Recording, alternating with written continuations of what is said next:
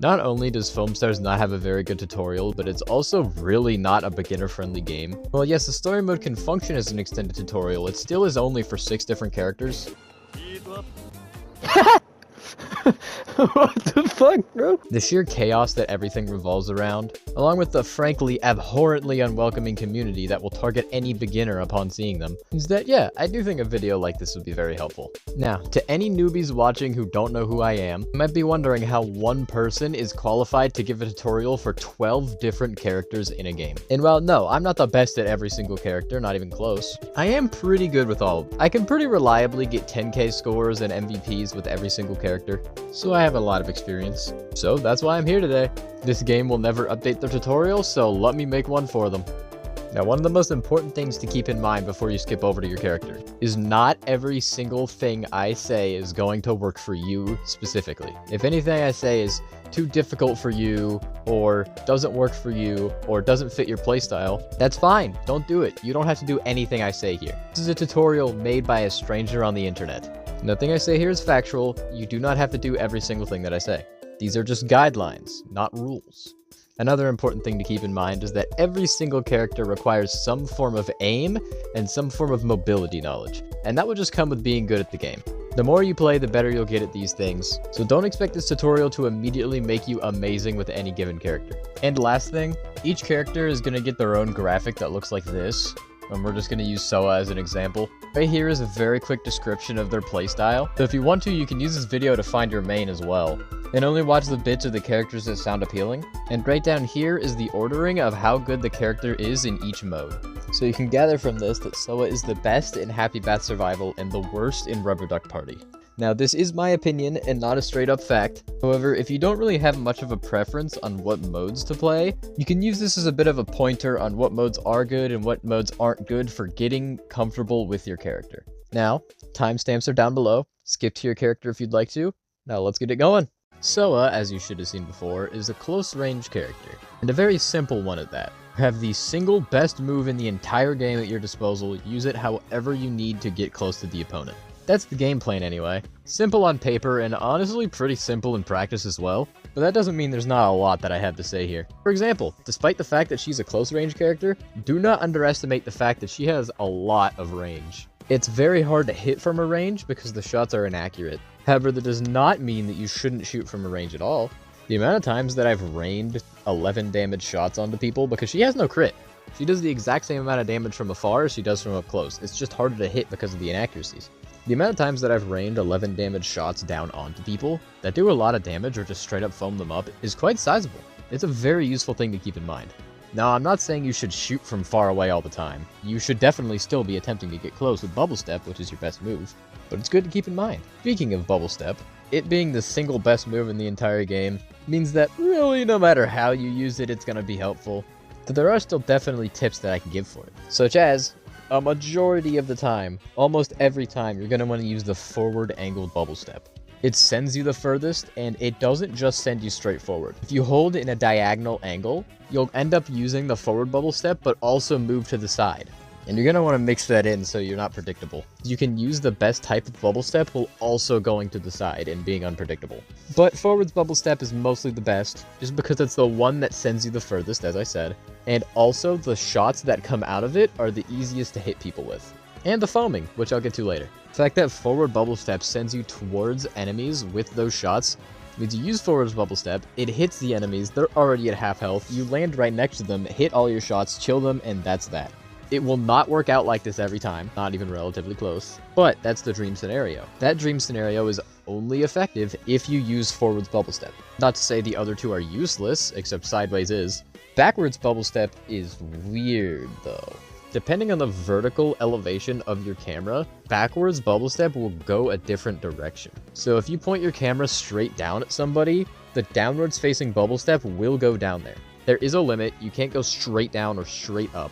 If you're above somebody, you use backwards Bubble Step and then look straight at them, all of those shots go straight towards them and do a lot of damage. It's cheesy and hard to pull off, but it is usable, which means backwards Bubble Step has a use over forwards Bubble Step. Now you'll want to make sure that you're reloading often, even if you only have a little bit of liquid missing. Because if you're low on liquid when you use your bubble step and you land next to somebody, you miss your shots and now you're out of liquid. Well, you know, So you want to be reloading often. It reloads really quickly, so it's not the end of the world. And you can honestly reload in the middle of battles very consistently because of just how quick it is. Running out of liquid near people lets them get away, and that is the main issue there. Under no circumstances do you want an enemy to run away from you while you're trying to take them out. Especially as Soa, who is so very difficult to hit enemies with if they're running in the opposite direction of you. You want to make sure you do all your damage before they start running away. Now back to bubble step.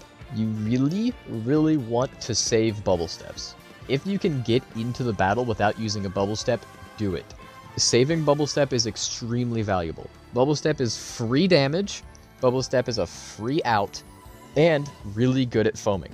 Really, if you have bubble steps at your disposal in the middle of the battle, you can A, use it to immediately foam someone up and get the chill when they're low on health. B, if you're low on health, use it to run away because it's really good at doing that. Or C, use it to foam a path for yourself to, again, run away when you're low. Or foam a path for your teammates even, because it's a really good foaming move. Do not be afraid to use bubble step for foaming, even if you're not in the middle of a battle, because that's a good use for it. And you get 2 of them, so use them when you can. Soa's not a very good foamer, so bubble step, using it for foaming is definitely viable as long as the foaming is not something you can easily do with your gun, which her gun is not very good at foaming, so a lot of the time bubble step is going to be your best foaming move. Except spiky beats. Spiky beat is a bomb. No, really now. Spiky beat is a bomb which makes you want to throw it at enemies, but honestly, in my experience, it's most useful using it to foam for yourself. Because like I said, Soa's really bad at foaming, and also like I said, you want to save bubble step. So if you throw spiky beats at a place that you need foam, it creates a big foam pile. No matter how much enemy foam is around, it creates a big foam pile that you can use to either get in or get away. A strategy that you can use is if you notice that the battle is becoming difficult for you, throw a spiky beats at a random spot that you're going to use to get away, and then, while dodging the enemies, wait for the spiky beats to explode. As soon as it blows up, run over to where it blew up at, and use that to get away. It is not that easy to pull off, but if you watch the clip up on the screen, you can get a bit of an idea on how to do it. If there's nowhere that needs foaming, you can't just throw spiky beats at a pile of enemies and hope that it blows them up, because sometimes it will. And if someone blows up the spiky beats, it's very, very easy for you to run in and mop it up. However, I have found it so much more useful to use spiky beats as Soa's foaming move, because Soa can't foam to save her life, so any help doing that is going to help you a lot.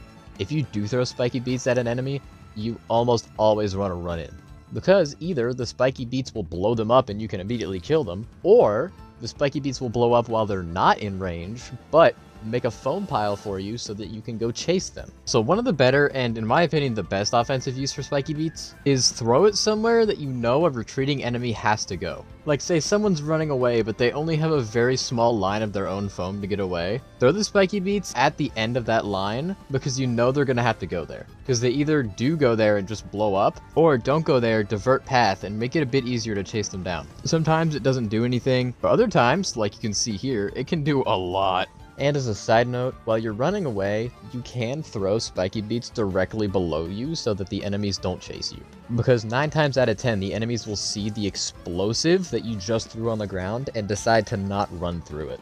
And if they do decide to run through it, they will explode and you can turn around and go take them out. Or just keep running, depending on the situation that you're in. Usually if your health is low, you're going to want to keep running. But if your health isn't very low, then you could probably go in for it. But that's personal preference. If you don't feel comfortable going in and taking that chill, then just run. Now, if you don't have any way of getting right next to somebody, a good strategy to keep in mind while shooting at them is to back up while shooting. Because, as said before, Soa's range is a lot more than you might initially expect. So if you're backing up while shooting at them, it's still very, very possible for you to land those shots. And the reason that it's so helpful to do that is because when all of your abilities are on cooldown, it's very difficult for a character that can't foam like Soa to get out of the battle. So preemptively backing up to make sure you can get yourself out of the fight if it goes awry will end up serving you well in the long run. Though if you do have some abilities at your disposal, it is mostly going to serve you better to go into point blank, because it's so much easier to aim when you're directly next to somebody, and a majority of characters do not have higher DPS than Soa. But there will always be those situations where you do not want to run into enemy territory because you just can't foam for yourself. A tip for getting into close range is if you jump off of your board, you keep your momentum. So if you're running towards somebody with your board, you jump, you then let go of the board button, you will keep your momentum as you start shooting. So you're shooting with momentum. It is very difficult for the enemy to hit you, but very easy for you to hit the enemy because you know exactly where you're going. And you're also moving fast while shooting, which you can't do otherwise, which definitely helps with chasing people down as well. Now, obviously, all of this is moot if you have your ultimate. Soa's ult is the press triangle and immediately win the fight button, because, oh, I'm low on health, who cares? I'm invincible now. And that's the main reason you're going to want to use it. It's fine offensively, but if you really want to use it offensively, at least run into the fight before using it. Run right next to the enemies. A move that is only able to do damage if you physically run into people is a move that you're obviously going to want to use while close to people. And since it makes you invincible, why not use it directly next to them? Though for me, I usually just use it in situations I can't get out of otherwise, and then just leave. I rarely choose to chase people down with it just because those people are probably going to run towards their teammates, since if you do hit them, that's who's going to save them. So you use the ult to save your life, chase someone down, chase them back into their teammates. The ult ends, and then the enemies chill you anyway because you're already right next to them and low on health. It will not work out like that every time. Sometimes it is a good idea to chase people down, but a majority of the time I usually only end up using it just to get out of the way, and that's about it. Though if you're really looking to get use out of it like that, you can run around the enemy foam and it'll cover it up a little bit. I'm not saying you shouldn't ever use Gotta Crush offensively, because if you have fun doing that, do it. Do it. It's fine. There is absolutely nothing wrong with running at people with your ultimate and trying to take them out that way. Because it works sometimes, it really does. I've seen it work to perfection sometimes, especially against stars, where you can hit the star, they bang against the wall, and then you hit them again, they bang against the same wall, and it's just a ping pong back and forth, and they take tons of damage. It can do some seriously disgusting stuff, but it can just as easily do absolutely nothing and just get yourself killed. Especially as the star. If you use your ult to save yourself as the star, please, I am begging you, run away from the enemies. I am begging you, I'm on my hands and knees, please.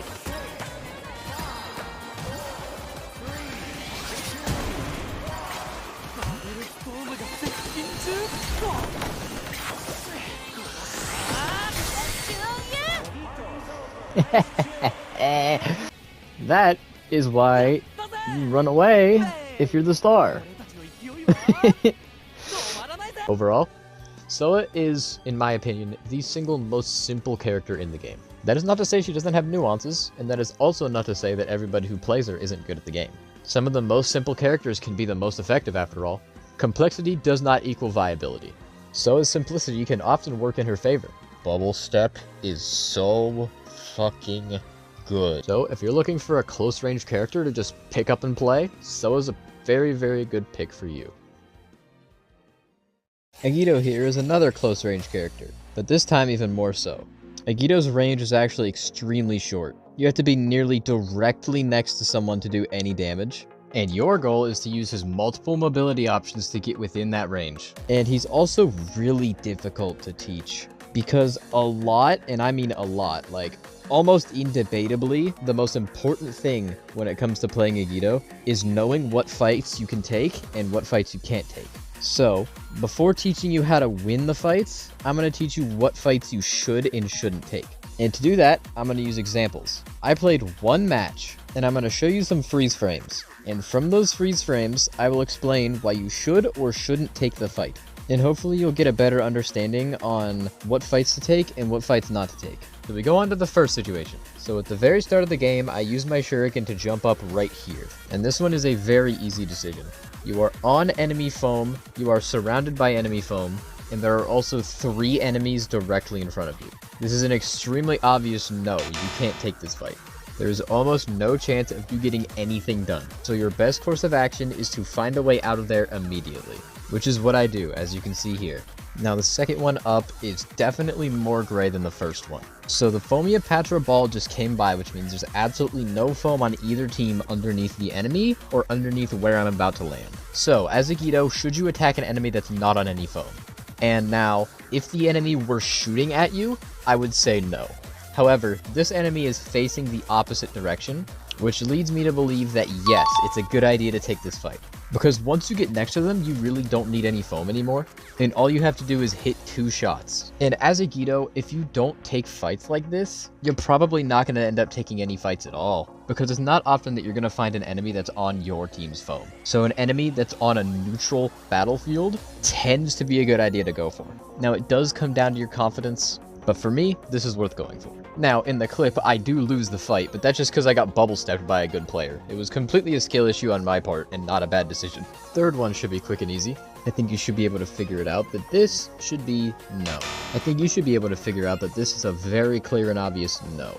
Not only are you low on health, but the enemy that you would be targeting is on their own foam, which there are situations where if you land on top of somebody, you can shoot 2 shots before they even notice you're there. But with them being on their own foam, even if you do manage to do that, which keep in mind would require you to hit 2 straight perfect Agito crits, it's possible that one of their teammates will come by and either save them or chill you after you get them. Especially so since Deep Blue Gank isn't charged either. So no, I wouldn't do it personally. Also, side note, I noticed later that this Rave was a beginner and that absolutely fucked me over. Also, side note, watch this shit. What the fuck? Where were you, dude? You are not close to me. Alright, now time for 2 really quick ones. First up is this, which is an obvious no. Not only are there 2 enemies on their own foam, but one of them just respawned and has invincibility frames. Get out of there as soon as you can. And the second one is an extremely obvious yes. Not only are they on your foam, but you also have a teammate directly next to them. So go in for the chill, and I assure you, you'll live to tell the tale. Or just fucking stand there and watch if you want, I don't know. So this next one is going to be a bit of a special case. We're looking at it, obviously no, you shouldn't take the fight. There are 2 enemies that are deep within their own territory and on their own foam. However, this situation lets me bring up something that I haven't mentioned about Agito yet. And it's that while he does have a close range crit, that doesn't mean that if you can hit someone from out of his crit range, it won't still do a lot of damage. Each ball that he shoots does at base 10 damage. That 10 damage can decay over time, but it only ever ends up decaying to 8.75 if it falls for a long time. Which means you can shoot people from above them. And I don't mean while falling, I mean while standing on a high ground, shooting down onto them. You will be raining 5 different 10 damage balls down onto them. That is to say, if there is not a place in which you can run in and fight the fight, it is not a bad idea to try to shoot at someone from a high ground. It applies pressure, it applies foam, and can do a lot more damage than you might think. So here in this situation, I decide to take a high ground over on the left and start shooting down at them. Now the Agito runs over to me and I end up running away because no, I'm not taking that fight. Way too many enemies around and all that, and I've already taken a little bit of damage. But whenever there's not a fight for you to take, that is something that you can do. Now this next one is special because I actually made the wrong decision in real time. But what is the right decision? Well, both me and the enemy are very low on health, but what the deciding factor here is that if both you and an enemy are low on health, think about who has the advantage. The character that can do 60 damage in a single shot, or the opponent that factually cannot do that. There is no character in the game that can do more damage in one single moment than Agito. Plus, it is mostly your foam around, meaning that if you jump down, they will not have many places for them to be able to go. And that's not even to mention the fact that she's clearly going for the star and not me. So, this would have been a good fight to take. I, however, did not, because I was afraid of the fact that I was low on health. But, like I said before, I should not have been afraid of that. Because if you can take your opponent out in one shot, who cares if you're low on health? Your opponent's foamed up, so they can't hurt you. And I even had Deep Blue Gank charged, which means I could have healed myself. And yet I didn't. And the Soa would have gotten away if she didn't bubble step right back in. What the fuck are you? As funny as that is, I made the wrong decision 2 times in a row. Which just goes to show, you will not always make the right decision. Sometimes it'll cost you a chill, and sometimes it'll cost you your life. Agito is an extremely hard character to play. You have to make these decisions really quickly and in real time. You will not get them right every single time. I don't get them right every single time. So if this is a lot of information to take in, that's okay, because it is for everybody. But hey, did you catch that? In the background footage, I made a really bad decision, but it ended up working out anyway. And sometimes it'll work out like that. Not every mistake is created equal with Agito. So if all these decisions are really daunting, just know that not every single wrong decision will end up being fatal. Because I absolutely should not have taken this. The Agito was right above me. I would have had to land 2 shots on him while he only would have needed to land 1 shot on me. And I only survived because he happened to miss. And now, you may be wondering, why in the world did I decide to take this fight? And now I would like to say that I was really confident in my abilities, but the real answer is this Agito pissed me the fuck off, and that's the last of them. But there is one more thing that I wanted to mention that I didn't get the opportunity to. It never came up in that match, mostly because the Foamstars map's not very good with it. But Agito's Shuriken, you can throw it at an enemy that's far away and use the foam pile to chase them down. Because the Shuriken is a foaming move that also happens to send you upward. That is important. The Shuriken's most useful use is as a foaming move. It will very rarely end up blowing people up, and the mobility it offers can sometimes be good. It's just more common for the foaming to be good than the mobility. But you can do both at the same time if you throw it, use it for foaming, and then use the line of foam that it just created, and then use that to launch yourself up. And if you throw that in the general direction of an enemy, it's pretty hard for them to deal with it. Now sometimes there will be times that you want to use it for mobility, such as somewhere you want to get up to, or a situation you want to get out of. And if it does blow someone up, they are extremely likely to die because it launches them straight up, which just makes them a sitting duck. Especially if you followed it, which you should be doing most of the time, not every time. It is primarily a foaming move. It has other uses, I just went over them, but first and foremost is a foaming move. And also keep in mind that you get the Shuriken back if you get a chill, meaning this move of all moves is one that you can definitely use willy-nilly. Be it foaming, be it getting up on a ledge, what have you.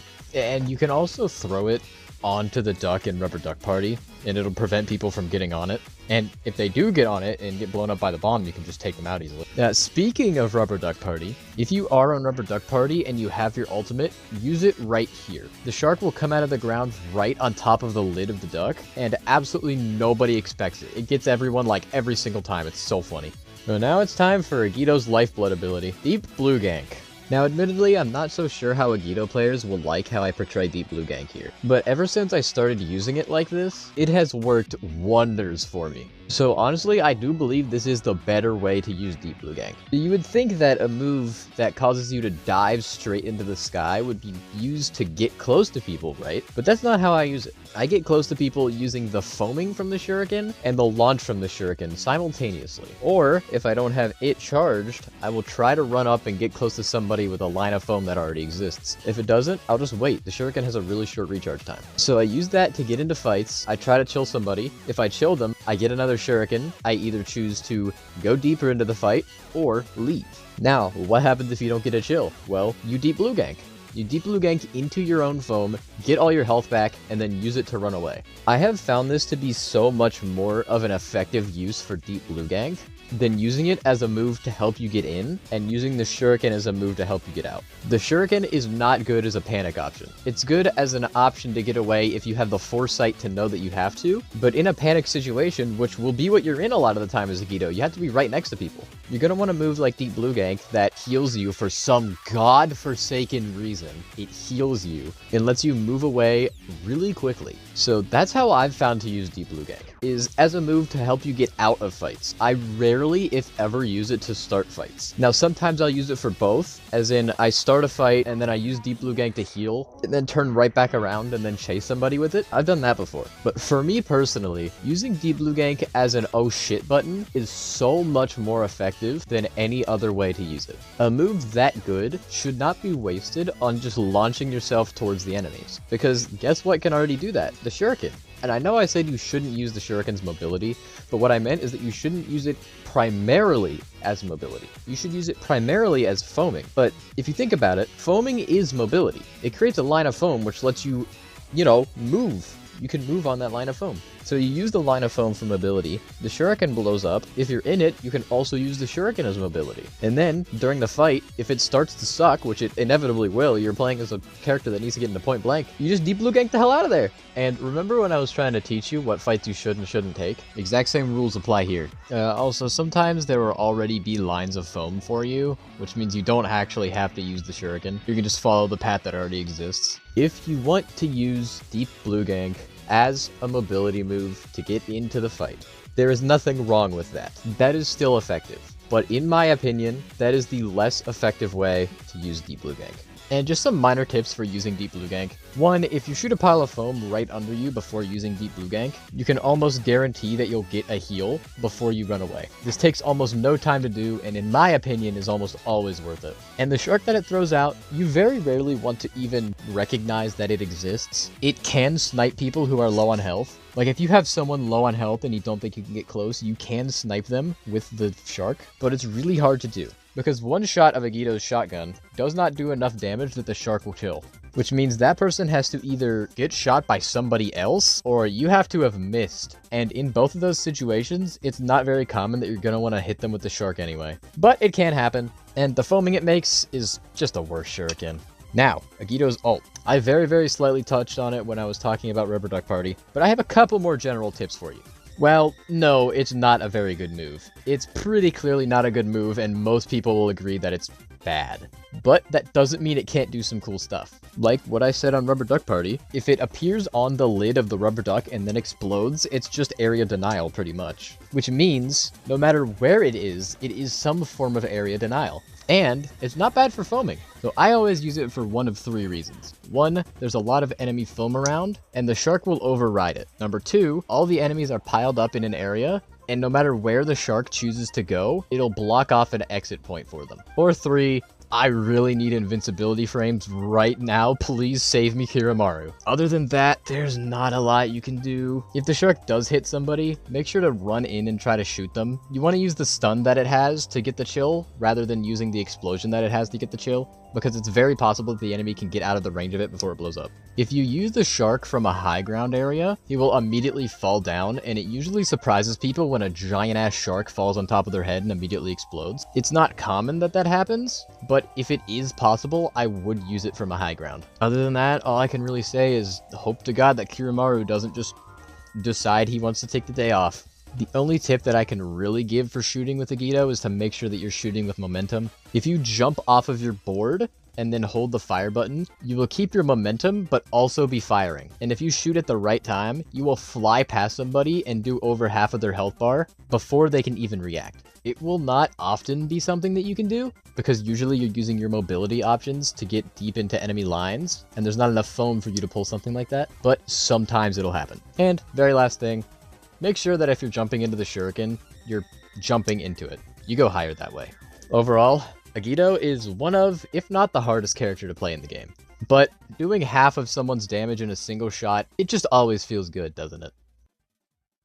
Tonix. Oh boy, Tonix. Tonix is the best character for making sure that no matter how bad you are at the game, you're going to be contributing something positive to your team. However, Tonix is the absolute hardest character in the entire game to maximize her abilities, and that comes down to her gun. If you can hit her charge shots consistently, you are an absolute force to be reckoned with. But if you can't, you're still a really good foaming character. You give a lot of support to your team. However, this is not a tutorial for how to properly shoot the ground when the enemy team's foam is there, which basically means I'm gonna have to give some aim tutorial. So, for starters, as Tonix, you want to almost exclusively use her charge shot. The non-charge shot is useful for if there's enemies that are low on health near you. If there are low health enemies near you, that is when you use the non-charge shot. Or at the very start of the game when you're rolling out, or to cover really small areas of foam. Other than that, you always use the charge shot. The charge shot is just better. So, how do you use the charge shot? Or at least, how do you use it successfully? So for starters, you want to try to shoot it straight. You don't want to lob it at the enemies unless you have to lob it for it to get to the destination that you need it to get to. If you send it straight forward, it gets to its destination quicker, which makes it harder to dodge. Secondly, make sure who you're shooting at is the best choice for you to be shooting at. Because remember that Tonix does half of someone's health in one shot. If there's an enemy that's not moving, that has half of their health missing, that's who you should be shooting at. However, if there's no enemies that aren't moving, and you have to properly aim, that's when it gets very difficult. So you have to try to predict where your enemies are going to go. Think about if you were the enemy, where would you go? Obviously, you would go towards your own foam, right? So while attempting to predict where your enemies are gonna go, you should try to predict that they're going to go somewhere on their own foam. Secondly, what's more likely? They're going to run towards you or they're going to run away from you? And to figure that out, you just go based on what they're doing at the moment. If they're running towards you, it's generally pretty easy to hit your charge shots. If they're running away from you, you just have to shoot and try to predict where they're going to end up before the charge shot reaches them, which is certainly not easy to do.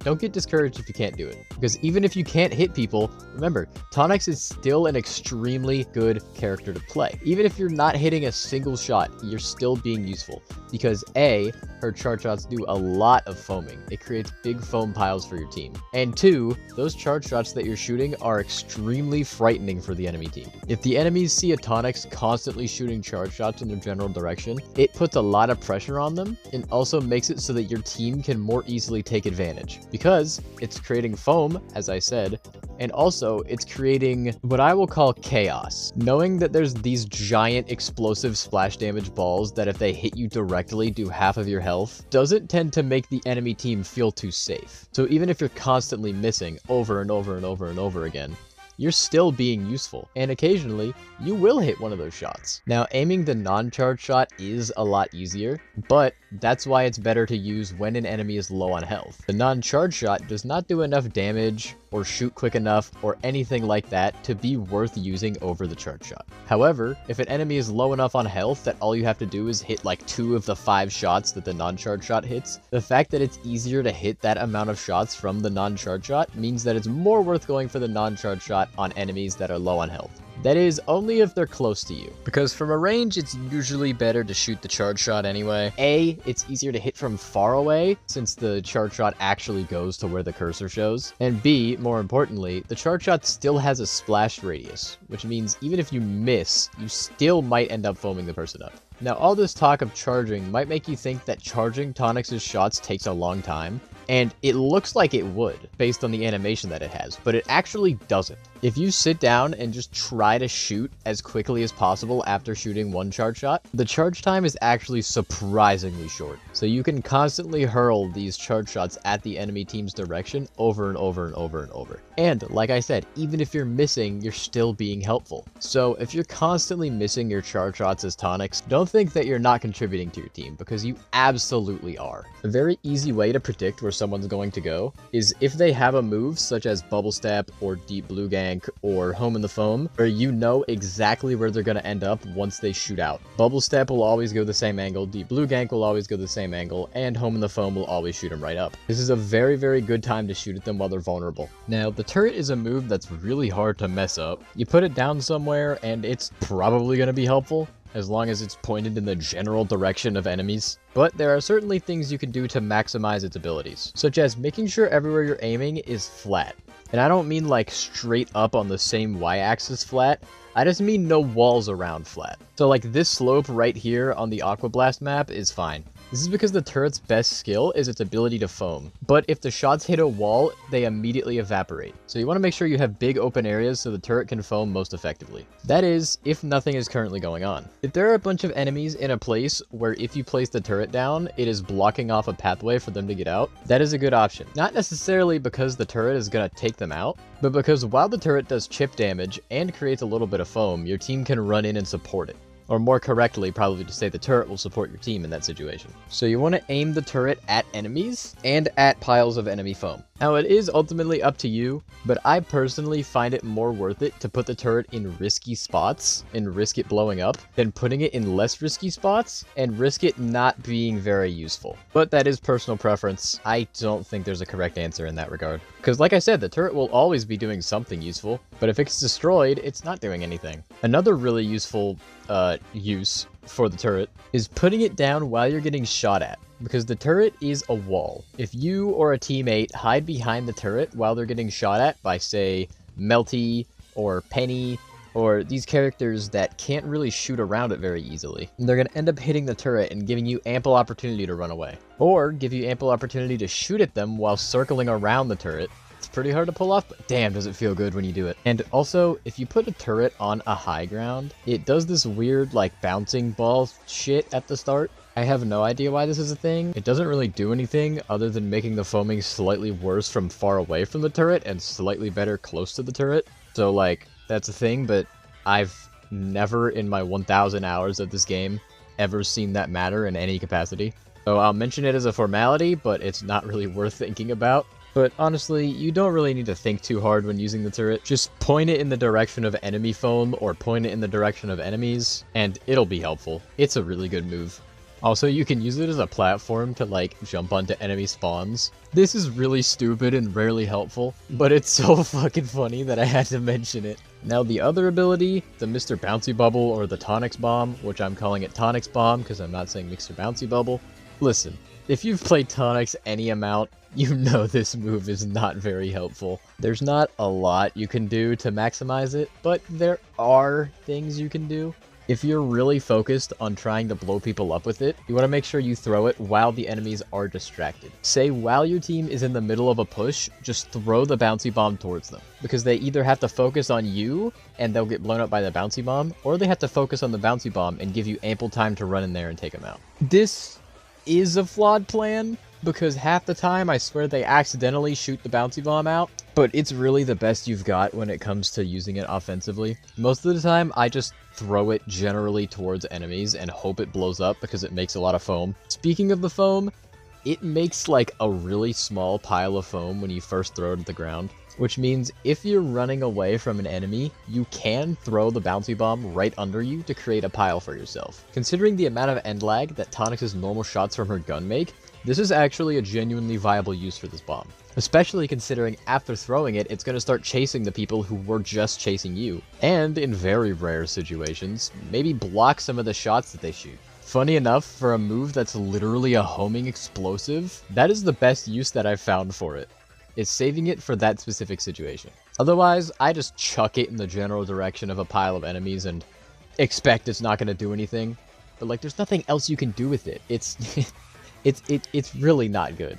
And lastly, Tonix's ultimate. Very important thing to mention, its range is straight up infinite. No matter where you put it down, it will lock onto somebody. And now, I've heard some people say that the direction you're looking, if you're looking at an enemy when you use the ult, that is the enemy the ult will lock onto when shooting. I'm not so sure how true that is, and if it is true, it's really finicky. So I'm editing this in now. Every time I played as Tonix, I tried to confirm or deny if this is actually a real thing, and I'm pretty sure it's not. I've seen many times where it just didn't target anywhere close to where I was looking, but I also haven't found any concrete proof it isn't real. But basically what I'm saying is I would just ignore it. I would just act like it's not a thing. Most of the time, there's not really a specific enemy you want it to point at anyway. You just kind of want it to do stuff to apply pressure and apply foam. When it comes to timing your usage of it, first of all, like I said, it has infinite range, so your best case scenario is using it as far away from the enemy team as possible, because they can destroy it. But if you put it on the other side of the map, they have to chase all the way around to the other side of the map just to shoot it out. This is not always possible. Or well, it is, but it's not always optimal. Because sometimes you'll get your ult charged while you're in the middle of the enemy lines and you want to continue the fight, but you also want to use your ult. And in that situation, just find the nearest wall and put the ult behind it, and then kind of puppy guard the ult. That is if you want to. If you don't want to and you just want to see if it blows up or not, that's fine. It's really not the greatest ult of all time. And even if they do run over to destroy it, it's still taking time out of their match, so it's not a horrible thing for that to happen. And side note, while you're guarding it, you can also use it as a shield like you can with the other turret, which you don't really want to do because you don't want it to blow up, but if it's a last resort, you can do it. Best times to use it are when enemies are piled up, or when a bunch of the enemies are low on health. Or both at the same time if you're lucky. This is by no means the only time you should be using it. Honestly, if you want to just use it every time it's charged and call it a day, I don't blame you whatsoever. Since it creates absolutely massive mountains of foam upon every shot hitting the ground, you don't exactly need to use it in the hopes that it's going to hit somebody. It's just going to create a pile of foam next to them. What I've basically told you through using these three moves is that all three of them help you foam. They rarely help you attack the enemy, they help you foam. That is what Tonix excels at. Tonix's gun excels at foaming, her abilities excel at foaming, and her ult makes giant piles of foam. Tonix is the best foamer in the game, and exceptionally so if you're trying to foam. When it comes to taking people out and doing damage, you just have to train yourself to be able to use those charge shots. Your abilities are rarely going to help you take anybody out. They definitely can. Like I said, using the turret as a shield, or the ult hitting someone, or the bomb hitting someone. But all of those scenarios are uncommon at best, so your best course of action if you're looking to attack people and deal damage and get chills is shooting those charge shots at them. Now, if you shoot them from really far away, it's very difficult to land. If you get up close to people, it's both easier to aim and harder for them to avoid. Also, as you've probably seen in the footage from this point, a very good way to make sure you hit someone is to jump. This is because if you let go of a charge shot while in midair, it doesn't stun you like it does when you're on the ground. Which means if you're constantly shooting while in midair and above somebody, it's much easier to keep yourself mobile and make it so that it's harder for you to be hit, but just as easy for you to hit them. Now, I don't think I have to tell you that getting close to people comes with the risk of, dying. Especially for a character like Tonix, where if you miss a single shot, your DPS shoots down.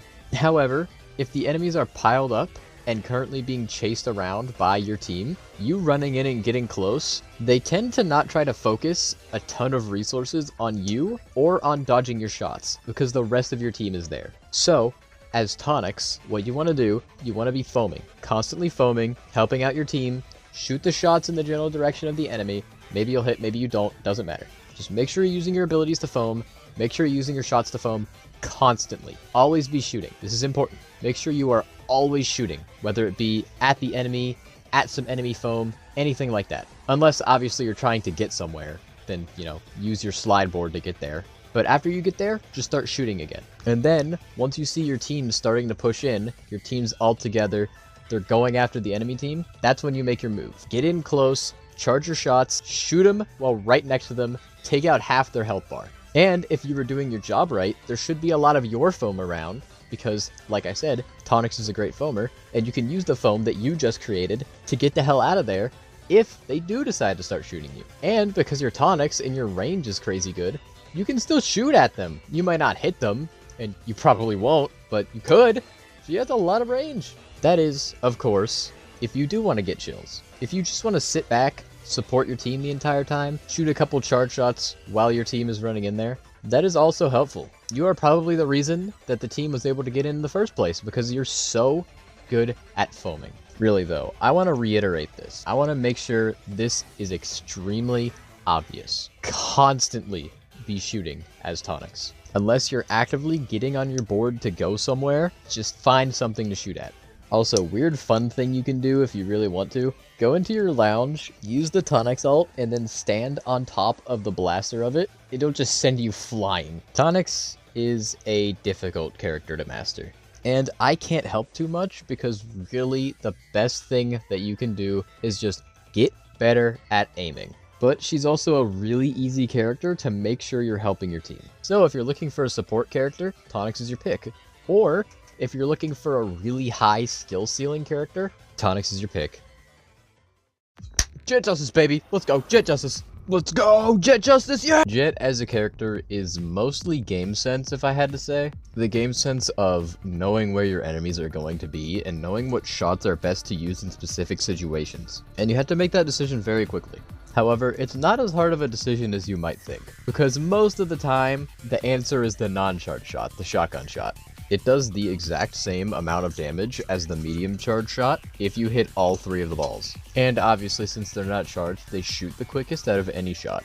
Them shooting the quickest, you not needing to charge them, also means that they're the easiest to hit out of every shot, which is why they're what you want to use most of the time. There are situations where you want to use the other shots, like say an enemy is outside of the range where you're comfortable hitting the shotgun, that's when you charge up a half charge shot, or an enemy is about to get into that range. That range does definitely vary by player, but in general, if the spread of the shotgun is going to be too much for you to be able to hit all 3 shots with a shot on somebody, the half charge shot is generally better. Now hitting the half charge shot is a bit difficult, You shoot it where the enemy is going to be, not where the enemy is. Enemies tend to run onto their own foam. Enemies tend to keep going the direction that they're currently going. And after shooting a shot, you can go in and chase behind it if you really feel like it. If it hits, it knocks them back just a little bit to where you can have enough time to get in there. Fully charged shots are good when you're really far away from the enemies. Like you're so far away that your half charged shots can't even reach. And they're also good in situations where, say, a Coiff is about to land on you, or a Soa is bubble stepping in your direction, where you have time to know that they're going to be next to you, but you can't hit them just yet. Just sit there, you charge up your shot, and then the second that they land, you shoot it at them. It's also good in the ult and the vacuum sphere, but we're not there yet. The half charge shot is also your best foaming option. Obviously the fully charged shot does create more foam. The half charge shot's foam 4 times spent charging is much better than the fully charged shot. So if you want to foam, the half charge shot is the best bet. Unless you're trying to take down a pile, then your best shot is the non-charged one. Also, the charge shots are good against 2 enemies that are huddled up together, especially if they're low on health, because they can travel through or at least do some splash damage, which can be very fun to pull off. And also really thin areas where the charge shot will take up like the entire area. It's pretty good area denial. Now I did kind of speed through this section, and that's because, like I said, a lot of this comes down to game sense and how comfortable you are at landing the non-charge shots. The not charge shots are very, very good. Literally land 3 of them and the person's foamed up. So I do want to stress this a lot. Jett is a character that has a shotgun that also just so happens to be able to charge. That shotgun is the most useful thing that you have as Jett. Charge half charge shots while you're backing up, charge shots when you're far away, that's all well and good. But you want to get close to the enemies so that you can use that shotgun. You can use charge shots, half charge shots to help you get close to enemies, hide behind the ball so that people can't see you, or use the ball to stun people, use the ball to hurt people before you get close to them. But in general, that shotgun is the most useful tool that you have. And also as a side note, Jett's reload time is pretty long, not that long, but like pretty long, and the charge shots use a lot more liquid, which just makes the non-charge shot better even more. Something that you can get in the habit of doing is after shooting charge shots, reloading before running in behind them. Because if that shot does hit somebody, you'll have full liquid when you get there, and if it doesn't hit somebody, you're still going to want full liquid by the time you get there. But TLDR, use the non-charge shot the most, use the half-charge shot when people are kind of far away, use the fully charged shot when people are really far away. But all of that is ignoring the fact that Jett has 2 abilities as well, like his vacuum sphere, which I mentioned earlier. But this vacuum sphere gives you what is effectively a guaranteed half charge shot and an almost guaranteed fully charged shot. They can avoid the fully charged shot if they get out quickly, or if they have a random get out of jail free card like some characters do. And it also gives you a free Jett dive, which is his other ability. Now, figuring out exactly what you want to do with enemies that are stuck in the sphere is important, but what's more important is knowing if they are going to get stuck in it or not. If the sphere lands on top of somebody, you should just assume that they're going to get hit by it, unless it's on the very, very edge of the sphere. That's because the suction does not last for very long, which means if you don't assume people are going to get stuck in it, you're never going to get anything out of those vacuum spheres because you're not going to have enough time to. For getting people stuck in the sphere, you can obviously just throw it at people and hope they get stuck in it, and I do that plenty. But say, let's use the examples I was using earlier when I was talking about the fully charged shot. Say a sub is bubble stepping towards you or a Coiff is diving towards you. Throw the sphere right where they're going to land, they're going to get stuck in it. And while they're stuck in it, you have enough time to just shoot your shotgun at them while they're not moving and insta-kill them practically. If you're not right next to the person that you just got stuck in the sphere, you can either shoot a fully charged shot or a half charged shot at them. Now, this is a pretty hard situation to decide, and frankly, I'm just going to leave it up to you. If you want to take the risk in shooting a fully charged shot, you go ahead. If you don't want to take the risk and you just want to play it safe and shoot a half charged shot, that's also reasonable. For me personally, if there are multiple people stuck in the sphere and it's pretty far away, I will shoot a fully charged shot. Or if I'm really close to it, but I'm not comfortable running in for any reason like I'm low on health or there are enemies around, etc. In other situations, I will just shoot half charged shots at the person stuck in there. Or sometimes I'll just run at it and shoot the shotgun at them. When it comes to combining it with the Jett dive, or the it is definitely a risky maneuver, and honestly most of the time an unnecessarily risky maneuver. However, that's not to say it's a bad idea, because the Jett dive does half of someone's health if it hits them. So say you shoot the vacuum sphere, you then hit someone with the jet dive, half their health is gone, and you didn't use any liquid. Any other way to damage someone while they're stuck in the sphere requires you to use liquid, but not this. If there are enemies really close, I definitely do not recommend doing this. But if the enemy is soloed out and you really feel like you're gonna continue pushing into enemy territory, then it's not a bad idea to save your liquid, because you hit them with a jet dive and then you shoot non-charge shots right at them, finishing them off, and you still have a lot of liquid because you didn't waste liquid shooting them while they were stuck in the sphere. You hit them with a jet dive instead. This is kind of a questionable use because it would only take one other non-charge shot anyway, but what if multiple enemies get stuck in the sphere? Then what? It takes a lot more than 3 shots to kill 3 enemies, or 4 enemies, even 2 enemies. In that situation, using jet dive on the vacuum sphere honestly is a very good idea. Cause 2 enemies getting stuck in the sphere, if both of them get hit by the jet dive, you do 100 damage, which is equal to 3 whole shots from the gun. And that number just keeps going up with the more enemies that are stuck in the sphere. Obviously, you can't know how many enemies are going to get stuck in the sphere while you're jet diving, so ultimately it's up to you if you want to take that risk or not. But the dopamine hit when you get multiple people with the dive. The dopamine, man, the dopamine! Speaking of the dive, I've been talking about it a lot without even telling you how to use it.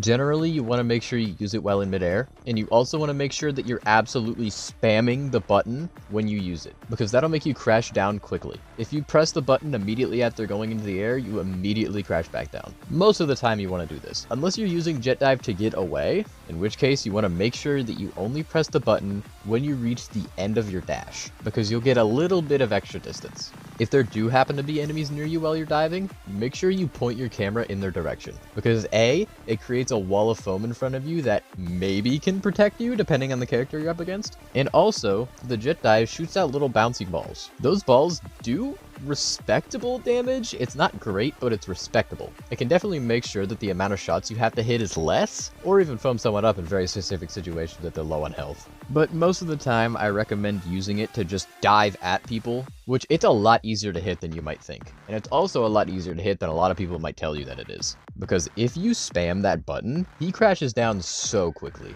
It will genuinely catch a lot of people off guard. Like, if someone's reloading, there's almost no chance that they're able to get away. I'm not telling you to wait for people to start reloading because you don't have time for that, but if they do start reloading, it's game over. That's how quickly he actually comes down.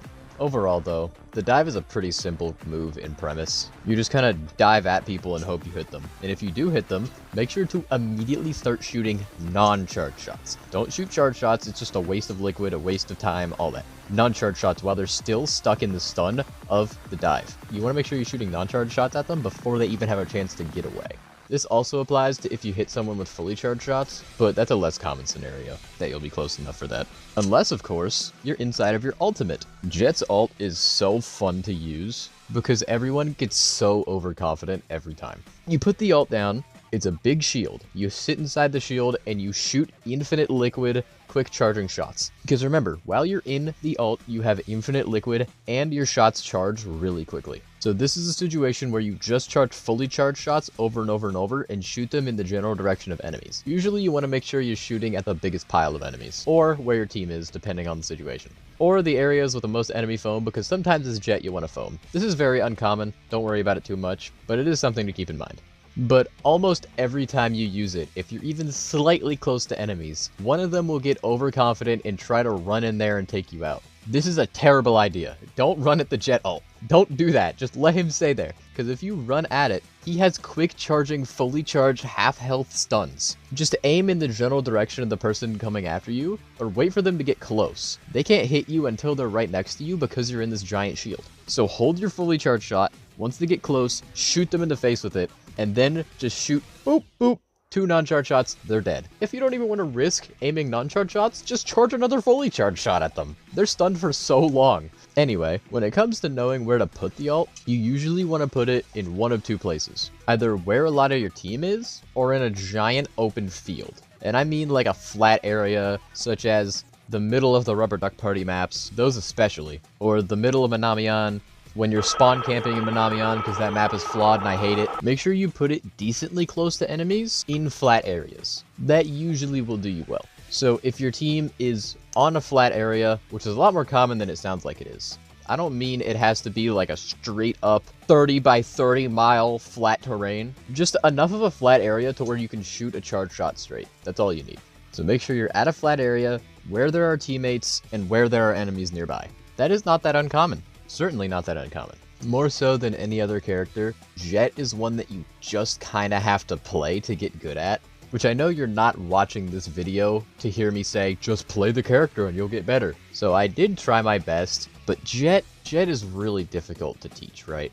He's all game sense. He's all aim with the non-charge shots. He's all game sense with knowing what shots to use. But if you're really looking to pick up Jett, you don't care if he's your playstyle, don't want to do anything, you just want to make sure that you're decent with Jett. Use him as sort of a backup character. Sit near your teammates, shoot charge shots, half charge shots at enemies that your teammates are going after. You are not going to be very effective like this, certainly not the most effective Jett could be, but if you're really looking to do something as Jett, and you really don't want to try to get good with non-charge shots, knowing what shots to take, your abilities, etc., you can kind of use him as a backline supporter character. It's not great, because in that situation you should just play Tonix or Baristador, or even Mel T, but Jett does have the advantage of being the best if you get rushed down, but I wouldn't recommend playing Jett like this. I would recommend running in with non-charge shots and just getting good. I know it's terrible advice, and I know it's not what you clicked on this video to hear, but hopefully the past, I don't know how much time, the 10 or so minutes that I've been talking about Jett has at least helped you a little bit in getting more comfortable with him. I would like to say, I will apologize for the annoying amount of text that I had to put into this Jett tutorial, but with the way that I record these, it's really annoying to go back and change my audio in post. Even adding this addendum was, not fun. And like I said, Jett is all game sense. So half the things that I just do, I do instinctually and don't even think about. So I only realize after the fact when watching through the footage that I gather for this video that that's something that I do often. And I never thought of it until watching myself do it. So sorry about all the text, I hope it doesn't ruin too much. Overall, Jett is, I would say, the most jack-of-all-trades character. He can do literally everything. He can foam, he can go from close range, he can go from mid-range, he can go from long range, he can support, he can do anything. If that's your kind of character, Jett is your pick. Not Bublo. Don't pick Bublo. Don't do it. Don't pick Bublo. It's a trap. Okay, if you're just here for the tutorial, don't worry about this part. However, I need to put this here. There is somebody that me and a bunch of friends, a bunch of players of this game, we are trying to contact, and we cannot get into contact with them. So, I ask here, if anybody knows or happens to be watching, you know K-Gray, the player, K-Gray, the Jett player, or you are K-Gray, message one of us on Discord, on PSN. I'll throw up pictures for a bunch of people on the screen right now. Just send someone a message, except my friend request even. It's many people who are amazing at this game, have hundreds if not thousands of hours in this game. We want to contact you because, oh my god, I have never encountered someone so good at this game as you are. I don't understand how you do the things that you do, and neither do they. Penny Gwyn, the aim character. If you can't aim, you can't play Penny. Simple as that. Every single thing that Penny does requires you to have aim. Well, okay. That's a bit of an exaggeration to say you can't play Penny if you can't aim. More accurate to say you shouldn't play Penny if you can't aim. Because if you have bad aim and want to play Penny, you can just use her as a character where you have to get directly next to people to finish them off, and that is a viable strategy. However, why do you not just pick Soa then? That is not to say you shouldn't be getting into close range as Penny. In fact, you should be trying to get into close range with Penny. Treat Penny like a close range character that also happens to have a lot of range. Which, if you also watch the Soa tutorial, you'll know that that's exactly what I said about Soa. However, the difference is that Penny is easier to aim from a mid-range. Or at least the shots are easier to hit from that range. So while yes, Soa also has the range, Penny actually has the accuracy to be able to hit from the range. So a good way to use Penny is to use her as a mid-range character. Or like a close mid-range character. I guess it depends on how good your aiming is. It's a bit inconsistent, right? You have to be pinpoint accurate if you're far away, but if you're close, you don't really have to be accurate at all. So if you're able to get really close, do it. If you're able to get point blank safely, do it. But that shouldn't be your primary goal. If that is your primary goal, you're better off being a Soa player, a character that actually has mobility. Even Bublo, funny enough. A lot of people use Bublo as a long-range character, which we'll get to him, But even he has a little mobility move. He'd be a better pick even.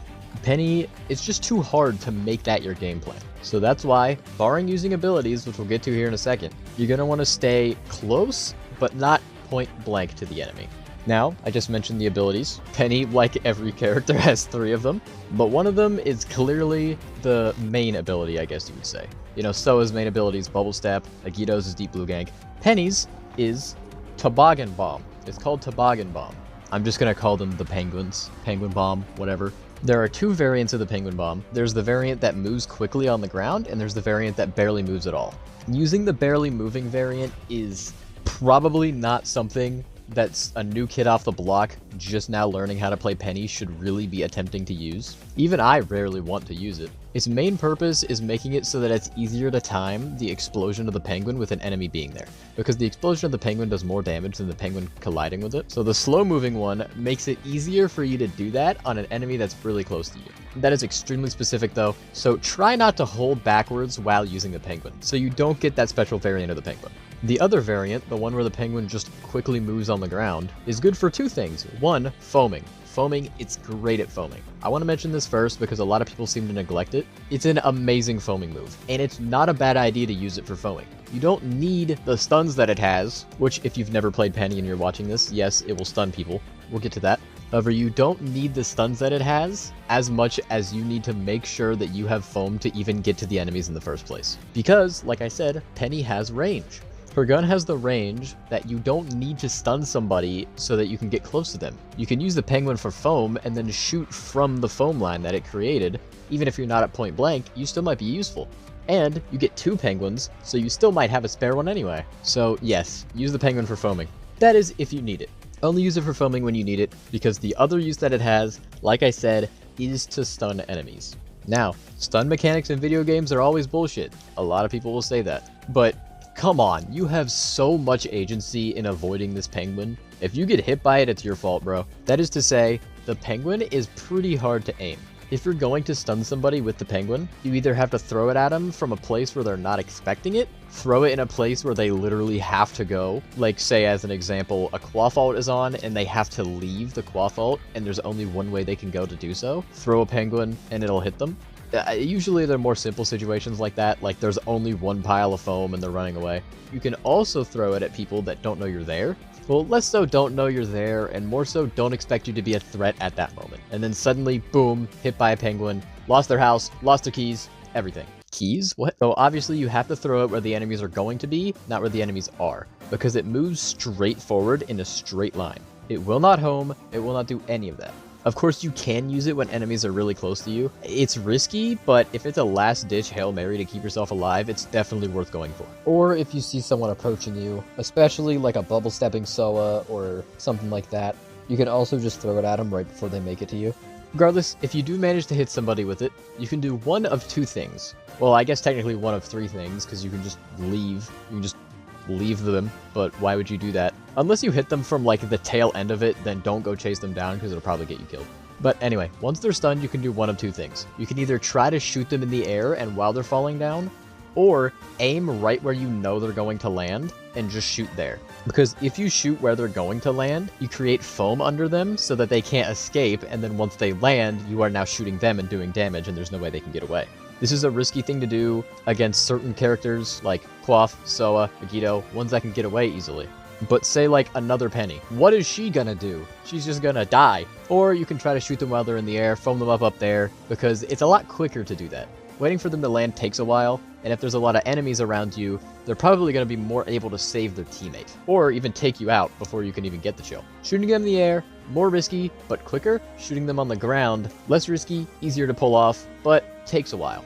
You're going to want to master how to use these penguins, because it's really Penny's main claim to fame. They're very simple moves, so there's not much I can say about them. You just have to learn how to follow enemy movements, which I've said this a couple times already in the video, but I'll say it again here. Enemies tend to keep going in the direction that they're going. They don't often just turn around and start going another way randomly. They also tend to stay on their own foam. So if you see an enemy moving towards you and there's a line of their own foam, you can throw a penguin on that line of foam where you think they're going to be, assuming they continue moving that direction. And then, if it hits them, make your decision. Do you shoot them in the air, or do you shoot them on the ground? Or do you shoot them with the Penguin Squad to just absolutely destroy them? So yeah, her other ability is just a giant barrage of shots, which, when the enemies get stunned in place and can't do anything, that giant barrage of shots becomes a lot easier to aim now, doesn't it? Usually it's not necessary. Usually you can just foam someone up with just the gun, unless they're the star, they're a beginner, or they're in a happy bath match. Or both. All three of those situations provide increased health for enemies. And you, in the happy bath situation.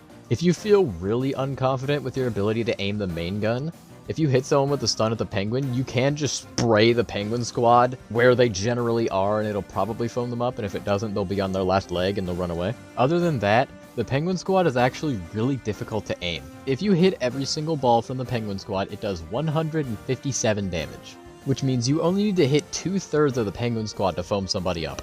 However, that is shockingly difficult to do. That comes down to two things. One, how spread out each individual ball is per burst. Per burst, it shoots 3 balls simultaneously, and if you're shooting the shots far away, those balls are very spread out, enough that not all 3 of them will end up hitting somebody. Which, if during none of those shots, all 3 balls hit from the burst, that is literally exactly 2/3 of the damage. So if a single other ball misses, you're not foaming somebody up. And now, rightfully, you might be thinking, well, being able to foam somebody up in one single ability just like that, that's a pretty high bar, right? Absolutely. And that's why I think this move isn't as useless as people say it is, but it does come with some pretty weirdly major ending lag to where you can't do much for a while after shooting it. Which means your enemy has plenty of time to run away. If you get them down to like 10 health, you do 90 damage to them, they're gonna realize you're there and they're gonna run away. And that's what makes using this move really difficult. But Penny is a very good character when it comes to chasing, both because of her range and also because of the penguin bombs for being able to make lines of foam to go chase them down. It's also just generally difficult to aim because the trajectory of the shots is different from the trajectory of her normal shots, the ones from her gun. The balls from her penguin squad go further than the ones from her main gun, which causes it to be pretty difficult to aim it. So if you don't want to try to aim it, which I'll be honest, I do this a lot, just generally spray a bunch of balls in the general direction of the enemies, because it still makes a lot of foam even if you miss. And if you hit, you just hit enemies from like across the map and did like chip damage. It's definitely only chip damage, but it's something. Using Penguin Squad when actually in a battle and shooting at somebody usually should only be used as a last-ditch Hail Mary, because both things that I already said, it's hard to aim and there's a lot of end lag, which means you're generally not going to do enough damage that you're going to foam the person up. And even if they're low, in that case, you don't want to do this move that has a long startup. You want to just keep shooting your regular gun. That is, of course, if you have ammo. If you don't have any ammo, then yeah, this is your only option if someone's low on health. Using it when close to somebody is a really bad idea, unless you're above them. If you're right above them, not only is it easy to aim, they also probably don't even know that you're arming it. So they're not able to dodge around and try to dodge the shots because they don't even know they're coming. Say you just got saved and now you're above somebody, or you run up and jump above them. That is a viable way to use the Penguin Squad. And I'd say generally you want to use it while in midair, not on the ground. Because A, you can shoot it straight forward instead of needing to lob it for it to actually get to the enemies. So it effectively increases the range in which you can shoot, at least the range in which you can try to be accurate. And also it just makes you harder to hit. Because like I said, it has a lot of end lag. However, the second that end lag ends, you start falling. Obviously, that's just how gravity works. And that makes it slightly more difficult for enemies to hit you. It's barely a noticeable difference, but it's enough that I try to use it while in the air more than when I'm on the ground. It's not that big of a deal, though. It's the kind of move that you just kind of shoot in the direction of enemies, usually in the direction of a pile of them, just so it's more likely to hit, or enemies that are stationary, such as ulting, dancing on the rubber duck, grabbing the jackpot glass. Even then, though, sometimes it's hard to aim. And piles of enemies are notably handled better by the toboggan bomb, just because a stun is more likely to cause havoc than chip damage, and the toboggan bomb itself even does chip damage. And if the bomb detonates after it gets there, it does 50 damage and has an explosive radius that not a lot of people know what the range of it is. Toboggan Bomb, really capable of destroying piles of enemies. It's not good at it, but it's capable of it, if that makes sense. Regardless, Penny's best tool when it comes to getting rid of piles of enemies is her ult, which is just a giant Toboggan Bomb. It is just a giant fat-ass penguin. This move is surprisingly difficult to get use out of, but that's not because it's necessarily bad. It is one of the easier ults to avoid, but that's why you just have to use it in situations where it can't be avoided. And if it is avoided, it at the very least creates a line of foam for you and your team to go chase the people who just avoided it. While yes, it is easy to avoid, that's why you want to hold on to it and use it in situations where it's hard to avoid, rather than just using it randomly. That's one of the 2 situations in which I use it.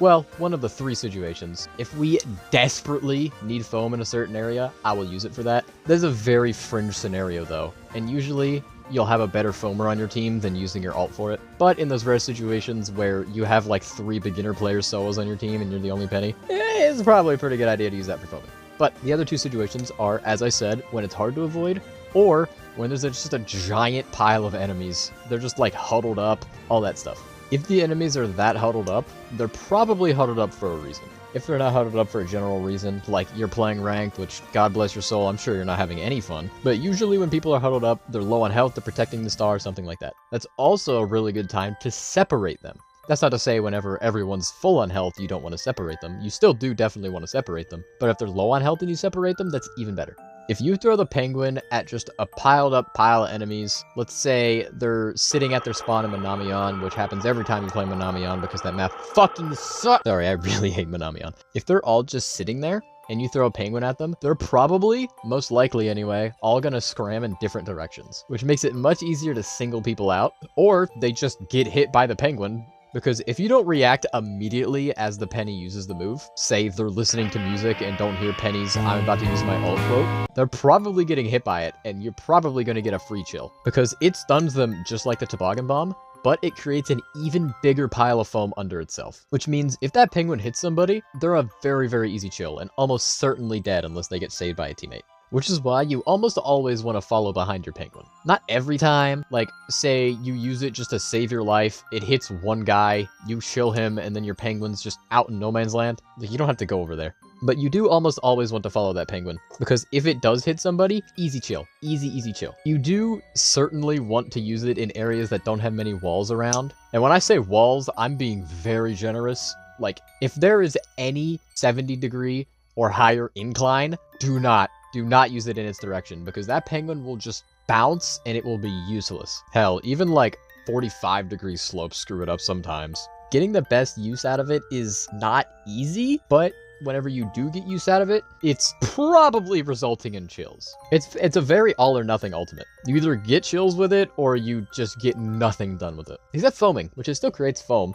Now, obviously, knowing situations where it's hard to avoid is difficult. And you're probably not going to be very good at it unless you played the game a lot. Because if you played the game a lot, you're a lot better at taking in your surroundings. If you're new to the game, it is very difficult to understand everything that's going on and the state of the game, all that stuff. So I'll give you a couple general tips, but just know this is far from every single situation in which it's useful. Whenever there's a small amount of enemy foam, if you use the penguin in the general direction of the enemy foam, and by in the general direction, I mean make sure the penguin slides through it, through as much of it as possible. Makes it much more difficult for the enemy to get away. They either try to run and most likely get hit by the penguin, or run into your foam, try to create a pile for themselves, which gives you ample time to chill them because you should be, as I said, following the penguin. Another situation where it's easy to hit them is when they're on an area that cannot be foamed. These random areas are kind of hard to come by on some maps, but they do definitely exist.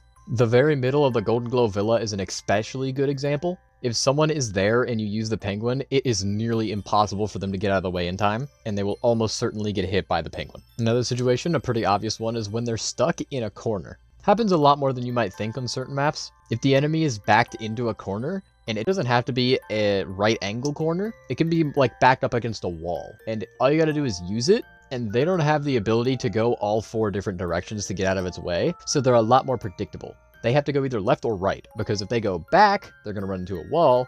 If they go forward, they're going to run into a giant-ass penguin. And sometimes it's possible to predict which way they're going to go, because one way has a wall, another wall. Or the other way has a lot of your foam or their foam. Last situation, when they're stuck in a move that makes them predictable. Say they're bubble stepping up towards you, or a Rave is in home in the foam, where they can't really get away because you know where they're going to be. And where they're going to be is where your giant-ass penguin is. Those are a few examples of when it's a good time to press the alt button. Usually it gets you a chill, or it gets you absolutely nothing. Rarely will there be a middle ground. And usually that middle ground is it's making a lot of foam for you. Or pushing the enemies back, which is allowing for your team to push in better. Also, situationally, you can use it to save your life when an enemy's close to you. It's not as easy to do as you would think it is, because they can just circle you and then chill you right after you're out of the end lag of the ult. But if you press it while the person after you is in the dead center of your screen, very hard for them to get away. Don't use it unless they're dead center on your screen, because they will kill you. Unless you're absolutely surrounded by teammates. But yeah, other than that, really the only way to get good with Penny is just to get good at aiming. Penny is absolutely a no-nonsense character. You just kind of play the game and aim. You aim your stuns, you aim your main gun, you aim your ult even. You have to aim everything. But if you like the kind of no-nonsense, I'm good at aiming, I'm better than you characters, Penny is your pick. Rave Breaker. This is an interesting one. Now, before getting right into it, I want to say one thing.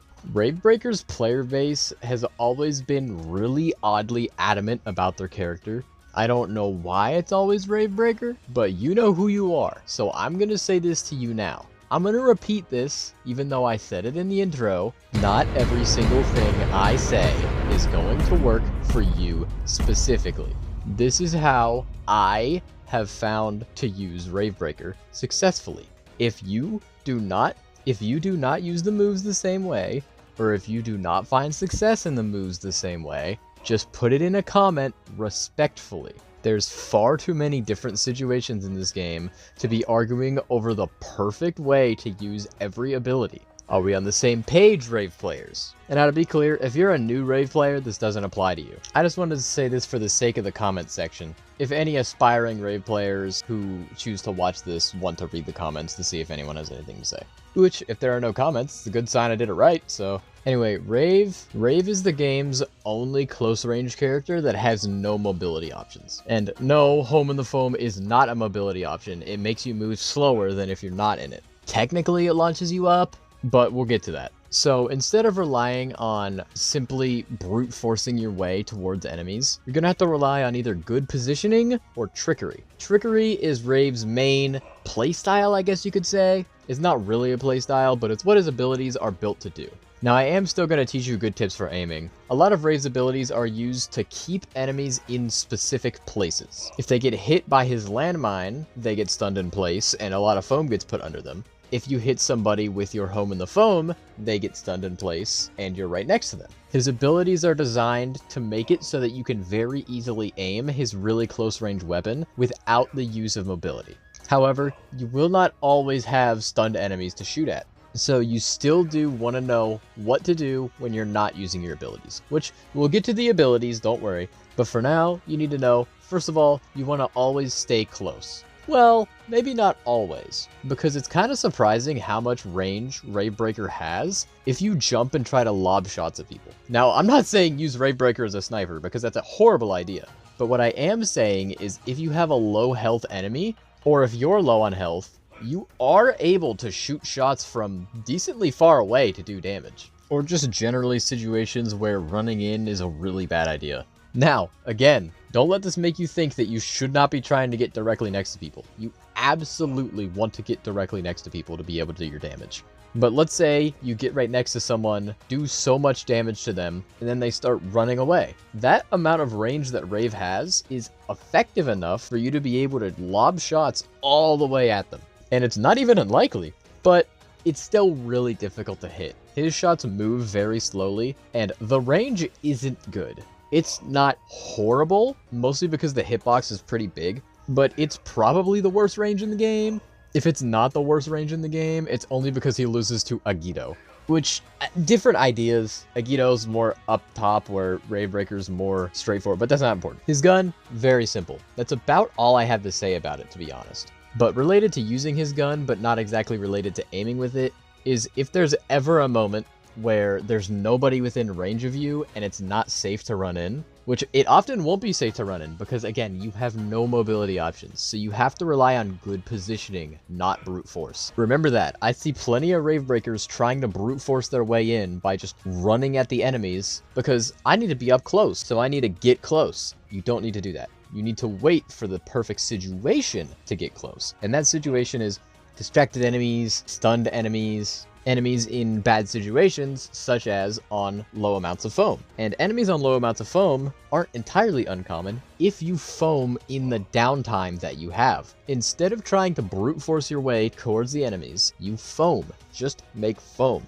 Rave's gun, it's not the best foaming weapon in the game, but please, someone inform me, what in God's name else are you doing with that downtime? Sure, I guess you could try to position a mine, and sure, I guess you could try to get close to the enemies, but is any of that maybe possibly getting something successful out of it, but probably not, going to be more useful than foam support? It's not. It's just not. So make sure you're foaming in your downtime. Anyway, a lot of talk about the landmine ability that he has, because it's a pretty good ability, but it's an ability you really have to think about. You can't just willy-nilly throw them out. Well, I guess you could willy-nilly throw them out, but it's not a good idea to. You're definitely going to want to think a little bit before throwing out your mine. First things first, you very, very rarely want to put it in your own foam. Almost every single time, make sure it's in enemy foam, or at least very close to enemy foam. For two reasons. One, if it detonates, it creates a big foam circle, like a really big foam circle, honestly. So if it's in enemy foam, that's going to foam better, and it's going to create more foam and just be more annoying for the enemy team. And the second reason is that where are enemies going to be 95% of the time? They're going to be on their own foam. That's where they're going to be. So if you hit someone with a mine, it's most likely going to be a mine that was in their foam, not in yours. And if you did throw it in your own foam, enemies that attempt to foam in front of them could end up just destroying the mine because they can shoot the mine out and they can also see the mine. They see an animation in the ground where the mine is. That's why put the mine in a place where they can't see it, such as behind a wall, and it doesn't have to be a map geometry wall, it can be a foam wall even. Put it behind a foam wall. Hell, you can even put it like behind the rubber duck in Rubber Duck Party, and sometimes people won't see it and it'll blow them up. Try putting it behind things that block enemies' line of sight for seeing it. And it doesn't have to entirely block their line of sight, just enough for them to not notice that it's there.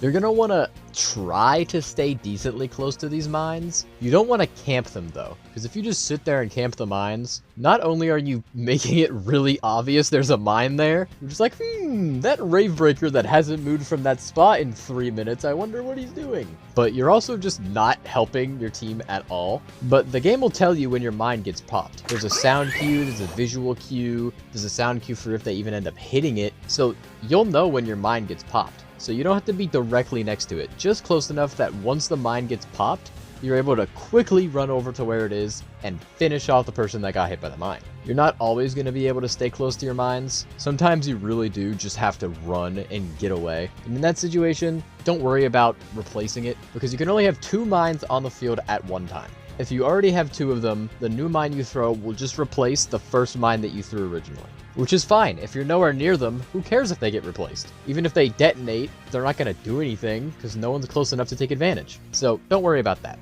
The mines are a very simple move, but a very effective one. Because without Rave having any form of mobility, you're going to want to have some way to disrupt enemy mobility. If you can't outmaneuver them, or you can't outrange them, the only other thing that you can do is cripple them. So you have to make sure that these mines are in places that are able to cripple the enemies. Be it making foam, be it stunning people, hell, be it even distracting them. Because sometimes enemies just want to shoot the mines out so bad that they forget that you even exist. You can also throw a mine while running away from somebody. They don't notice most of the time for some reason. It's very bizarre. But you throw the mine while running away, and they just keep following you like the mine's not there. But you throw the mine down, and they'll just keep following you like the mine isn't there. And what you can do, since the mine probably won't detonate while they're following you, since it has a pretty long arm time, so you can't just throw it at somebody, but you can lead them back into the mine, which is a risky maneuver, since if you're running away, you're probably low on health. But if the mine detonates, they're gonna be pretty low on health, if not dead. So, high risk, high reward situation that you can be in. Or you can just throw the mine down to hopefully scare them off. But make sure, as always, the mine is in their foam. Very important distinction.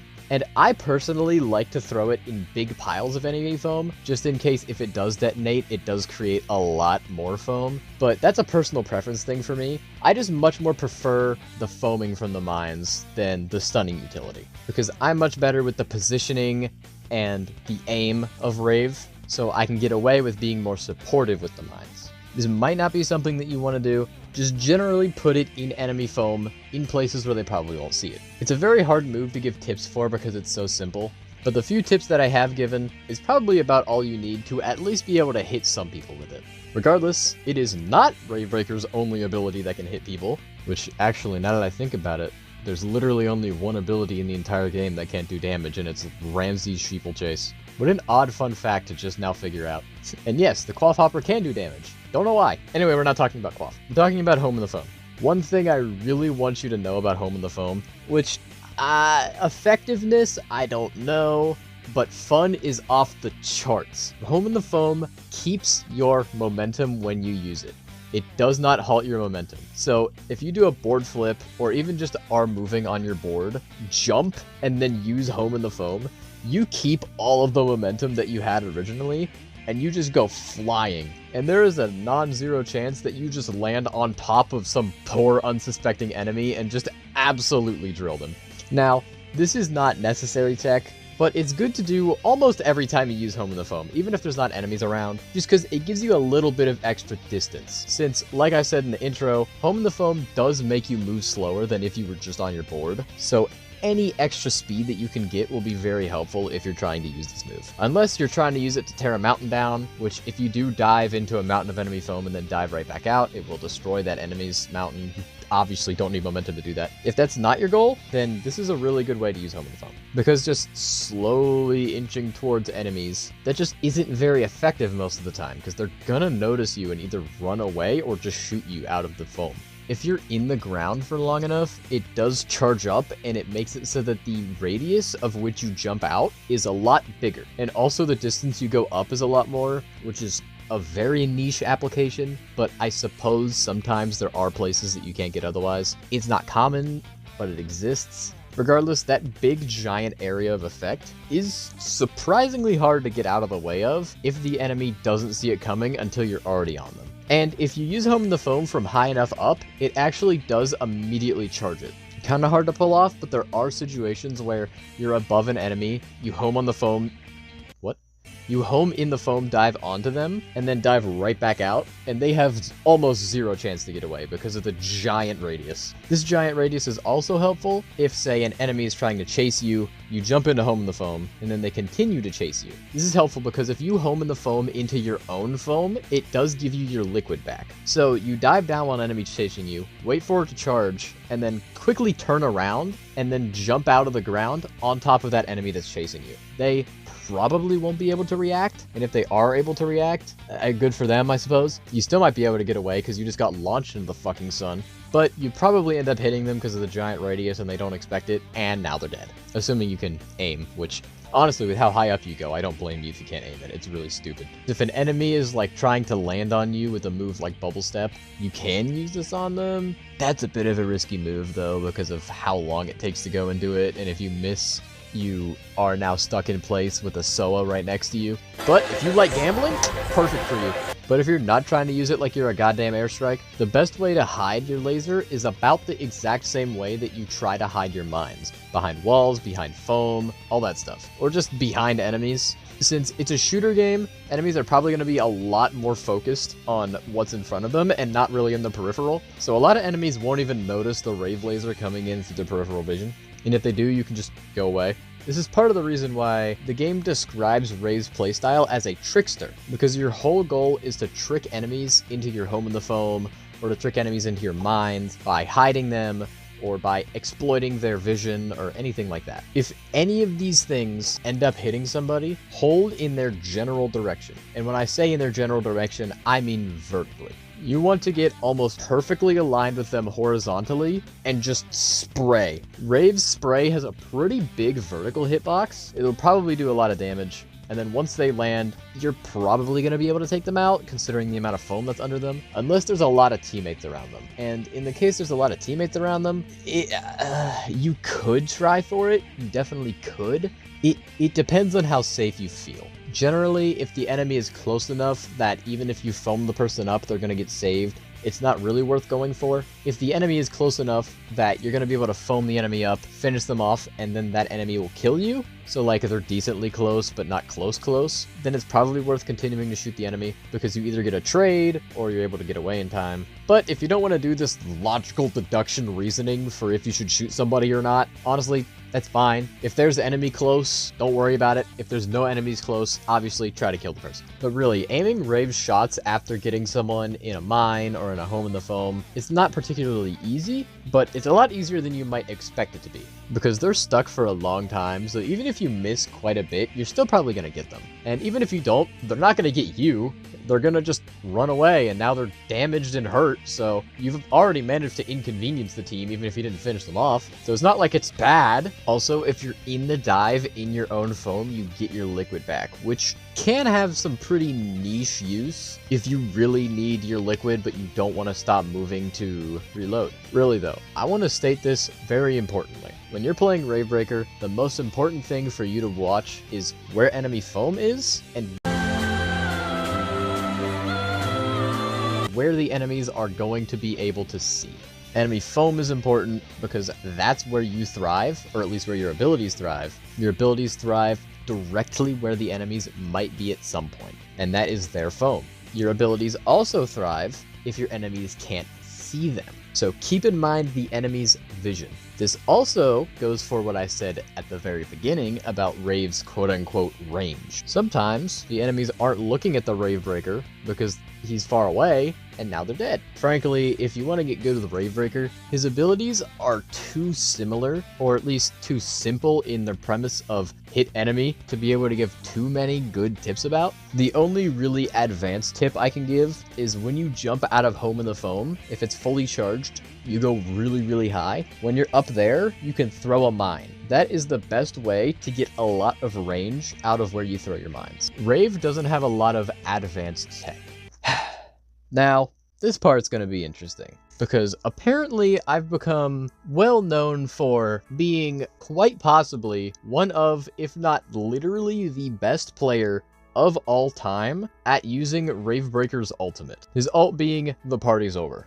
Apparently, most people are not capable of getting enemies stuck in this ult very often, and they don't think it's super effective. I get the entire enemy team trapped, or most of the enemy team trapped, in most of the time when I end up shooting it. And if I'm not getting the whole enemy team, I'm at least getting somebody trapped, or I'm making somebody run. So how am I able to do that? So considering that my usage of this ability vastly more effective than most people. Got my ult ready. Everyone should use it. Me? Yeah. Okay. Right now seems good. Right now seems very good. Yes! Yes! D tier move, by the way! D tier move! So yeah, I can use it for other people too. I think this move in particular needs a very broken down usage tutorial. Now, when I say very broken down, I don't mean we're gonna be here for an extremely long time, but I might go a little bit more in depth here than really a new player should be worried about, especially with a move they're only gonna get to use once or twice a match. So if this is too much information to take in, I will give you a very quick rundown on how to use this move. If there is a bunch of enemies in the same spot, shoot this ult at them. Shoot it in the middle of them, assuming they're on their own foam. If they're on their foam, you shoot it at them, and it's a pile of them. They'll either run away, or they'll get stuck in it, If they get stuck in it, you can abuse Rave's quote-unquote range, the amount of range he has, to shoot at them from outside of the ultimate. Right outside of the dome range of the suction, you're able to hit them on the inside. And then, once it stops sucking, create a foam path for yourself, go finish them off. That is the extremely simple rundown. Now, for the complicated rundown, the way that I am able to use the move. So, yes, you are going to want to use this move on their foam. If you shoot it at your own foam, it will destroy your own foam, which is not something that you want to do. But it's not something that you really want to be too afraid of happening. If there's a bunch of enemies in a place where it looks like this ult will be good, don't worry about the destruction of your own foam, because if the enemies are stuck in it and they're dead, how are they going to cover that spot back up? They're not. You're just going to be able to cover it yourself anyway. So who cares if it's destroying your own foam if you're foaming the area anyway? And considering you're Rave Breaker, probably one of the best characters at foaming an area that has literally no foam, it's probably going to give you foam control back, even if it destroys a pile of your own foam. So generally, you shouldn't be that afraid of destroying your own foam. So how am I this good at getting enemies stuck in it? It's mostly down to timing. It's not so much aiming it and knowing where to aim it. It's more so knowing when to use it. Of course, aim matters. If you miss the shot, obviously you're not going to be able to get much done with it. But knowing when to use it is the most important thing, because it basically has two different activations. You have the original activation that takes Rave, he's doing the whole animation, and then you also have the activation where he shoots it, and then it takes a second before it actually starts sucking. It essentially has two activations, which means it takes a really long time to come into effect. So you need to wait for a situation where enemies are huddled up, and they're going to remain huddled up. Now, the best way to know enemies are huddled up and are going to stay huddled up is to know what they're doing. What is their goal? What is their purpose? Are they huddled up for a reason? Do they all have something really important to do, or else they're gonna lose? Or do they just all happen to coincidentally be in the same spot? This is an important distinction to make. Sometimes all four enemies just happen to be in the same spot because, I don't know, they all ran away and, oh hey, they're all sitting at their spawn, but they're gonna leave soon. But let's say they're all sitting at their spawn because they're stuck there. If the enemy is stuck at their spawn for reasons there's not a lot of foam around them or your team's around them, they're going to stay at their spawn. They're not going to be able to leave. This is a time to use the ult. They're huddled up and they're going to stay huddled up. But sometimes enemies aren't only huddled up because they have to be. Sometimes they're huddled up to come together for a common purpose. I think this is what separates me and other people when it comes to using this move, is that I understand when enemies are coming together for a purpose, for a reason.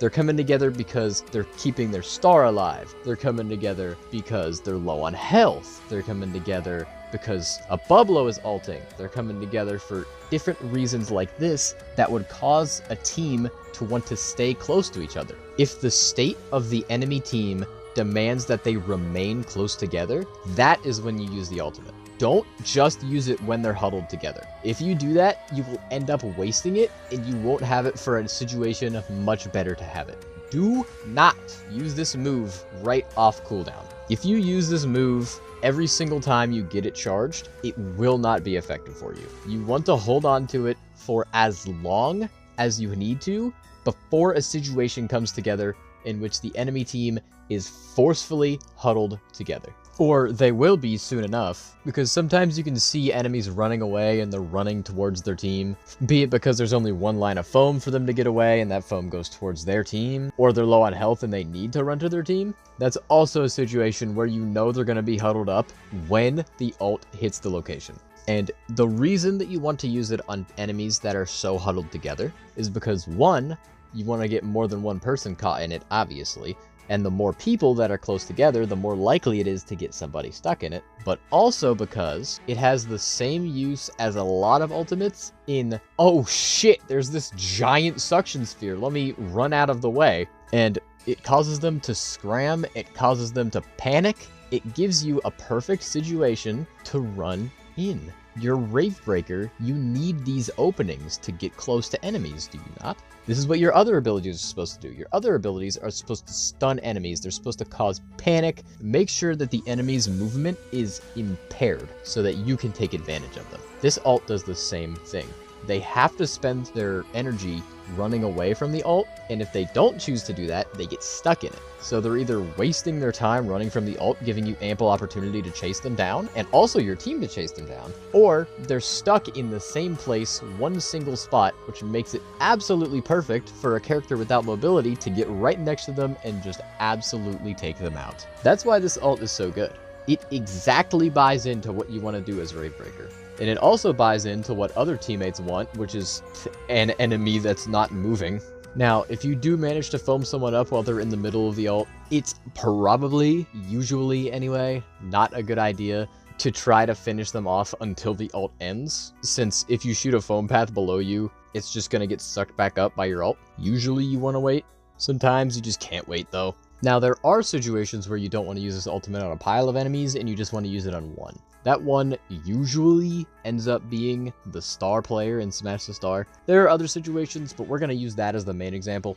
And it's not bad. If you aim it directly at the center of somebody, it is pretty difficult for them to get away. That is assuming they don't immediately start running away the second the ult gets on them. Oftentimes, enemies won't because they don't see the threat in it. So the enemy will not see the threat, then get stuck in it because they didn't immediately start running. Now they're trapped in the ult. Or say they're on a really small amount of their own foam.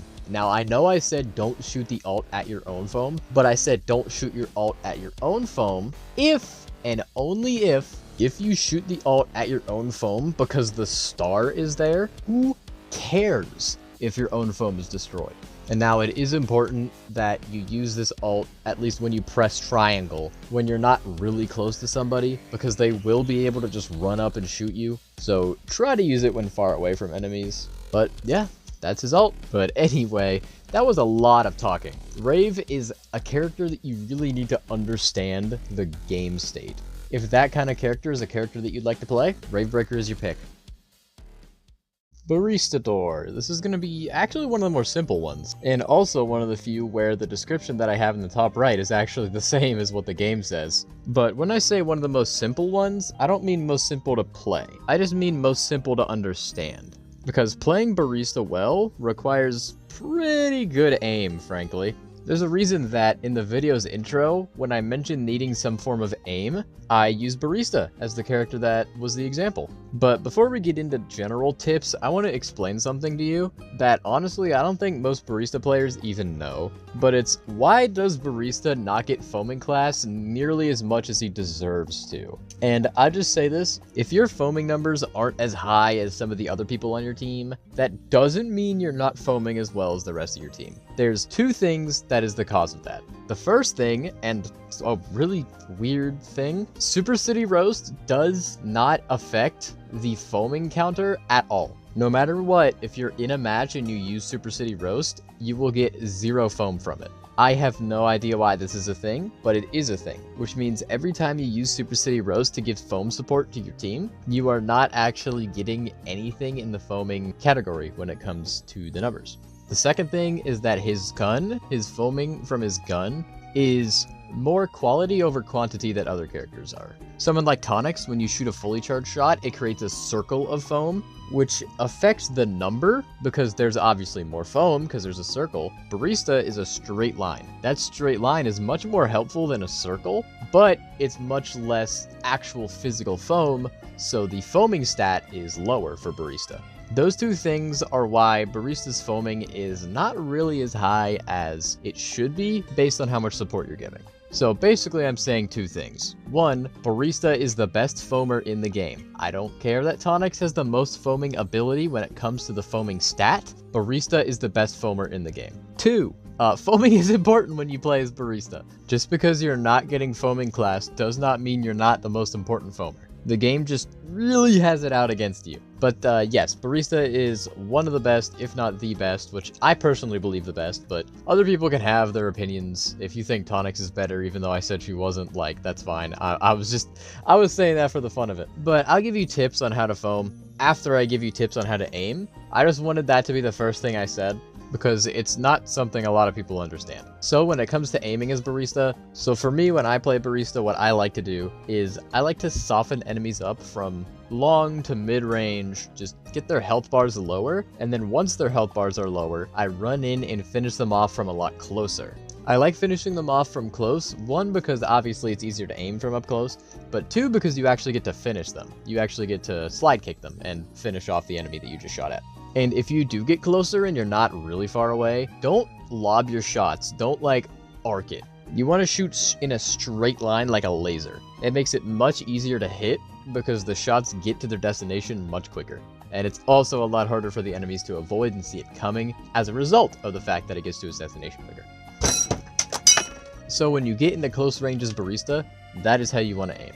You don't always have to get into close range as Barista, but you definitely want to sometimes. Because I've seen Baristas who literally never get close ever, like no matter what. They just sit back and snipe, and they appear on the MVP screen despite having been probably the least valuable player on the enemy team. You're not helping your team that much by doing that. Sure, you're doing damage, you're getting hits, but they can just walk out of your range, and because you refuse to get close, you're not going to finish anybody off. So that's why I think you can soften people up from afar all you want, and you don't got to run in if it's unsafe, but sitting all the way back is not, in my opinion, the most effective way to play Barista. Now, obviously, if you are really far away, you're going to want to lob the shots, unlike what I said before when I said you're close, because it does increase your effective range. It makes your range more because that's just how angles work. If you can reach who you're shooting at with a straight line, I would recommend doing that rather than trying to shoot it up and then down without trying to arc it. But generally from afar, you're going to have to be arcing those shots, which sometimes they hit, sometimes they don't.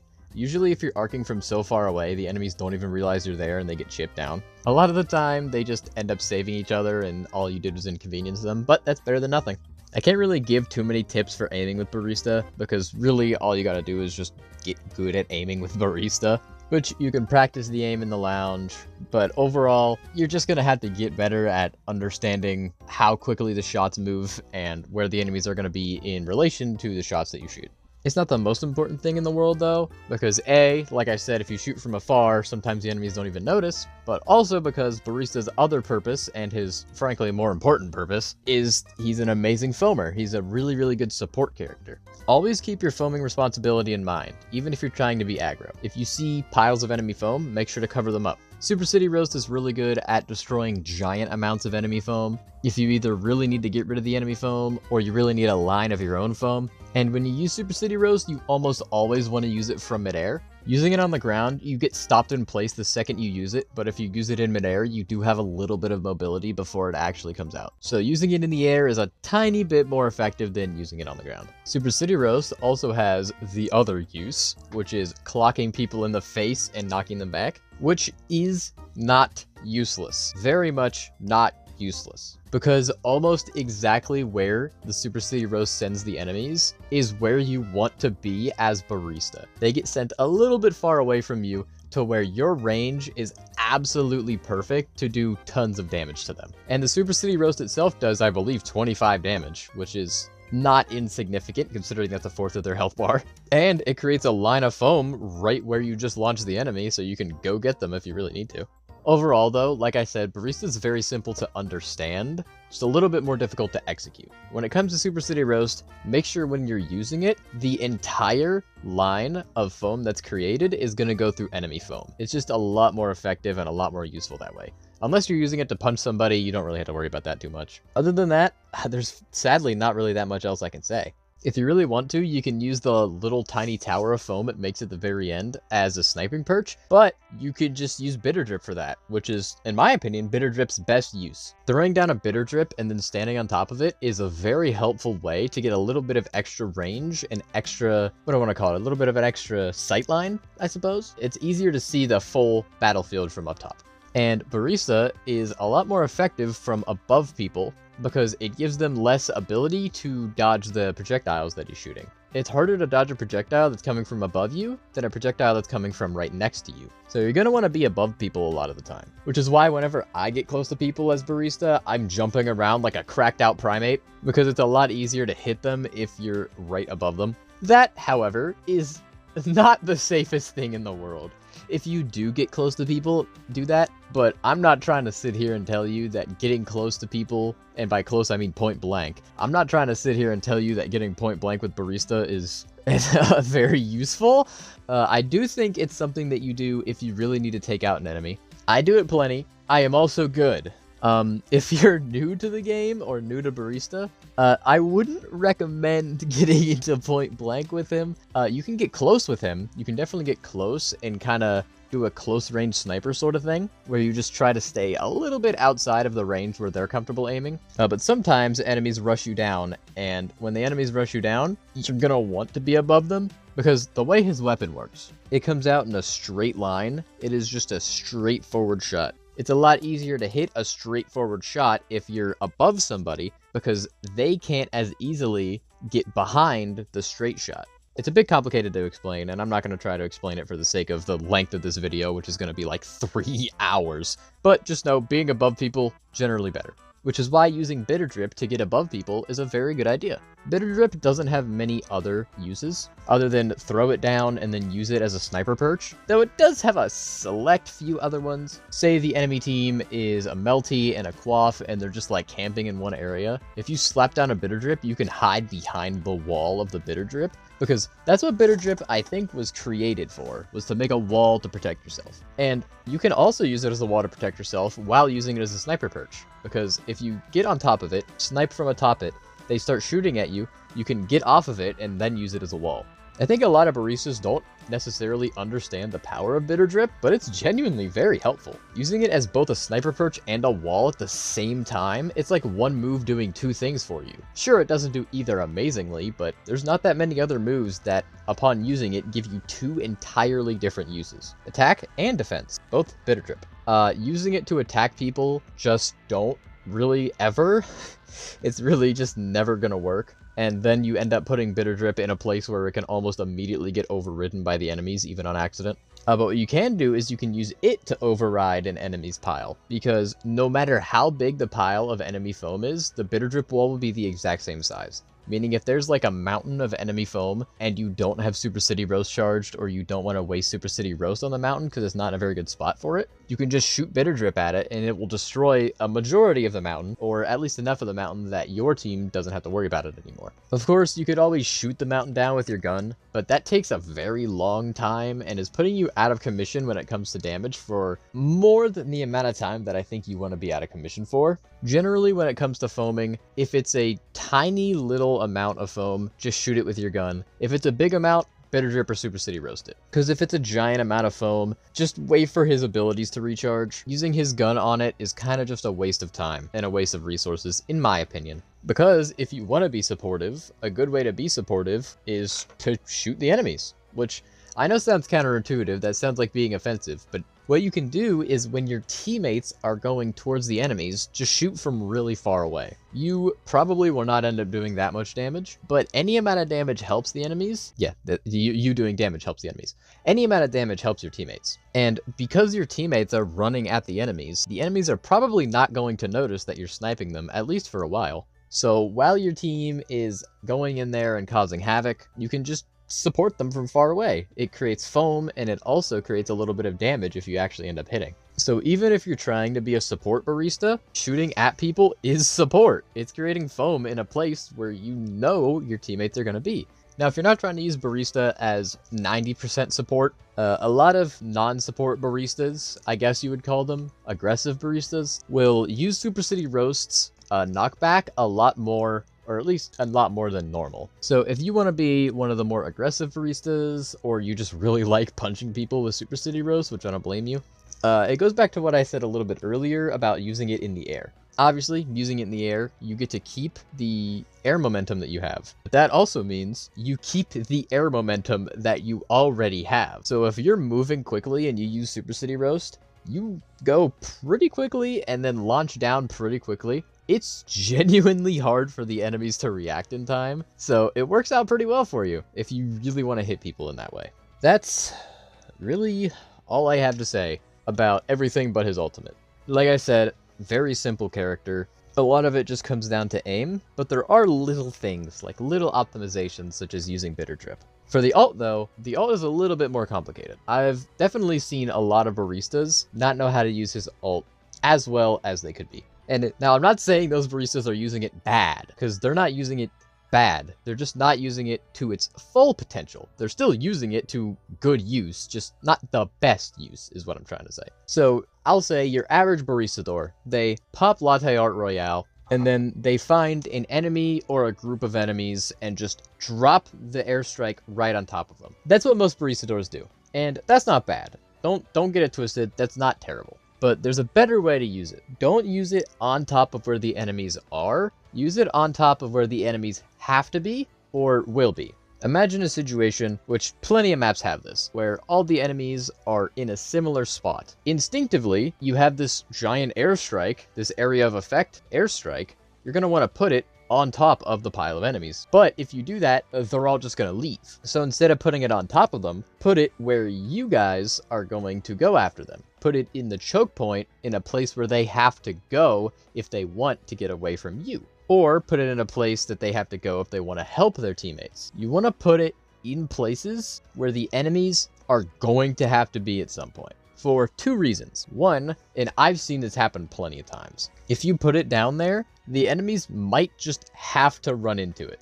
They might be like, oh boy, well, I gotta run through the airstrike now, because they really have to go through there. If you put the airstrike down in a place where they have to go, it's more likely to hit them than the place that they're currently at, because the place they're currently at, they'll just run away. But the enemies, they might have to run away from something else and end up running into the airstrike. If the enemies don't run into the airstrike though, you have now created this giant circle of foam in an extremely vital location. Because, like I've been saying, you're going to want to put it in vital locations. If it's a vital location for the enemy, it's also a vital location for your team. And the reason that you're going to want to use Latte Art Royale for this foaming up a giant choke point thing is because your other abilities cannot do that. Super City Roast can only make a line, and that line is very easy for the enemies to cover up. And Bitter Drip can only make a wall, which, I mean, you could put a wall in the choke point, but it's not like it's going to prevent the enemies from going through the choke point. The giant airstrike prevents them from entering it for a while, and then also prevents them from entering it by putting down a pile of foam that you and your team can run through while the airstrike is shooting down. And bonus points, the enemies can run directly into it or might end up taking a little bit of damage from it because they just have to go there. It's an important spot. So what I'm saying is don't just put the Latte Art Royale on top of someone or on top of an enemy or on top of a pile of enemies. It's much better served put in choke points or put in places where enemies are cornered. Other than that, I don't actually have anything else to say about Barista. Truly a simple character in premise, just not a very simple character in execution, which frankly is how a lot of support characters are. If you like a character that is very supportive but also very safe, Baristador would be your pick. Alright, so because of the way that I edit these videos, I couldn't put this addendum where it belonged in the video. I had to put it here.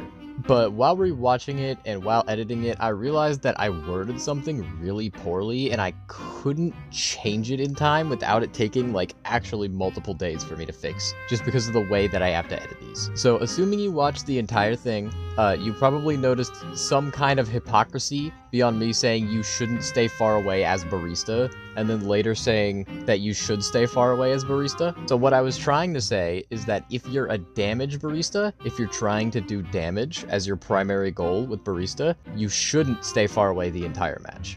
But if your goal is to be a support Barista, where your whole purpose is to not die, and your whole purpose is to give foam support, then you can stay back the whole time, and that's fine. I did not word that very well, and I usually do not record these addendums, but I felt like I had to here because it was very not clear what I was saying there. So I just wanted to add that in here. Apologies for the weird pacing of this part, but hopefully it doesn't ruin it too much. So as repayment for this mistake, I will leave you Barista players with a little bit of an extra tip that I didn't plan on putting here, which is Barista's mobility is a lot better than people think it is. It's not good, it's far from good, but if you get knocked back, you can do this, which is holding down the bitter drip button and then spamming the board button. It keeps resetting your momentum so you stop falling, and you can go pretty far by doing this. And then right before your destination, I suppose, You can press Super City Roast, which holds you in the air for a few seconds before you slam down,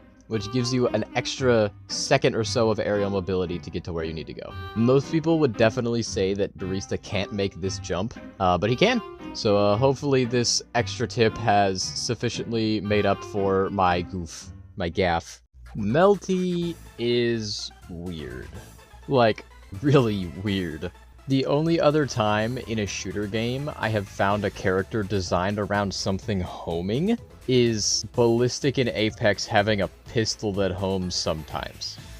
And I'm sure there's other examples in other games of that exist, but the thing is, this character is always having aimbot. You literally have aimbot. The character is designed around making a balanced aimbot. So how do you give tips on how to successfully use aimbot? And the answer is mobility. The answer is to always be moving. Because you don't have to worry about aiming, you can focus all of your energy on dodging. And now what you might be thinking is, well, Mel T is the sniper character where you're supposed to be the halfway across the map. What are you even dodging? The only thing that you would be dodging is other Mel T. And that is true if you are using her as a long-range character, which I personally think you shouldn't be using her like that.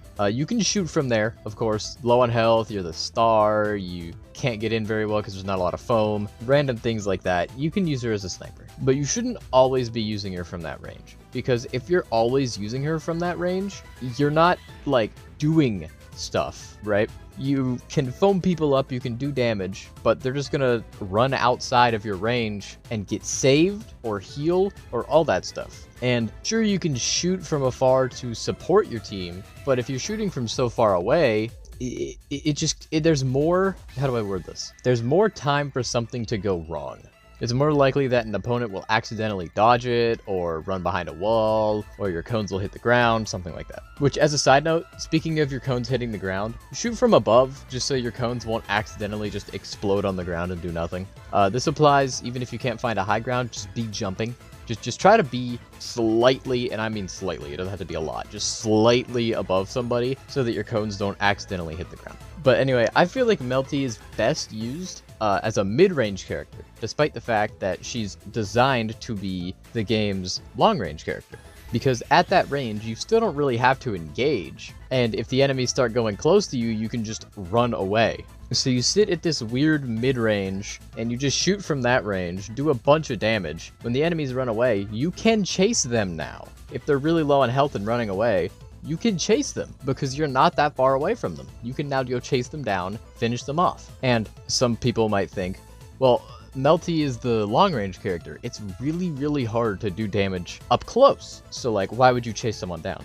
And to that I say, no the fuck it isn't. Close range Mel T is hard to pull off effectively against someone that has a lot of health, but on someone that's really low on health, it's not. You just get close to them, aim at the ground, right beneath them. It's extremely likely that one of those cones will hit them, or two, or the splash damage from a couple of them will hit them even. You get next to people, aim at the ground, and it's likely they die, and if they die right next to you, you can finish them off easily. Doing a lot of pick damage, or even picking them their full health bar off is also an option. Obviously, you could just kill them, but if you don't kill them and they run away, you can run in and take them out from close range.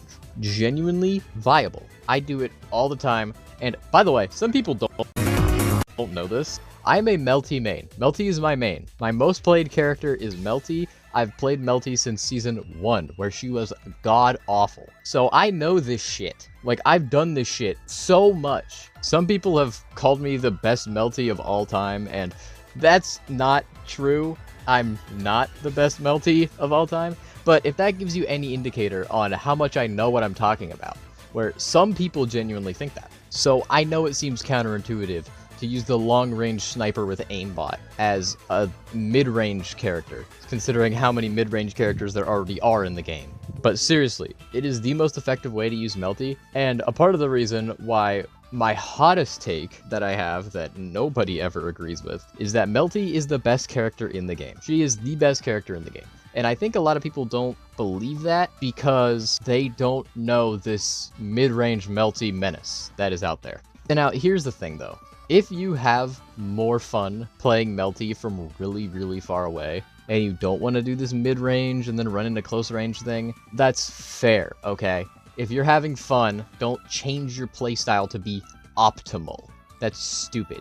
Or, well, it's not stupid. If you would rather be optimal, then do that. But what I'm saying is, don't try to be optimal if it's less fun for you. If it's less enjoyable, then just don't worry about it. But if you want to be optimal, this is the way that I use Mel T, and it is fucking crazy.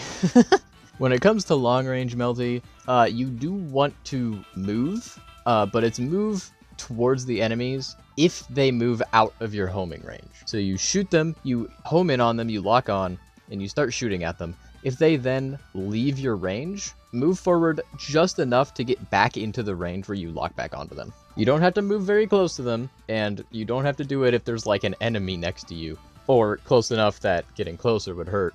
But once the lock-on just stops, you are not going to be able to hit them again. The cones have way too much of a spread. Aiming with Mel T is not really something that you get better at unless it's close range, which is just aiming at the ground and knowing what you're doing. However, it is beneficial to keep the person you're aiming at in the middle of your screen so that the cones have to turn less. It's very minor, but worth trying. You also have to aim at them from a specific angle. If they're moving left to right from your point of view, the cones will almost certainly not hit them. But if they're moving forward and backwards from your point of view, so more like towards you or directly away, then the cones are a lot more likely to hit than if they're moving side to side. But yeah, at the very start of this clip, I said always be moving. Mid-range and close-range Mel T, you can move a lot more than the enemy because you don't have to worry about repositioning your aim. You don't have to worry about aiming. You can just shoot, jump away to wherever the hell you want, shoot again, and then just keep doing that. You might not have the same amount of total mobility that Soa has with Soa's 2 bubble steps. That doesn't mean you can't move more than Soa. Regardless, Mel T has 3 abilities. Every character has 3 abilities. I've made this joke earlier. Well, I guess she kinda has 4. Because Sweet Campaign can be used twice. Sweet Campaign is bad. It's just bad. It used to be really fun because it did 800 fucking damage, but now it just sucks. Like, it's genuinely just garbage now. Sweet Campaign, I just kind of like throw it down on like a corner that an enemy might round. Like, the enemy might round this corner, the enemy might go around the fountain right here, and I just slap the Sweet Campaign down, and maybe they run into it, but they probably don't. I see a lot of Mel Ts, whenever someone gets close to them, they plop a Sweet Campaign down while they're running away. Don't do that. Not a good idea. Because pressing the Sweet Campaign button slows you down a lot. Like, quite a lot it slows you down. And for what benefit? The chance that it does enough damage to take somebody out? It can work if you're, like, stuck in a corner, and I mean, like, a corner. Like, you are pushed against a wall. Then it might work. Other than that, though, if you're in, like, any form of open space whatsoever, just don't try that. It slows you down, and it just makes it less likely that you get away. Because, like, if you're running away as Mel T, you are not chilling the person that's chasing you. I mean, you could if you're, like, really, really good with close range Mel T, but you're probably not. I've seen, like, 2 people able to do that, and one of them was me. The other was Q for the record. I don't know how to say it. I'll put his name on the screen. Bro kicked my ass from close range. I was playing Barista, but still, I got fucked up. But anyway, the fact that you have 2 of them, just, it means, like, nothing. I rarely have 2 of them on the field at the same time. The old Sweet Campaign was awesome. It could just randomly one-shot people. Every ball did a lot of damage. Now, every ball does literally 25 damage. Which, like, it's not a small amount of damage, but it's so ungodly easy to avoid them. Like, the reason I put them around corners and in places people might go is where they might just run through it assuming they can. That's how easy it is to avoid. There's genuinely not a lot of tips I can give for Sweet Campaign. The only tips I've given you are when to not use it. Like, it's not good. It's bad. It's just not a good ability. Sumptuous Promo, on the other hand, her other ability is really good. It has the obvious use that I'm sure you've seen before if you've played enough Foamstars. You put it down at the start and it makes a little line for you. That line isn't entirely necessary if you have certain characters on your team, but I always do it when I get into matches just because it's real convenient. It's really fast, gets you into the fight fast, you know, all that good stuff. But if it's good for foaming at the start, that means it's just good for foaming in general as well. If you need a line of foam to, like, run away from somebody, you can use Sumptuous Promo for that. Or you just really need to get rid of some enemy foam, like a giant wall or something is in the way from, like, Tonix or Baristador. Just a lot of things it could be that created that wall. And Sumptuous Promo can get rid of it easily. You can aim it by holding it, and it changes the direction. It changes the areas that the missiles come out in. That's very uncommon that actually matters that much. It's almost always best to just press R1 to make the cones come out as quickly as possible rather than trying to aim it in any specific way. There are situations where you'd want to aim it, like if they're in a really specific tight corridor and you want to aim it sideways. The centered one is really only helpful if, like, the enemies are stuck in Rave's ult or something like that. It doesn't do a whole lot, really.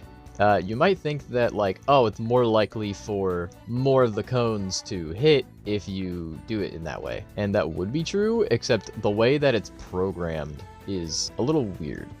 If someone gets hit by one of the ice cream cones, there's like a programmed grace period before they can get hit by another one. There's like a half second, 1 second grace period that exists after getting hit by one of the ice cream cones from the sky that prevents you from getting hit by more in a row. So you hit someone with one of the cones, it knocks them back a little bit, and it probably just knocks them out of the range of the Sumptuous Promo if you're using it in the center charge version. The longer version, the knockback has a better chance of knocking them into another cone, which just insta-kills them because every cone does 50 damage. So generally, yeah, that's the variant you're going to want to be using. Knowing when and where to use it is simple. You need foam, use it.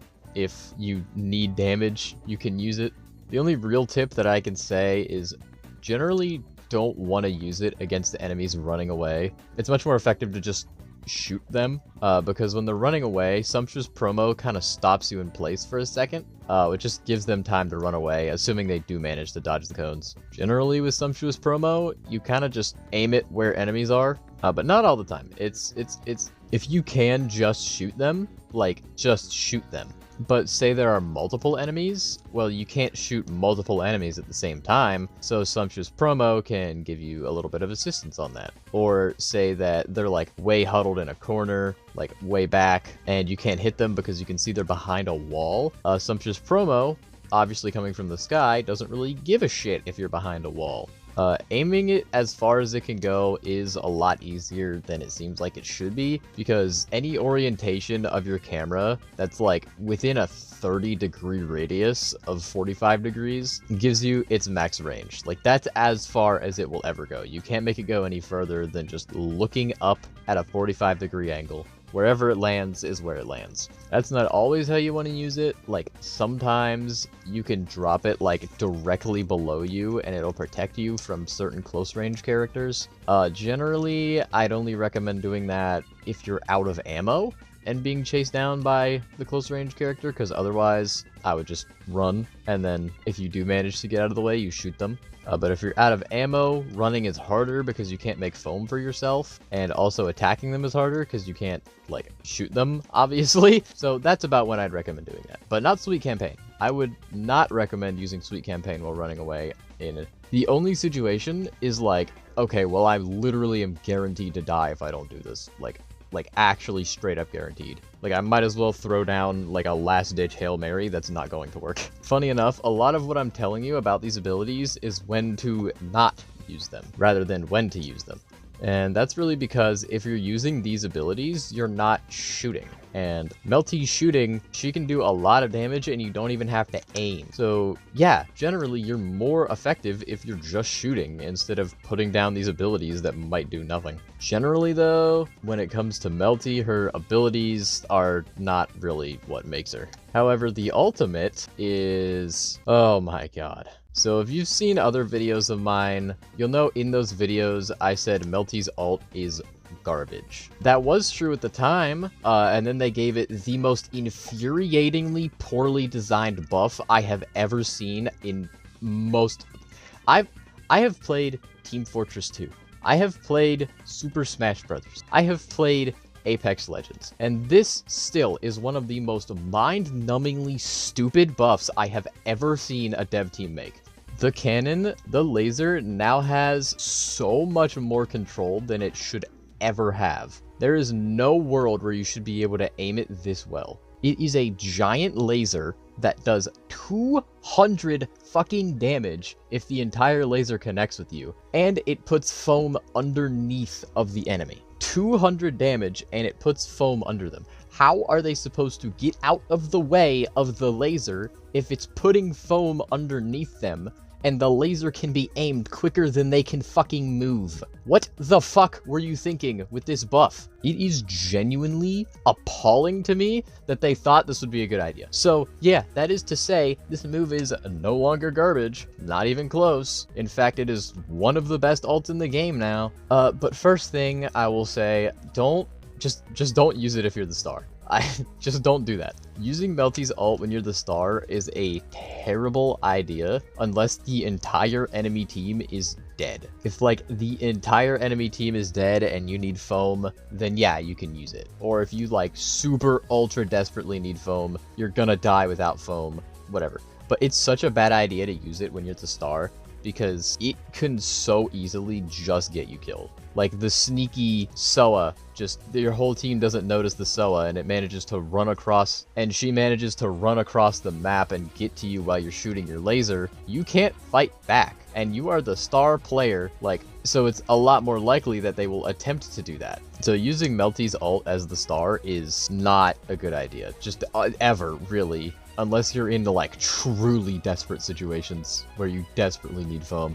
Using it for damage is just do not. If you're not the star though, generally you'll want to do it from behind a wall, just because there's a lot of ranged characters in this game that can just snipe you, and because you're in your ult, you literally cannot move. Like you can't just slightly strafe to avoid the barista that's sniping you from across the map, or the other Mel T that's sniping you from across the map, right? So you want to do it from behind something. It really does not have to be something big though. It does not have to be anything large. It can just be these tiny little walls on the Aqua Blast map or something like that. Usually whenever you're using it for one of two purposes. Either to make a lot of foam for your team, or to do damage to the enemy team. If you're using it for foam, make sure that you start moving your camera like a second before the laser comes out. You don't really have to time it that well. I mean, you don't even have to actually do that, but just make sure that you're moving the camera when the laser appears. Because if you're moving the camera that way, it will give you the most foam of the move. The only time where you don't want to just do it all in one direction is if the map that you're on is like really, really thin. The only time I can think of that is a Happy Bath map, which do not use this move in Happy Bath. And also, just as an aside, just don't use it when people are close to you in general. The only time where that's a good idea is like when you're guaranteed to die as the star. So you just press the ult button to get like 2 seconds of iframes and pray to God that your teammates get close to you. But just like, yeah, generally don't use the move when you're close to anybody. Like anybody. Even if you're in the sky, just having been saved, if you're decently close to someone, do not use it. You have to use this from across the map. There is no tech. You have to use it from very far away from the enemy. So if you're using it for damage rather than foam, you generally want to do that based on sound rather than based on sight. Because if you're hitting somebody with the laser, you will hear the hit noise. So you use the laser, you try to follow where you think the enemies are going to go with your laser, and you listen to the hit noise. You hear the hit sounds. If you continue to hear the hit sounds, great. Just keep going the way that you're going with the laser.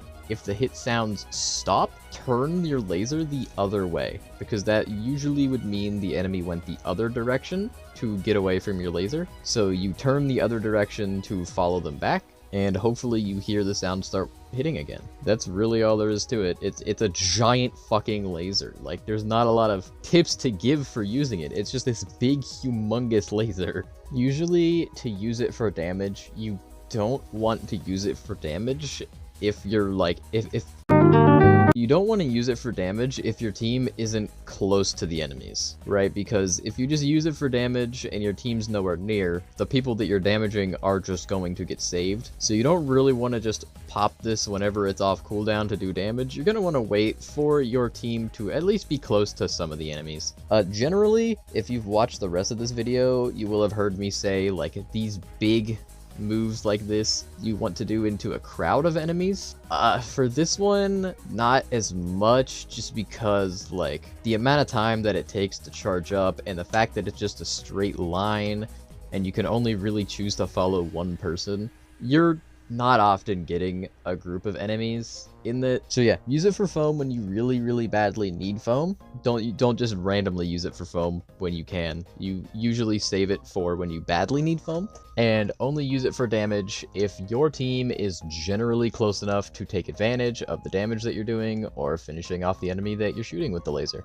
And that's about it. Tech for Mel T is really hard to come by, which I'm sure might surprise some people that know me. I've been called the Mel T master at times, but that's just because I've mastered the mid-range and close-range Mel Ts. And that's something that, if you want to get better with Mel T, is something that you're going to want to try to get a little bit better at yourself. You obviously don't have to master it, you can play Mel T from long range, but I'm giving tips and tricks and tutorials here on how to play better. And going to mid-range and closer ranges Mel T more often than I generally see Mel Ts doing is good. The only, like, little thing that I can give: if you can't hit someone and they're coming towards you very quickly and you don't want to run, or you can't run, you can throw down a sweet campaign before they reach you and then shoot at them from inside of the sweet campaign shots so they can't really get you without running into them. Don't, like, do that though. Like, just run. If you can't run, I guess, regardless, if you like a pick character, which is, in my opinion, Mel T's best use, is using her as a pick character that just, like, gets picks on enemies that are isolated. Mel T is, no pun intended, your pick. Now we move on to Coiff Guy. But first, there are some things that I have to say, or at least some things that I feel like the people that know me need to hear. If you're not someone who cares about the person behind the screen, and you're just here for the tutorial, you're just here for tips and tricks, you're just here to hear what I have to say, that's fine. Here's a timestamp to skip to when the tutorial actually starts. Skip to it if you don't care, I wouldn't blame you. So anyway, my original plan for this part, because if you know me, you know I hate this character and I will not play as him in a public lobby. So I was gonna try to get together, like, 8 different people in a private party so that I could play as him, not in a public, just, you know, having fun with friends. And it also looked like a real match in the video because there were 8 people. But during the effort to organize that, a lot of things happened. And so I decided, in the interest of myself and the interest of the video coming out much sooner, I would abandon that idea and just try to get enough people in a private that I could get reasonable clips from it. So the clips in this part are not going to be nearly as realistic as other clips. That's not to say they're all staged, because they're not. But with all of the things that happened, I either would have to, like, work myself to hell, or this video would take a lot longer to come out because I just cannot finagle the people, or I didn't have, like, time for myself or whatever. And an additional note for the people that know me, they'll know that I don't like him and I don't play as him. That doesn't mean I don't know how to play as him. I have done, like, 1v1s with people. I have done other private parties where I picked him just because people told me to, and at times I'll get, like, MVP, I'll get star against, like, pretty good players, like good players. So I know enough about how to play him to be able to say a few things about how to do it. So I'm not just pulling this out of my ass. And another point towards me knowing is that because I don't like him, I try to kill him a lot in matches. So I know what does and doesn't work against me. And I can assume that not all, but a lot of other players have similar strengths and weaknesses against Coiff because, well, it's the same character. And I think that's all there is that's important to say. But that was just there for people who know me and people who skip to this part wondering how I did it because they know me or something like that. And that's about it for the preamble. Alright, now time for the actual tutorial here. So, first things first with Coiff, he is not a character. I know he's like he seems like he's designed to camp, but he's not most effective when camping. If you camp in one spot, you're gonna get next to nothing done. And the reason for that is because his cannon has limited range, slow movement speed, and most notably, it has knockback. All those things combined make it really difficult to hit people more than one time, because you hit them with your slow-moving missile from afar, hit them one time, it knocks them back, it knocks them away from more of your missiles, and now they realize you're there, so now they can start dodging your missiles. I'll see a lot of Coiffs use him as a camping character, camping on the hopper and camping on a high ground. That's not effective. That is not how you should be playing him. You are not helping your team, like, at all by doing that. So the actual way you should be playing Coiff, at least in my opinion, is as a character who can change his playstyle on the fly. He is capable of doing pretty much everything to a not very good, but to a degree. He can do everything to a degree. You can shoot from long range because he's got long range. You can shoot from mid range because he's got mid range. And you can shoot from close range because when you get into close range, it's a lot easier to aim the missile gun. It's a lot easier to aim it. And you only need to hit 3 of them to take someone out. And you don't even need to take someone out to keep yourself safe because, again, the cannon has knockback. So a lot of Coiffs like to use his hopper as an excuse to camp, and I don't see that as effective. Usually when a Coiff is camping on a hopper, I can safely think, okay, if we have a Mel T, he's just gonna die, and if we don't have a Mel T, he's not gonna do anything. So that's not an effective way to play as Coiff. For the most part, I like to try to stay in a middle range, sort of, and then whenever an opportunity arises for me to get close, I'll do that. You can camp on the hopper on occasion if the situation calls for it, right? Like, the enemy team is pushing and there's not a lot of foam, so the best way to get a high ground, because you're playing on Manamian or the circus map or the fountain, you know, the best high ground you can get to shoot over the enemy's pile of foam is the hopper. If that's the case, then yeah, you can just camp on the hopper and shoot from on top of the hopper because it is the most effective way to play Coiff in that moment. But, like I said, you want to be changing your playstyle around, so that is not the most effective way to use Coiff. There also is the concern of aim, though. Like, if you're really not confident with your Coiff aim, you just, you know, sit back, sit on the hopper and just shoot, like, pressure shots that don't really do much, but you're helping a little bit because you're pressuring. And sure, you can do that, but if you're trying to get better at Coiff, you're not gonna get better at Coiff if you're not ever doing anything that requires you to actually have to aim. So that's why, again, I recommend mid-range and then running into close range when needed, or just staying at mid-range if you really don't feel like playing close range. Which, if you're picking Coiff, you might not like close range combat, which is fair. You can stay at the mid-range, that's fine. I personally think close range Coiff is actually kind of effective, though. Because you can get close, you have 2 abilities that let you get away easily. Those 2 abilities are completely separate abilities, completely separate cooldowns, both of which can help you get away if the situation goes bad. Both of them aren't great at it, which we'll get to the abilities in time, but they can do it. When it comes to aiming the cannon is not the easiest thing in the world to do, but generally what you want to do is you want to try to aim at the very bottom of the person that you're shooting at, which is not the easiest thing to do, and I understand that, but aiming at the bottom of them provides you with an aim buffer, in that if you mess up the shot will hit the ground close to them and has a chance to still do some splash damage. And if you do splash damage with Coiff, it like stuns the enemy for a split second, which then makes your preceding shot easier to hit. Coiff aim is very difficult to master, and that's another reason why I think you shouldn't be at mid-range at all times, because there exists a point where the missiles, like, if the person knows you're shooting at them, they can so easily dodge the missiles. Like, it's really, really easy to dodge across missiles. No matter how good you are at Coiff, you will not hit every missile because the enemy can just straight up dodge them. They move slow enough that they can just dodge the missiles. If the opponent is dodging your missiles, the closer you get, the less time they have to dodge the missiles. Now, if you don't feel safe getting closer to them, what you can do is you can use the hopper to help you out with that. Because when you put the hopper down, you can use the hopper to jump into the sky. It's a lot harder for the enemy to predict where you're going to go, where you're going to shoot if you're above them. But that is only if you're also unpredictable with where you go after using the hopper. You don't want to just put the hopper down and then go straight up, straight down, straight up, straight down.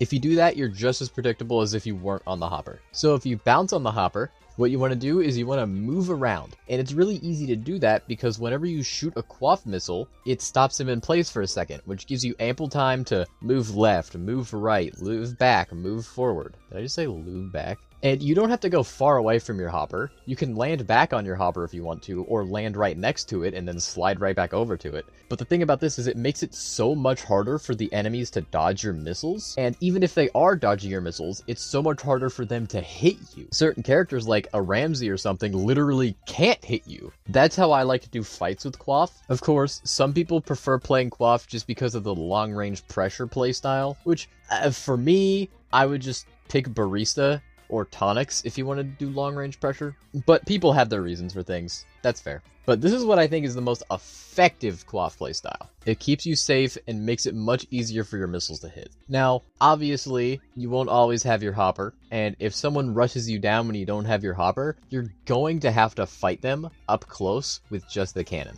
That is absolutely a real concern. And a very common thing that I'll see happen to Coiffs, it's a pretty tough situation, but a really, really big thing that you want to keep up is do not reload. Just don't start reloading when someone's coming after you, which sounds self-explanatory, but a lot of the time someone might think, oh, someone's coming after me, I really need ammo like right now, so I'm going to reload, and then I'll be done reloading by the time they get to me. Which, that is not an unreasonable thing to think. But Coiff's reload time does not let that be a very safe thing to do. Now, unless there's somewhere you can drop down near you, I suppose, then you can do it. Other than that, no. A Coiff reloading when you're close to him is a very, very easy chill to get when you're not the Coiff. So do not allow yourself to be that Coiff. What you need to do is you just need to fucking book it. Because, like I said, you have two different abilities that can help you get away. And now I know I said that you don't have the hopper charged currently, but it might be recharging. In fact, it is recharging, and it might be close to charge.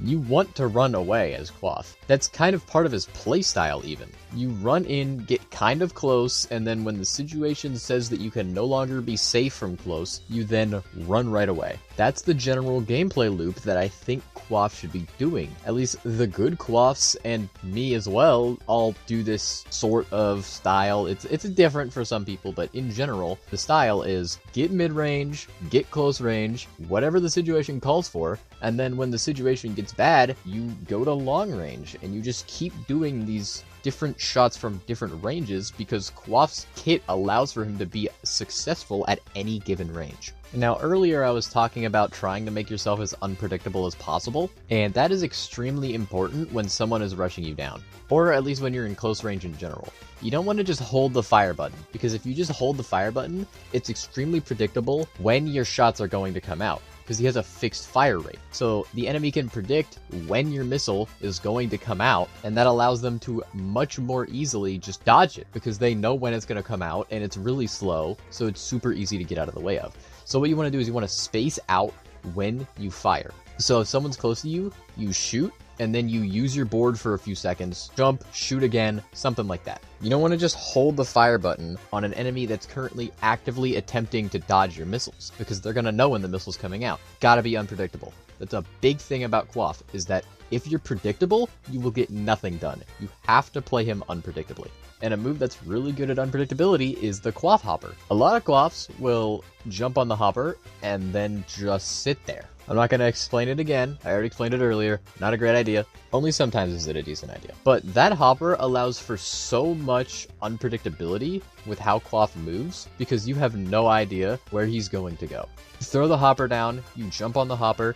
There are so many different directions that you could possibly go. It's a very good move to use. Do not waste it on things like just camping back unless the situation really, really calls for it. There are other situations to use it. There are certain places where you or a teammate are stuck in, which I didn't get a clip of it, but there was a time where I was playing Jet, and we were stuck in the weird side area of Manamayan near the spawn. I'll get a clip on screen, you'll see what I'm talking about. and the star was extremely low on health, but we couldn't get up because we were stuck down there. And the Coiff threw the hopper down, and it let us both get up easily without having to go all the way around. The hopper is best used when you really need mobility in a specific situation, rather than throwing it down every time it's off cooldown and camping on it, because Coiff needs to be unpredictable. Speaking of unpredictability, the dive is, it really feels like it should be predictable. It is not that.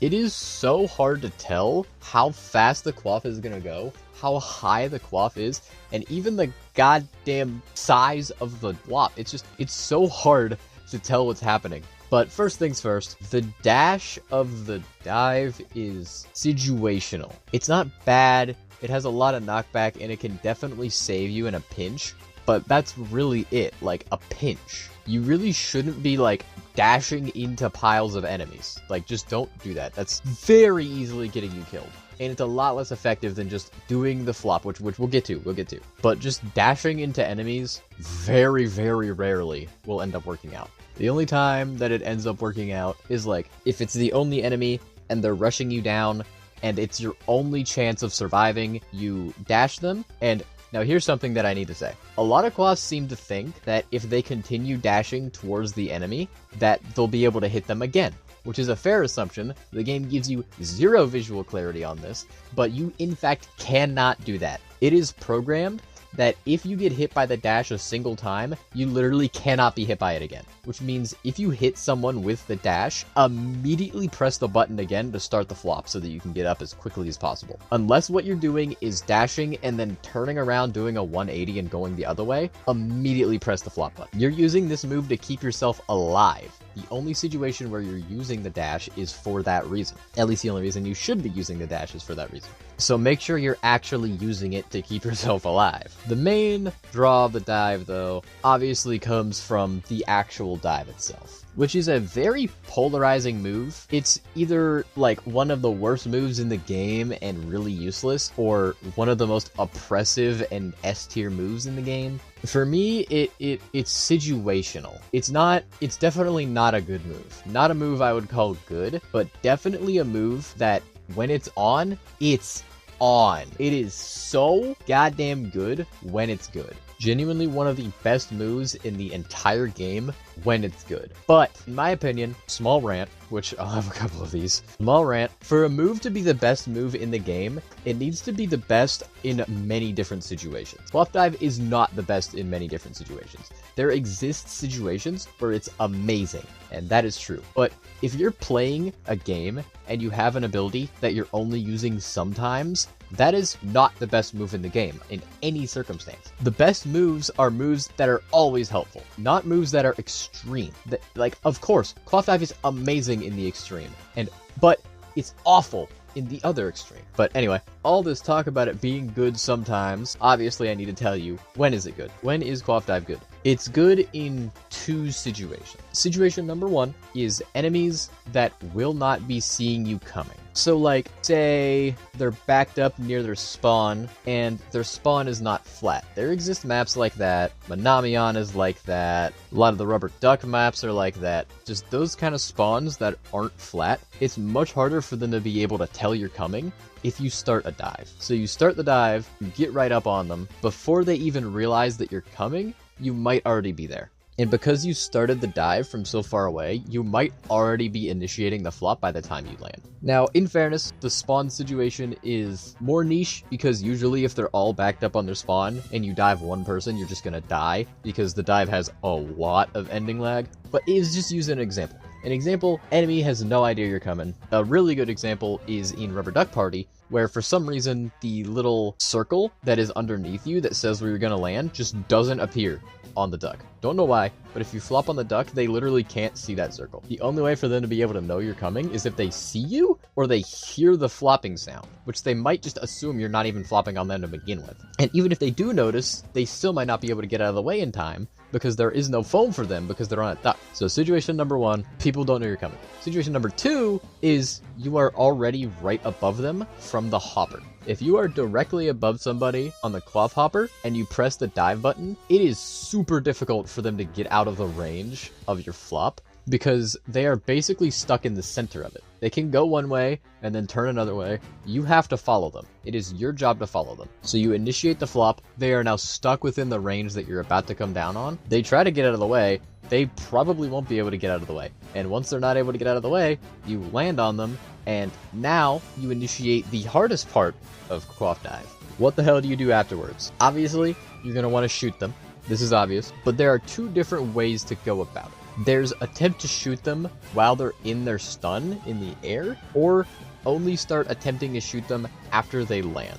And I do not know the correct answer. I'm pretty sure it's just personal preference. I guess shoot them while they're in the air if you feel unsafe, or follow them if you do feel safe. Obviously, the point is moot if the dive just kills them, which it could. If they're low on health and you dive them and it just kills them, don't gotta shoot them, which is very helpful. And a big part of the reason this decision is so hard is because of just how long you're stuck in place after the dive. And that amount of time that you're stuck in place is also the reason why these are the only two situations where I found the dive to be very helpful. Because the amount of damage it does is equal to just a regular missile, which is just not worth the amount of time you're stuck in place afterwards, unless you're in these specific situations. It's just which would you rather do? There does not seem to be a more optimal route to pick. You can shoot them while they're falling or shoot them after they land. Overall though, up to you to learn what to do after you land on them. And if you're low on health, you should probably run instead of trying to shoot them. You should probably run away. Which, I'll add, Coiff is a good foamer. Usually, mostly only good on ground that's not very covered. If the ground is very hilly, there's a lot of foam, he loses some of his luster. He's not useless though, because the hopper gives him infinite ammo. So if you really need to foam, you can throw the hopper down and just shoot missiles all around and foam for your team. Coiff is not a bad foamer. Really good for foaming when the ground isn't very covered though, because the missiles make a line of foam if you shoot them near the ground, which is very useful. And still on the dive, if you start diving at somebody and then they get out of the range of your dive, you should pull back. Like, don't continue going forward at them, because if the flop looks like it's not about to work, you need to back off immediately. It is so much more likely for you to survive if you back off. And if you keep going forward, you're almost certainly not going to hit them. They're already out of the range, and then you're gonna land right next to them, barely missing them, giving them a super easy opportunity to take you out. One other thing about trolling people with the dive, so they can see what direction you're going, obviously, right? If you jump, do a dive to get away from somebody, like you're using it to get out of a bad situation, which if you're using it to get out of a bad situation, little side tangent, jump before doing it, because then you'll get the aerial version of it, which is much safer. Jump, hold back, and then press the button, and you'll go flying backwards. But let's say you do that and someone starts chasing you, like their Soa decides that she sees you doing that and chases you down, and you can see her following you. She sees that you're moving the opposite direction, so she's going to continue to follow that direction. So what you then do is, while you're in the air, you fucking turn on a dime, 180 back, start flying in her direction. She's gonna continue moving your direction, so now they're perfectly aligned. You are directly above her, about to slam down right on top of her. That shit is so fucking funny. I hate Coiff. I hate him with a fucking passion. That bitch is so fucking annoying. But anytime a Coiff does that to me, I respect the hell out of it, because it is so goddamn funny. Anyway, back to when I was talking about his foaming, if you know the game, you would probably know that I didn't mention the biggest buff that Coiff has to his foaming ability, and that is his ultimate. A lot of people will say his ultimate is what makes Coiff. His ult has way too many specific situations where it's helpful for you to just use it whenever it's off cooldown. I'm not saying you have to use it in only really specific situations like with some other ults. There's a lot of situations where you use it. But what I am saying is you should at least wait for one of those situations to pop up before pressing the button. The best times to use it are when the enemy is under a little bit of pressure, just a bit, your teammates are slightly pressuring the team, or you have efficiently slightly pressured the team. If the team is under pressure, saving people just a bit, you can use the ult and it applies even more pressure. Probably puts them in a panic. They might get hit by it, they might not. If they're not hit by it, your team now has a giant circle of foam to chase after enemies that are already feeling pressured. You want to make sure that those pressured enemies, or if you're using this ult in situations where enemies aren't pressured, which you can, at least make sure that a few enemies are close to each other. They don't have to be extremely huddled up, just make sure that more than one person needs to run out of the radius of the ult. A lot of what this ult actually ends up doing is it creates an area where the enemies can't go for a certain amount of time, and then puts foam in that area, meaning they still can't go there. So if you throw it at enemies in a group, of course, it probably won't end up hitting them because it's so easy to get out of the way of. But it is exceedingly likely that that was an important spot to them because there were so many of them there. Also, another random side tangent, which I'm going on a lot of these. The foaming of his ult is really weird. Like, really weird. If you throw the initial dog on any sort of Y elevation, the foam will only appear on that Y elevation. You can see it super well in the lounge here, where if you throw the dog on just these little stairs, no foam appears on the actual lounge floor. I say this to tell you, when you use the ult, try not to throw it on high ground areas. Try to throw them on the main area of the map that you need foam, because otherwise it just won't make any. One quick thing about the ult is make sure that you're not using it when an enemy is like decently close to you, because it does take a little while, but when I say decently close, I mean pretty close, because what you want to do whenever you use it is you always want to jump after using it and then throw it, because the throw gives you a weird floaty jump, and a lot of people have trouble hitting you even if they're right next to you after you do the throw because of that floaty jump. One last thing that you can do with the dive is a lot of fun. It's the forbidden Coiff tech. If you jump towards a slope and then press the dive button right as you make contact with both the wall and the slope at the same time, you will initiate the belly flop of the dive, and if you hold forward, you just go fucking flying across the map. This has applications on tinier slopes too, like little tiny staircases. If you do it in that way and you just do it the second you make contact with the staircase, you'll get a tiny boost in speed as well.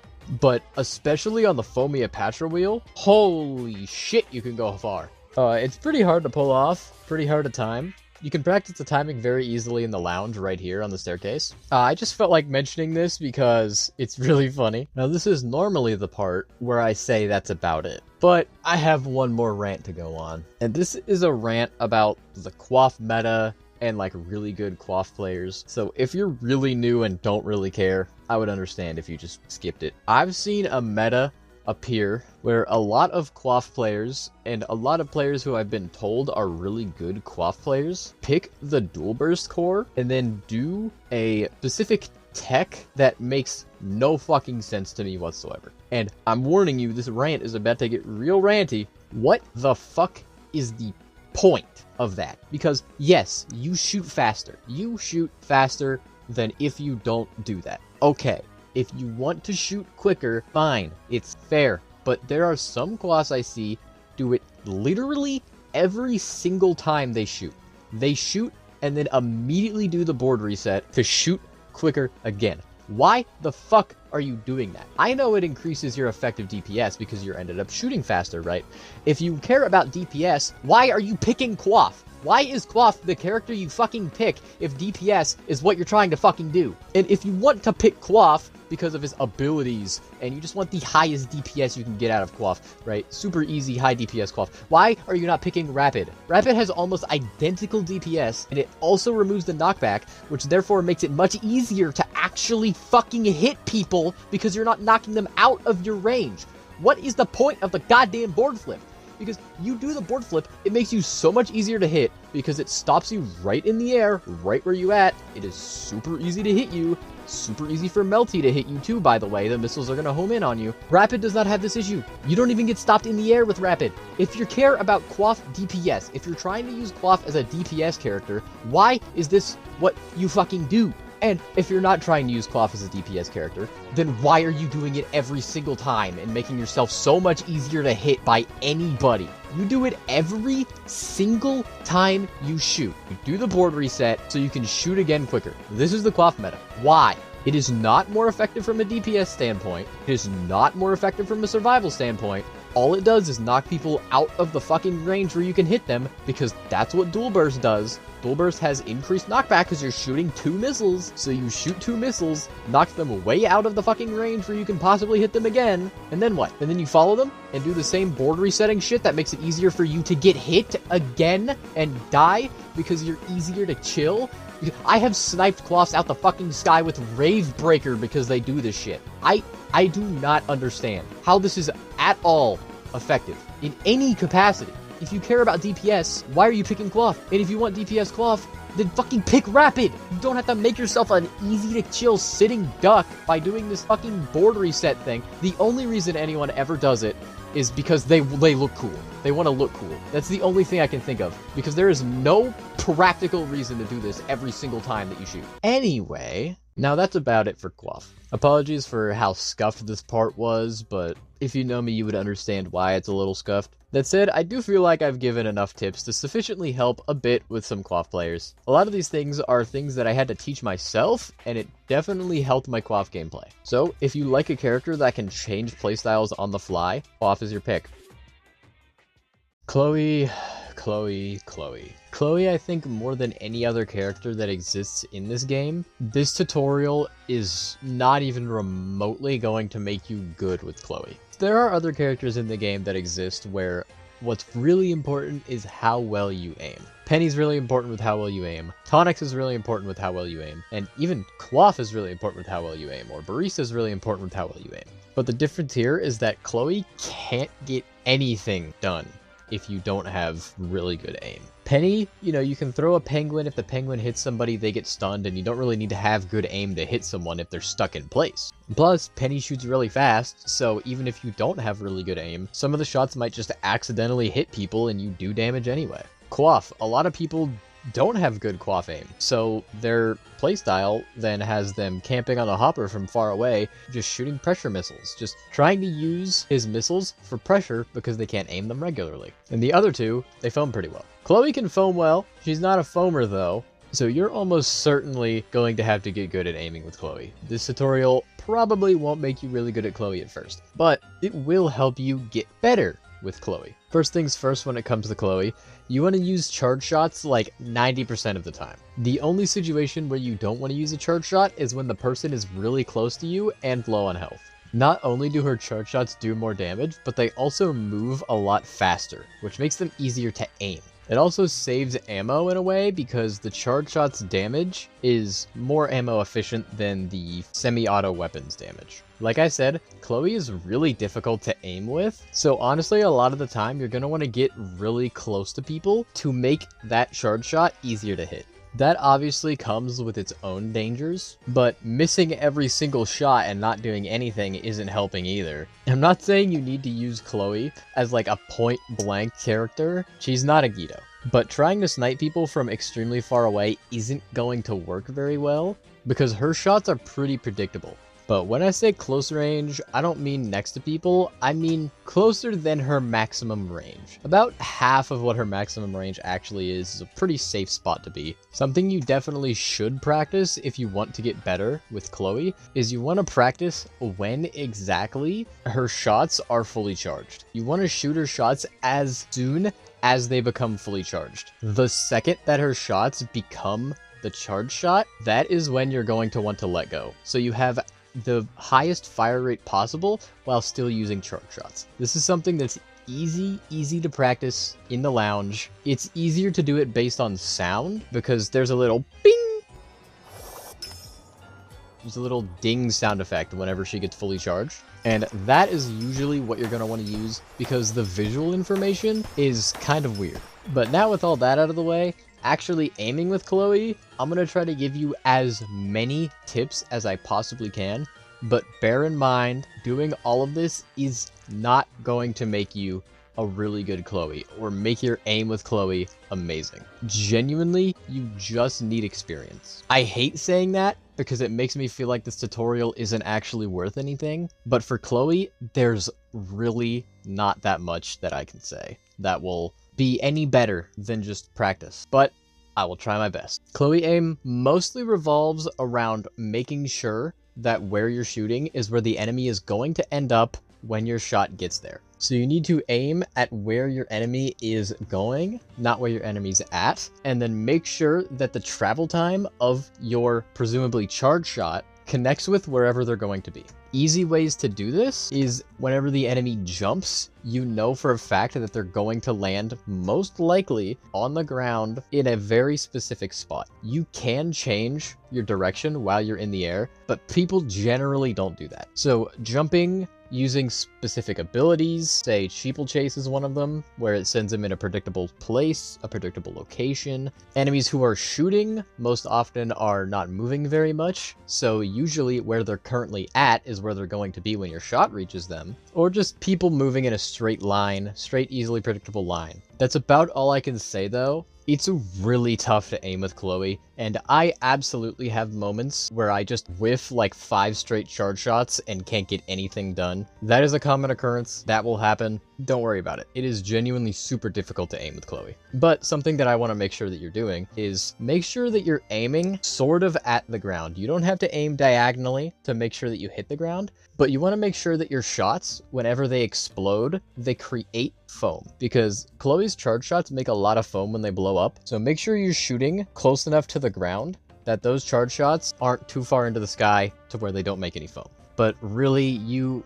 just have to get good at predicting where people are going to be and get really experienced with how fast Chloe's shots move. If you can get good and get experience with that, now your Chloe skill is really starting to ramp up. There's also a thing that good Chloes do where they aim away from the person when charging and then quickly turn their camera towards the person they're going to shoot so they can't see where they're aiming. Don't do that. That is extremely high level. If any Chloe tells you to do that, don't listen to them. That is really high level. You need to have your sensitivity super high for that to work. It's not that necessary. I don't do it because my sensitivity is low and I can do just fine. I do wish there was more I could say about Chloe, because her aim is genuinely the hardest out of any character in the game, but it's literally a straight line. This is the best that I can say. The only other thing I can say is that when you're using the semi-automatic gun, make sure that the person you're shooting at is genuinely right next to you.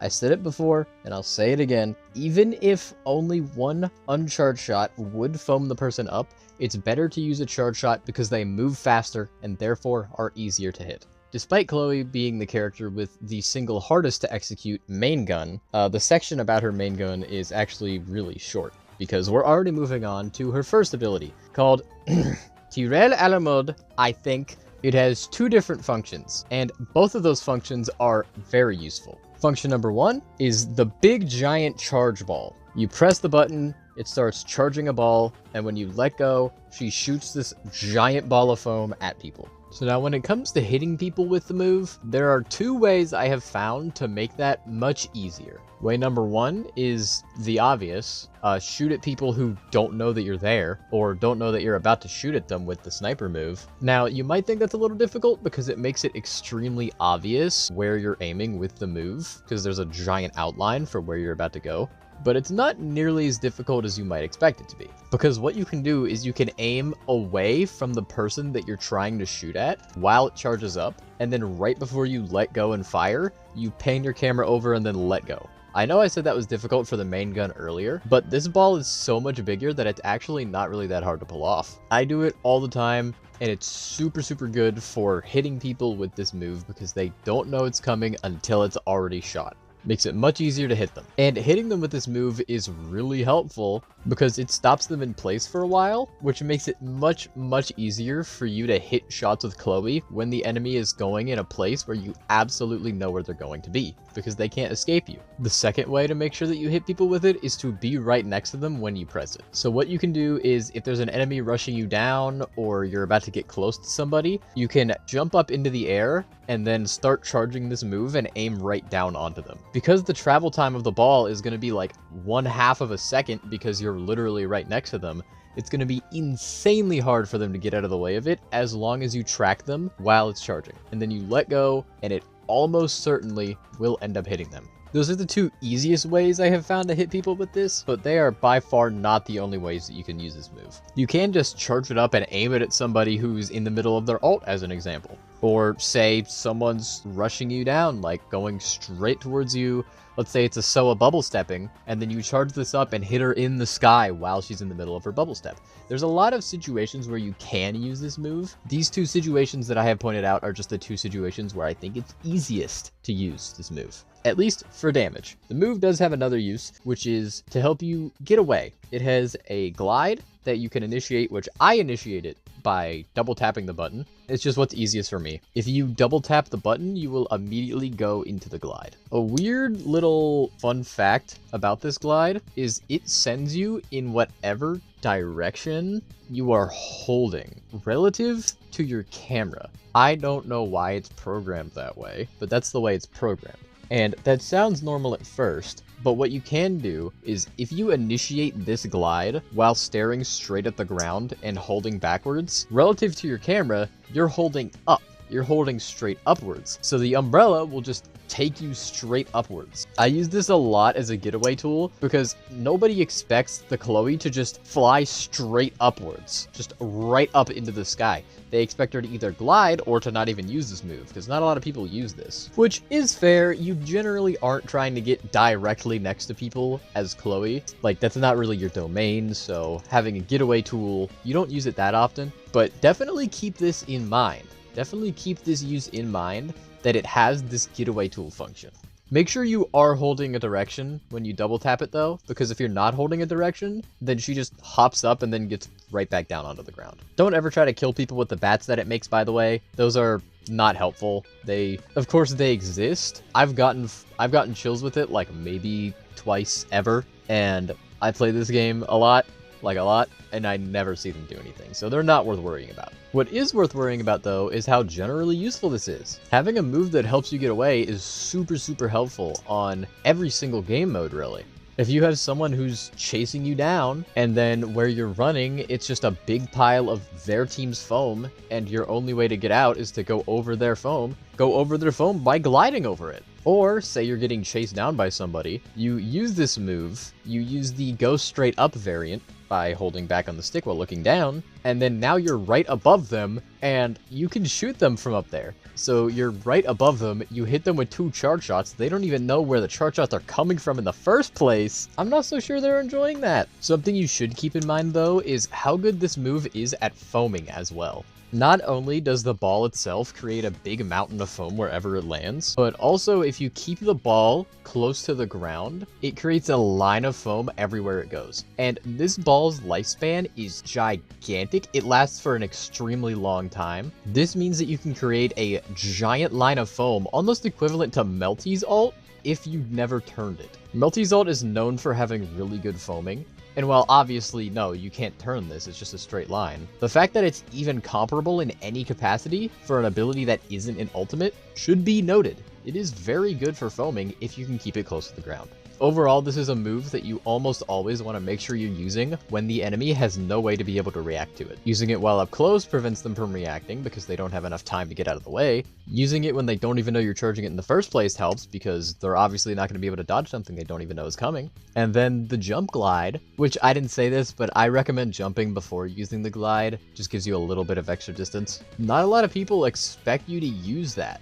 I just don't see it very often from Chloe's, so whenever it happens, it usually kinda toys with me, and I don't exactly know how to deal with it. These are all things that you should keep in mind when playing Chloe. I said at the top that if you can't aim with Chloe, you might struggle. I don't think I said that word for word, but it's true. You have to get good with aiming as Chloe if you want to be able to successfully play Chloe. However, if you're not good with aiming, you're not gonna get good without playing Chloe, which means you're going to have to play Chloe while being bad at Chloe at some point if you want to be able to get good with her.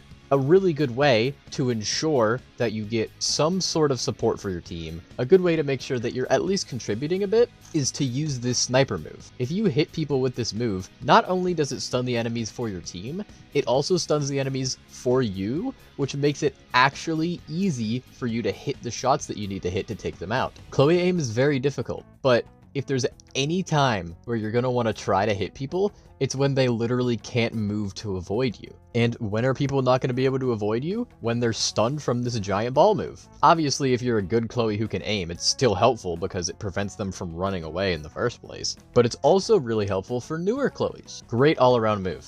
Her other move is not a great all-around move. If you're one of the people who watched my tier list back in Tropical Jackpot on every single ability in the game, I put this as the worst ability in the entire game in that moment. And I stand by that, but they did buff it just enough that it's not the worst in the game anymore.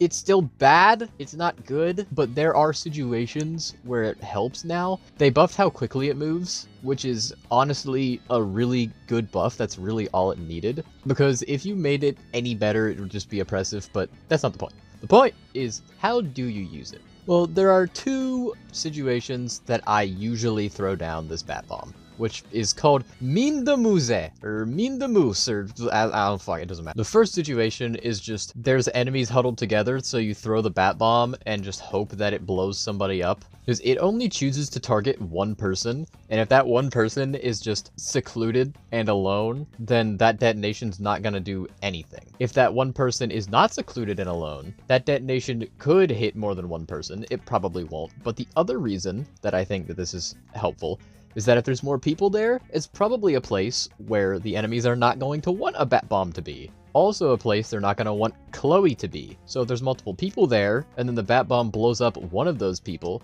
it puts a lot of pressure on that team, especially if you follow the bomb. Speaking of following the bomb has, I think, don't quote me on this, I believe the bomb has exactly the same amount of health as a player, at 100. It might be slightly more or less, but generally it's either 100 or really close to 100. What this means is that you can use this bomb as a shield, because it doesn't move very quickly still. You move quicker than the bomb does. So what you can do is you can throw the bomb down whenever like Mel T's shooting you, or Barista's shooting you. You know, long range characters, even close range characters it helps with, but the long range ones are a lot easier to execute this. You throw the bomb down, and then whoever the bat bomb chooses to target, you chase them down from behind the bat bomb. Their shots that attempt to hit you will hit the bat bomb. And I said at the top that you generally want to try to get decently close with Chloe because it makes it easier to hit your shots, but getting close with Chloe is dangerous because her only way of getting out is either killing the person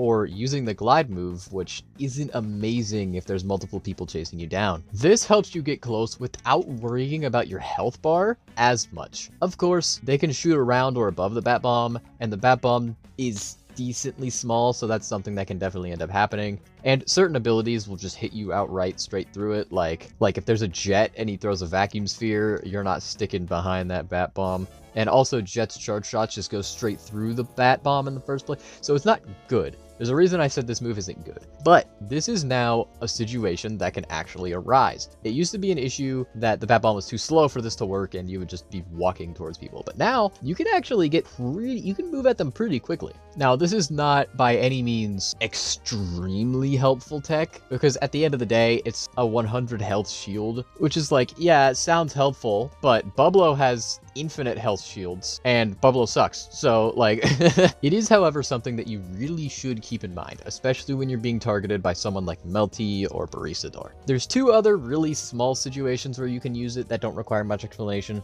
One is when you're running away from somebody or something, just throw the bat bomb down and those shots might end up accidentally hitting the bomb. And if they're chasing you in your direction, and then the bomb starts chasing them, so they have to run directly into the bat bomb. There's a chance it hits them, there's a chance their shots hit it. Either way, it might help a little bit in your ability to get away. And the last situation is it gives you a tiny bounce when you press the button, and that tiny bounce can sometimes help you dodge stuff. Extremely niche. But it'd be remiss of me to not mention that tiny bounce. Lastly, her ultimate, which like Chloe as a whole, is high skill, high reward. To be entirely honest though, I'm actually kind of bad with her ultimate. Like, I'm genuinely not very good with it. I cannot get as much use out of it as some of the better Chloes that I've seen. I guess I'm just not built for it. The Chloes are built different and I'm built the same. But I've seen how good Chloes do it, so I can tell you how to do it and just expect that it's a me problem, which frankly it might be. The first thing that I want you to know about the ult is do not use this move when you're low on health. it's a really bad idea to use it when you're low on health, because if the enemies shoot you out of it, you lose it. Like, you can't use it again, you have to wait for the recharge. You don't want that to happen, so if you use it while you're low on health, it just makes it so much easier for the enemies to take you out quickly and just ruin your opportunity to use the move. So make sure you use it when you're full on health, unless it's in a really, really fringe situation where you're about to die and this is your only way to keep yourself alive. Even then though, I would only really do that if you're like the last person alive in Happy Bath, or you're the star in Smash the Star, but up to you overall with that. Whenever I see Chloe's absolutely pop off with this move, it's usually because they're shooting somebody that has something else to worry about. Like, say there's a whole team of enemies and they're getting pushed back to their spawn, like your team is pushing, and they're just really struggling to get out of their spawn. They have something else to worry about. They're trying to get out of their spawn, and they also have the rest of your team to worry about. So you use your ult, they can't really focus on you. If they do, they're staring into the sky to shoot you. You can press the board button while you're in the move to do a little dash. Dash in whatever direction you want to get away from the enemies. If they're trying to hit you so hard, your teammates can come in and deal with them. If they try to shoot at you, if the enemy team decides that they want to attack you in a situation like that, your function is now to distract that team. If the enemy team decides they don't want to attack you and they keep focusing on what they were originally focusing on, your goal now is to fuck them up. Exactly the same as how to charge the main gun. You're going to want to use the sound cue rather than the visual cue for this, and you do want to charge it up basically every single time. There are super niche situations where you don't want to charge it, but I'm literally not getting into them because of how uncommon they are, so just charge it every time. You want to shoot these shots as much as possible. If one time you get a hit with them, which it's a lot easier to get a hit with them if you're right above the person that you're aiming at, shooting it from really far away spreads the 3 balls out a lot, and at the very least a lot more than if you're above them, and it makes it a lot more difficult for the shots to hit them. And it also makes it so that your aim has to be even better. So it's a lot easier to hit your shots if you're directly above them. If it's unsafe to get directly above them though, that's fair. Just do not shoot from super far away, because you're probably getting nothing done if you're shooting from really far. If one of the balls hit, it knocks your enemy like right up into the sky and prevents them from moving for a second. This is valuable because it allows for your next shots to be easier to aim. It lets you ping pong. It's hard to get that first hit, but once you get that first hit, it stuns the enemy, and then it just makes it so much easier to hit the next shot, and then the next shot, and then the next shot. And on enemies who are distracted with something else, like getting out of their spawn, or your teammate, or something like that, what are they going to be focusing on? They're going to be focusing on that, not you. So when they're not focusing on you, it's even harder for them to get out of the way of your shots. The only thing that they can do is run away. And whoopsie, if they choose to run away, where can they go? They're just going to corner themselves and get themselves even more trapped in your ult before they inevitably die. Using it solo is just not worth it. Like, you're definitely going to want to do some teamwork with it, because if you use it all on your own, the enemy can definitely take you out. It has really low DPS. Like, every character can out DPS you, and when you're dodging, you also can't shoot. So if you're trying to dodge them, it's even worse. So you're gonna want to try to do it in a situation where your team's nearby, because your team can either A, distract them for you so that you can get a lot of damage in and get a lot of chills in, or B, if they do choose to shoot you, which they might, your team can protect you. Also, the move is good foaming, like pretty damn good foaming. So if you desperately need foam really badly, this is definitely something that you can do. You can use this move to foam the area and help your team out, because that's what it does. It helps your team out. It's really not a selfish ult. You can't really use it selfishly unless you're God. So if there's a situation that arises where you really need foam, use this to give your team some foam. Mostly on flat maps like the Fountain or Manamian. Less so maps like the Foamia wheel is not very good, but just keep its foaming ability in mind. And as disappointing as it is to say, that's really it. Your window to get good with Chloe is just get better with her aim.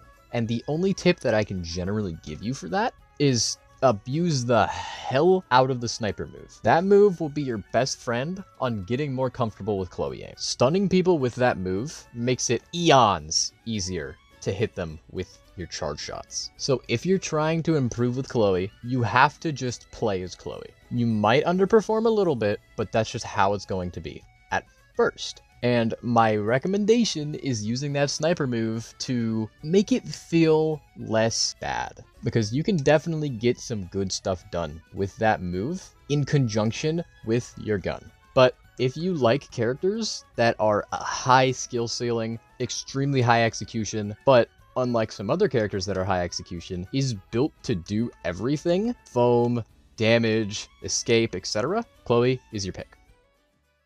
Ramzey is like the pyro of Foamstars. People get really annoyed with him just because they don't know how to counter him. No direct hit soldier, you cannot spam rockets at the pyro endlessly. You will get yourself killed. You don't know what that means, it's not important. Basically what I'm saying is Ramzey is pretty easy to pick up and play. But the reason that he's easy to pick up and play is not because he doesn't require any mechanical skill, it's just that he is the single easiest character in the game to actually aim with. The hitboxes on his critical hits, which his crits, you have to be at something along this range. If you're at this range or closer, he does double the damage he would do from any other range. And also, he gets an increase in his hitbox size. And that hitbox is gigantic. The hitbox is genuinely huge. And that hitbox is the reason why Ramzey is pretty simple to pick up and play, because unlike other characters where you have to actually like practice getting good at aiming, you can kind of just brute force your way into hitting people sometimes. That is not to say that Ramzey's brain dead though. In fact, there are some high skill strategies that you can employ to make sure that in spite of the fact that your aim is so simple, you're still contributing as if you were a pro player. And I'm here to give you a few of those tips. Number one, not related to his hitbox, not related to damage, but it is related to Ramzey's foaming potential, which Ramzey is definitely not a good foamer, but there are plenty of characters in this game that aren't good foamers that have to foam sometimes. That's just something you have to do in this game. And if you want to foam as Ramzey, you have to look directly at the ground. Looking directly at the ground makes the balls bounce more, which creates more foam overall. So you look right at the ground and just hold the fire button, and it'll create as much foam as it can. At least it'll create more foams than the alternatives. That's when it comes to foaming with his gun though. He has some abilities that help him foam, but we'll get to the abilities in time. Now it's time for me to teach you how to do damage with Ramzey efficiently, because usually I would be teaching you how to aim with Ramzey, but like, come on, look at this and tell me that this required any skill. But you know what does require skill, no matter how big your hitboxes are? Positioning. Obviously, in a shooter game, there are two big things that you need to worry about: your aim and your positioning. Ramzey borderline covers the aim part for you all by himself. Positioning, however, he does not cover. And of course, Ramzey's positioning is pretty difficult because he's such a close range character and both of his mobility moves are extremely telegraphed and obvious. So with Ramzey, when it comes to positioning, you want to take advantage of his giant ass hitbox. And to do that, all you really have to do is make sure that you're the one that shoots first. If someone's jumping at you, if someone's running at you, make sure you're the one that gets the first shot in. Because it's extremely likely that you will miss little to no shots during that encounter. All the while, they have to try really hard to be able to hit your tiny little hitbox. So if you're the first one to shoot, the first one to do damage, you're a lot more likely to win that fight because you're going to probably out-damage them just based on the fact that you're not going to miss like they are. You do have to be within his crit range for this to apply though, because his hitboxes shrink the second you're out of his critical range. But his crit range is a lot bigger than you might actually think it is. You don't have to be directly next to people to do full damage. Obviously, you have to be really close, but you can definitely keep yourself at a distance and still get the crits. Especially on Rubber Duck Party, where you can just crit people from under the duck for some godforsaken reason. Thanks, Square. But obviously, shooting first also applies to when you actually want to rush people down yourself. Shooting people first is something that you want to do with every character, but as Ramzey, it's extremely important to keep it in mind, because it helps you pick the fight that you want to take more. Say you're Soa as an example. You see a penny running up on you and they start shooting you. You bubble step in their direction and try to kill them, right? You didn't shoot first, but you're still trying to take that fight because you feel like you can. Don't do that with Ramzey. If someone runs at you, starts shooting you, you book it. You be gone. You leave. You leave until a situation arises where you can successfully get the first shot in. Or if they're not firing, because, you know, sometimes people will jump at you. I use this example like every single tutorial up to this point, but Soa, when she bubble steps, she can't shoot, so she's not going to be shooting first, you're going to be shooting first, so you can take that fight. Most of the time, it does depend on the situation, so running away is definitely not an incorrect decision to make in that situation, but if you do want to fight, it's not entirely a terrible decision. That first shot being either the first shot because the enemy's stuck doing something, like getting stunned, bubble stepping, or they don't even see you. All of that has to do with positioning. People will tell you it's impossible to beat Ramzey, and those people just don't understand the fact that they can't brute force their way to a win with their fucking aim. They have to actually use their goddamn brain cells, which is, oh my god, impossible for the average Foamstars player, I know. But you being the Ramzey player, you can take advantage of the big hitboxes, and also take advantage of his tiny hitbox. Overall, pretty easy to attempt to put into practice. You obviously won't be perfect every time. Sometimes you just have to die because there's nowhere for you to run. Sometimes you have to fight people that shot at you first because, again, there's nowhere for you to run, or you're the star player. But it's really good to keep in mind, shoot at people who don't expect you to shoot, or shoot at people that don't even see you. There are times where you can take fights where the opponent shoots first, but that's just reliant on how much you trust their aim. If you trust that their aim is good, it's 100% not worth going for that. With some other characters it might be, but with Ramzey it is just not. It's not worth going for a fight where someone gets the drop on you and they have good aim, because they're almost certainly going to be able to outdamage you if they're able to hit everything. And because of the range in which Ramzey has to be at to successfully do damage, it's going to be easier for that person to actually aim in and of itself, and it's going to be a lot harder for you to have success because you have to get within that range before you can even start doing as much damage as they're doing. Because Ramzey does, I think, the second least damage per projectile if you're out of his crit range. No, Agito technically, but I don't think that counts. Least is Bublo, by the way, but whatever. Point is, not good. So if someone has good aim, just don't contest him. His abilities don't have a lot of tech behind them, so this probably isn't going to be the longest section of all time, but there are some fun things you can do. Firstly is Sheeple Chase, which has three main uses. The first and biggest one is it's a simple mid-air jump. It basically gives Ramzey a double jump. Jump, you use it, you get another bounce while in the air. This is pretty helpful when running into a fight because it's a lot harder for an enemy to hit you when you suddenly fly into the sky, and also produce these sheep that could block their shots. And the sheep blocking their shots is the secret third option that this ability has. You can, in ultra-specific situations, use it as a wall. It's not particularly great at it, but it is a thing you can do. So I guess if you're ever in a situation where you're like, oh man, I really wish I had a geometry wall in front of me, you can use it for that. But make sure that when you use it, you're holding forwards or backwards, because if you hold sideways, you get the sideways variant of the move, which weirdly causes the sheep to go forward and not sideways. I don't know why the sideways variant makes the sheep go forward and the forward variant makes it go sideways, but whatever. That sideways variant blows up a lot sooner, so you can't really use that variant for a wall, but what you can do is you can use that variant for foaming. In all reality, you're most likely going to be using this move for the mid-air jump 80% of the time, and that's entirely fine. The other move, Bombs Away, is also a jump. Yeah, they really wanted to give Ramzey mobility, but like really difficult mobility. It's really weird that they did this. He's like if you put Soa and Agito together and then made both of their mobilities worse and called it a day. Oh, actually, before I forget, when you put the sheep down, you can actually jump on them while they sit there. Turbo niche, not the most useful thing, but what you can do is you can use the sheep to help you get in, start shooting, and if, say, someone shoots at you first, you don't get the drop on them. Like I've said, you need to start running. Guess what's right behind you? These sheep that you can use as trampolines to get away safely. But now, Bombs Away. There are 3 variants to Bombs Away. There's the forward version where you simply throw 3 forward. There's the sideways version where you throw 5 and they kind of curve. And there's the backwards version where 3 of them come out really, really quickly and they move back in the direction of the Ramzey. And I mean like a boomerang, not a homing rocket. It just goes back to where you were when you threw it, not where you are now.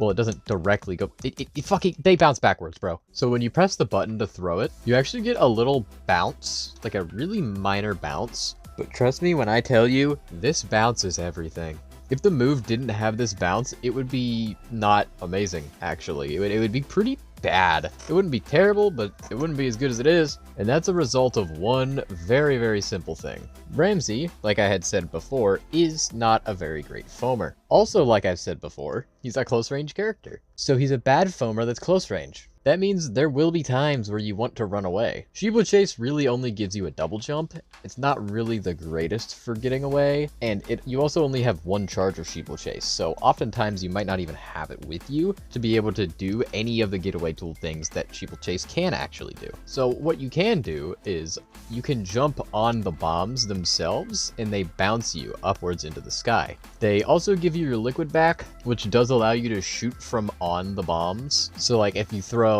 the bombs away, get on the bombs, and then shoot from while on the bombs, you will get your liquid back. So you can use it to get into fights too, but the reason that that little bounce is so vital to this move is just how amazing it makes it at getting you away from people.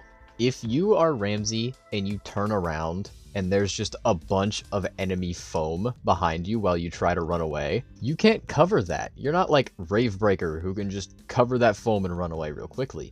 You're gonna struggle, and especially with the fact that Ramzey has such a low amount of liquid capacity that you might genuinely not even have any ammo left to be able to do that. So, what do? Do you Bublo Chase over it? No, what you do is you bombs away over it. And that tiny little bounce is so vital because it gives you a momentum boost in whatever kind of foam you're on. If you're on your own, if you're on enemy foam, if you're in the air, it just gives you a little momentum boost to help you get past that enemy foam so much easier than you would be able to without it.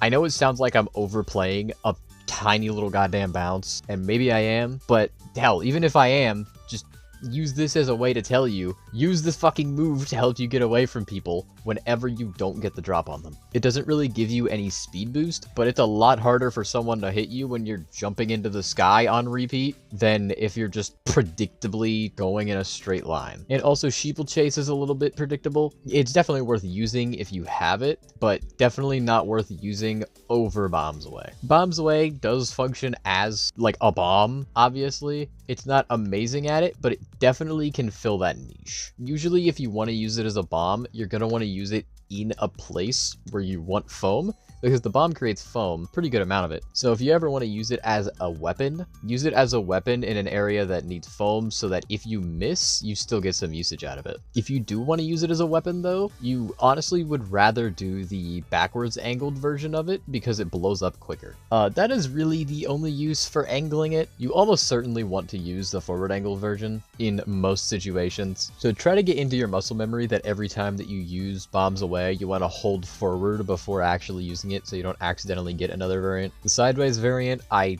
genuinely don't think I ever use it on purpose. Backwards, rarely. So now basically what I've taught you is that both of these abilities are pretty decent at helping you get in or out. And you very often want to make sure you have at least one of these charged when you do something, just to make sure that you're not going to get pinned down. Can't always allow for that to happen, but using both of your abilities to help you get into a fight that you might not win is risky, very risky. It can work out depending on how distracted that person is, but if it doesn't work out, you're probably not getting away from that fight. His ult, Ramzey's Dream. Basically, Ramzey's Dream removes his crit and replaces it with an always doing 20 damage, slower firing, slightly bigger ball. It also gives you access to a explosive move called Mega Flare. I'm calling it Mega Flare. Mega Flare, don't spam Mega Flare whenever you become Dark Ramzey. A lot of Ramzeys will become Dark Ramzey and then just press that until the day is done. Don't do that, because you practically have invincibility now. Of course, you can be shot out of Dark Ramzey, but you still come back with health, and you come back most likely with an ability. That ability can help you get away immediately after you lose your Dark Ramzey. So use Dark Ramzey as honestly just a Super Mario Superstar. Just chase people down and start shooting at them with it. They can shoot you out of it, but what? Are they going to turn around, stop moving to shoot the Dark Ramzey chasing after them that they can't even actually kill? All they can do is knock him out of it. They can easily shoot him out of it if you're using the Mega Flare, because you sit in place. place. You don't move. You don't do anything except prime up this explosion. But if you're moving around and shooting at people, that's way, way more terrifying than Mega Flare really ever is. There do exist situations where you want to use Mega Flare, like if the enemies are extremely huddled in a little area, Mega Flare is super, super helpful at getting them away from that area. If you're pretty close to full on health and the enemy that you're shooting at is at like 50 health, or half health if you didn't know that 100 is max health, the Mega Flare does 50 damage. If they sit within your circle to try and shoot you, that Mega Flare will just detonate them. And the Mega Flare creates foam, which is another one of the really good uses for Mega Flare. Its foaming ability. Like I said, Ramzey is not a very good foamer, and if your team doesn't have a very good foamer, there is a genuine chance that Mega Flare is your team's best foaming move. If you need foam really bad in a really specific spot, and you have Ramzey's Dream, you can use Mega Flare and it will help you get foam. This is pretty specific, but what isn't specific is the fact that every single time that you use Mega Flare, you get this foam, no matter where you're at. Which means if you Dark Ramzey in a really bad spot, right? You use Dark Ramzey to save your life and it's like, oh boy, I really have to run away now. You look at the ground, you foam the ground by shooting, and then the enemies either chase you or they don't chase you. You're probably pretty low on health now though. So what you can do is you can use the Mega Flare from behind cover. That Mega Flare might do damage, but if it doesn't do damage, it does foam. Obviously though, yeah, I'm giving you really specific niche situations for a reason. And that's because Mega Flare is a pretty specific niche move. I mean, any move that stops you in place for an extended period of time is going to be a niche move.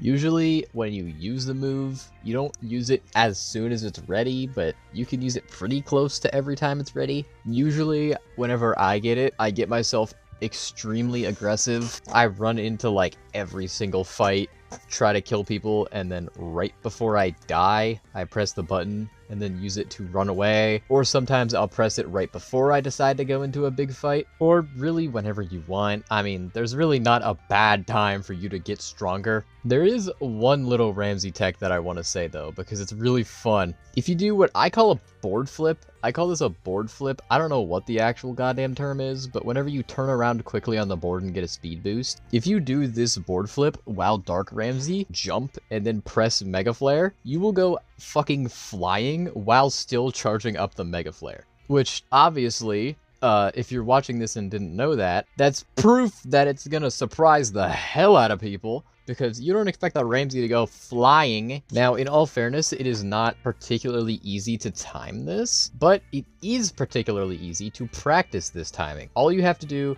is get into your lounge, pick Barista, throw down a bitter drip, or two if you're feeling patient, and then switch back to Ramzey, and boom, now you have a giant pile of foam to practice it on. And just a little tip that you may or may not know, if you switch characters and then switch back, you will get your ultimate recharge. So it's very, very easy, very quick to practice if you're feeling it. It's not really necessary tech. I don't use it too often just because you don't see big giant piles of foam super often, but it can be really fun when the situation arises. All in all, that's Ramzey. Very weird that they just decided to clone Soa and put him in as the second to last character, but hey, whatever. Soa, but you don't have to aim. How awesome. So if you like a character that's more execution than aim based, Ramzey almost inexplicably is like one of only 2 characters in the game like that. The only other one is Agito. But Agito's more risk-reward based. But if you like a character who doesn't really rely on aiming and relies more on game sense, Ramzey is your pick.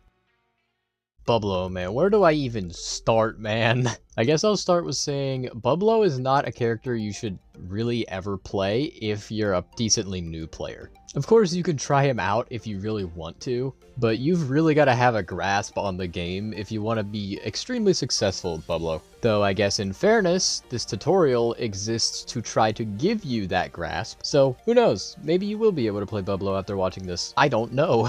So the way Bublo's gun works is if you charge it up, you'll obviously start shooting really fast. If you've ever played Bublo, you know that. But if you just tap the button, you will shoot a shotgun shot. This shotgun shot is absolutely not useless. It is actually extremely helpful for certain specific situations, and I use it all the time for these things. First of all, if you do it at point blank, it does 25 damage or 1/4 of somebody's health bar. And it's a lot easier to aim that shotgun than it is to aim what I believe would be 5 different shots from the full auto weapon. So if someone's right next to you and you're not charged up already and firing, it's a really good idea to just shoot the shotgun at them and hope they die. Though most of the time as Bublo, you are probably going to be pretty charged up if someone's close to you, but that will not always be the case. My favorite use for the shotgun though is it's just really good or really quick burst foaming. Bublo's a pretty decent foamer if you have him charged up, but if you don't have him charged up, you kind of just have to sit there for a second waiting for him to charge before you can even start foaming. But the shotgun you don't have to charge at all for. So whenever you need foam real quick to run away, or to go run save someone, or to go run and finish someone, you can shoot the shotgun shot to create as much foam as you can in a really quick, short time frame, and it's much better than just charging it up and trying to foam that way. So don't neglect the shotgun.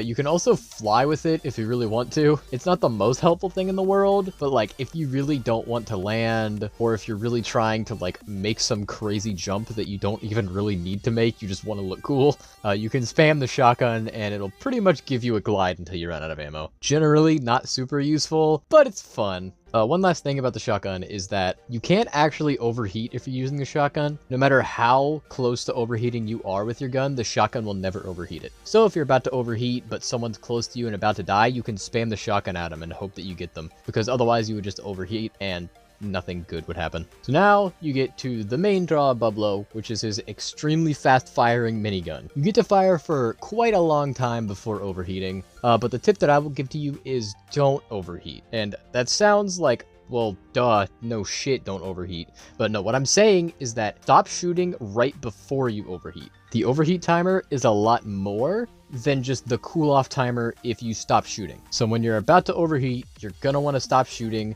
Usually what I like to do as soon as I stop shooting and I'm about to overheat is I immediately start reloading, because Bublo's reload takes forever. You really do not want to be caught reloading. You want to make for sure that when you reload, you're in a safe spot. So what I like to do is right before I overheat, I shoot a shotgun shot to get myself to safety, then reload. Or if I really want to, I will use his shield ability, which are called bubble bouncers, I think. I actually don't, I'm pretty sure they're bubble bouncers. I will use them and give me a safe area to reload. Now, some Bublos like to sit really far back and try to snipe with him, and if you are playing like that, then yeah, you can just reload pretty safely most of the time, but that's really not how you should be playing Bublo. Bublo is a high DPS character with difficult aim. Using him from really far away, it's going to be really difficult for you to contribute, just because his aim is so difficult as a result of how small the shots he actually shoots are, and the fact that they only do 5.5 damage. Meaning, unless the enemies like literally run into your shots, you're probably not going to end up doing too much damage overall. So while yes, Bublo has a lot of range on his gun,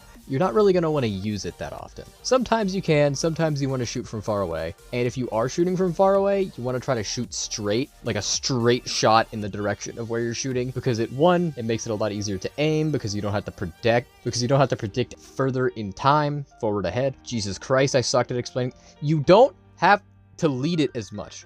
That's the better way to say it. You see, I'm fucking stupid. And it also gives the enemies less time to react to you. But you know what also gives them less time to react to you? Getting close to them and shooting them from right next to them. For a character with as difficult to aim shots as Bublo, the closer you are, it makes it so much easier for you to get stuff done. And adding to that is the fact that if you do one of two things, either use Party Blast or get a chill, you will get gold charged, which first of all, if you're overheated, it will cancel out the overheat and you will immediately be able to shoot again. It makes him shoot faster than he would normally shoot, and it also prevents his overheat from even happening in the first place for the duration of the gold charge. This gold charge, you have to use Party Blast or you have to get a chill. Like I said, both of those things are things that you really should be doing when close to people. Bublo's gold charge is when he's at his strongest, and if he's at his strongest when he gets gold charge, which is easiest to do when you're close to people, you see what I'm trying to say here. Long way to go for a short drink of water. Using Bublo as a close range character character is much better than using him as a long-range character. You can use him as a mid-range character if your aim is good, but from long range, it really doesn't matter how good your aim is. The projectiles are so dodgeable because they're so tiny. When I mentioned his aim though, I will say that it's extremely difficult to do at any range. I will give you a few tips on how to do it, but overall it is extremely difficult. Just keep that in mind. So firstly, most importantly, you want to make sure when you're shooting, you are always making little micro adjustments to where you're aiming. Because of how small his hitboxes are and how quickly he shoots, wherever you're aiming, the enemies are almost certainly going to move out of the way of that location pretty damn fast. People don't really sit still in this game, so keeping your aim in one spot is only really useful if you're playing as a character with big hitboxes. You are not playing as a character with big hitboxes. So unless you're literally directly next to them, which often you will not be literally directly next to them as Bublo, you'll be close, but not directly next to them. You want to do little micro adjustments all the time. You never want to just aim in one spot and then wait for where the enemy is and then move your camera to follow them. You want to do little adjustments in the direction that you believe the enemy is going to go. If you slowly move your camera doing little micro adjustments all the time, it'll be much easier for you to A, hit a lot of shots straight in a row, and B, move your aim whenever someone gets away from you. Because if you're doing these little adjustments, as soon as someone gets out of your range, your shots will already be close enough.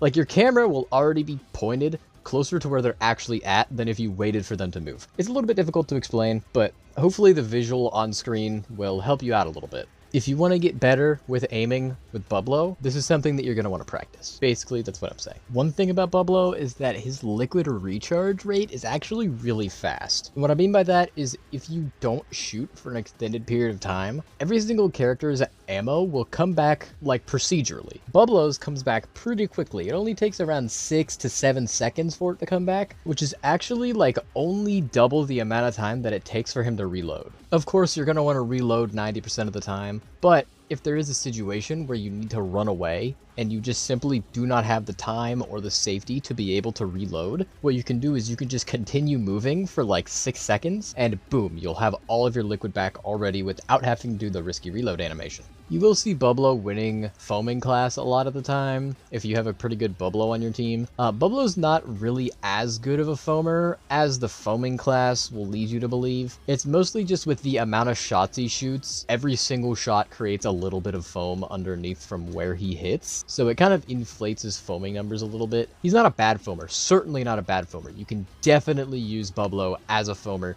Absolutely. His shotgun's amazing for foaming. His minigun is pretty damn good for foaming little areas. Like if a Mel T is ulted, it's really, really good at covering that. Not a bad foamer, but he's not a great foamer, which is something that you should definitely keep in mind. Whenever you see Bublo's winning foaming class, it's not because he's a foaming character necessarily, it's just he can do it. So if you want a foaming character as the character that you play as, I wouldn't recommend Bublo. Bublo has two abilities that are extremely helpful for his game plan. First one I want to talk about is definitely Party Blast because it's super important to his game plan. If you play Bublo and you don't use Party Blast, you're not even really playing Bublo right. Party Blast, whenever you use it, gives him gold charge immediately. It shoots missiles out. The missiles only do 12 damage, so they're really not that helpful. They have like a minute amount of knockback, but the missiles aren't important. The missiles don't mean much of anything. What is important is A, the fact that he gets gold charged when using it, and B, the fact that if your gun is charged up, which you look at the little meter at the bottom of the screen, if that meter is full or extremely close to full when you use Party Blast, you'll get a jump in whatever direction you're moving when you use Party Blast. This jump is so helpful because what it does is it lets the highest DPS character in the game, at his strongest, he gets charged immediately after using Party Blast, land directly next to somebody. If you use Party Blast while your gun is charged up, you just now launched the highest DPS possible to achieve in this game directly at somebody, which is crazy. So you definitely want to make sure that when you use Party Blast, your gun is charged. You can also use it if you're overheated and it'll stop the overheat, but you don't get the launch. So honestly, I would rather just wait the overheat timer because every single time I use Party Blast, I want to get that launch. It is super helpful. It is Bublo's only means of mobility. And for a character that wants to get really close, you're going to want that mobility really, really bad. I know there's a lot of words that I just said. Basically, if you ever have someone that you really want to chill, what you do is you charge your gun up. You can charge your gun up by either just holding the button or shooting the shotgun twice, whichever you feel like. Jump, then use Party Blast, launch directly at them, and then just obliterate them. It's extremely hard for someone to get out of the way of a Bublo who is right next to them after having used Party Blast. Because, remember, Party Blast shoots missiles. Those missiles create foam, so whatever direction that they're trying to run, there's a chance that there's a wall of your foam there, protecting you from their teammates and also preventing them from running away. Extremely useful. You almost always want to be using Party Blast to jump at people and just shoot them. Party Blast is so helpful. If Bublo didn't have Party Blast, he would be unusable. Like, this is a fucking fact. But the fact that he has Party Blast makes him definitely have a game plan, and one that you can definitely plan around. Speaking of the foam that Party Blast makes, it's obviously your team's foam, so what you can do is you can use that foam that Party Blast made to continue to pressure the opponents after you get a chill from the Party Blast launch. Because, remember, like I said, if you get a chill, you also get gold charged. So you use Party Blast, it gives you gold charge, you chill somebody because you just launched directly next to them. That chill then gold charges you even more, and now you have a high ground just as a result of the Party Blast you just used to now continue the pressure to shoot more enemies with that gold charge. And if you don't feel safe, guess what? Bublo has another ability, the Bubble Bouncers, which are shields that you can use to get closer and closer and move closer to enemies while they can't fight back. You always, unless you are literally about to die, you always want to be using gold charge Bublo to shoot at somebody. I don't care how far away they are. I don't care how hard it is for you to hit them. If you're gold charged, you're going to want to shoot at somebody.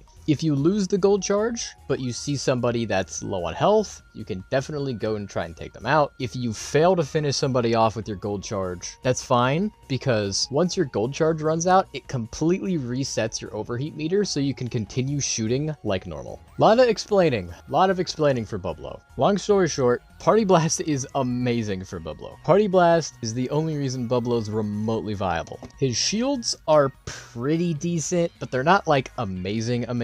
It's better to not use them in the wide open. Like, you want to use them in an area that has like a wall on some side of you. You really don't need to be in like a really enclosed space, but you want to make sure that it's at least decently difficult for someone to move around you. Because if you use the bouncers and someone's right next to you, it will push them back just a little bit. So if there's nowhere for them to be able to move around the shields, then that pushback will happen almost every single time, and it'll be super, super helpful for you to either A, run away after using the shields, or B, shoot at them, because the shields are preventing them from being able to hit you, while you are now able to hit them. Let's use the example that I was using earlier. You just Party Blasted, you just got a chill, and now you've used the shields to protect yourself. You are a gold-charged Bublo behind these mobile shields. You should follow the shields. Follow behind the shields. Use these shields as a way to slowly encroach on people. Whether you are or are not gold-charged, this is an extremely good use for the shields. Anytime you need protection, use the shields. And the times that you will need protection are someone's chasing you, and you really need to get them off of your tail. You have to reload,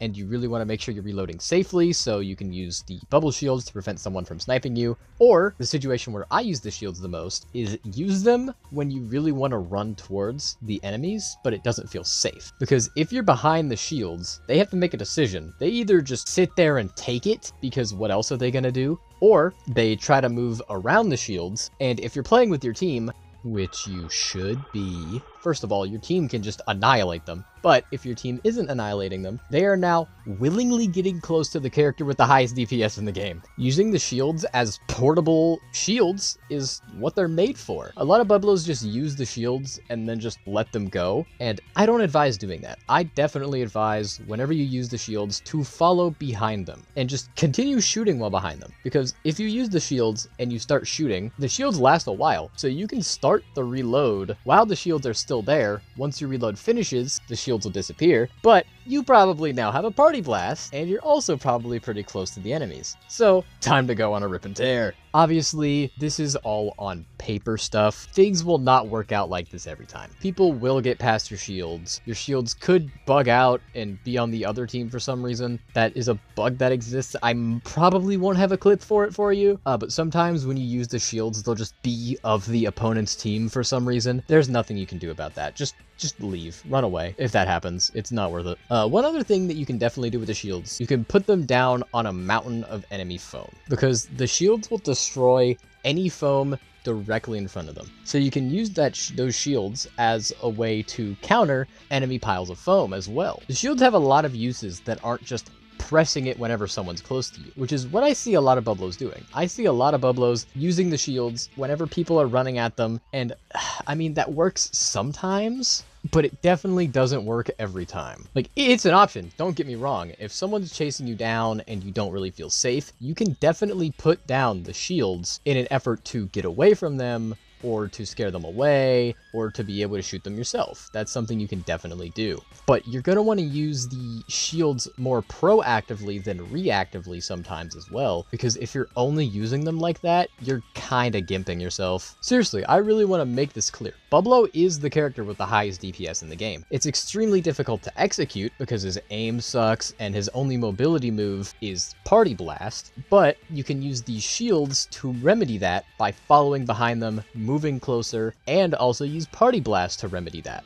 You're going to want to use the fact that he has such a high DPS, and you do so by using his abilities and also using his foaming, because he's a pretty damn good foamer, in an effort to get close to enemies. And this is also part of the reason why I really wanted to make it clear to you that you need to be reloading a lot. Whenever you're in a situation where there's downtime and you can't really hit people, instead of trying to snipe them with your gun from really far away, a really good strategy to employ is to just reload with that time. You really don't want to run out of ammo as Bublo. He, again, I have to say this, is the highest DPS in the entire game. If you run out of ammo and have to do his long ass reload, you're done for. But you really want to be shooting as much as possible because of his DPS. So whenever you can, be reloading. Bublo also has an ultimate.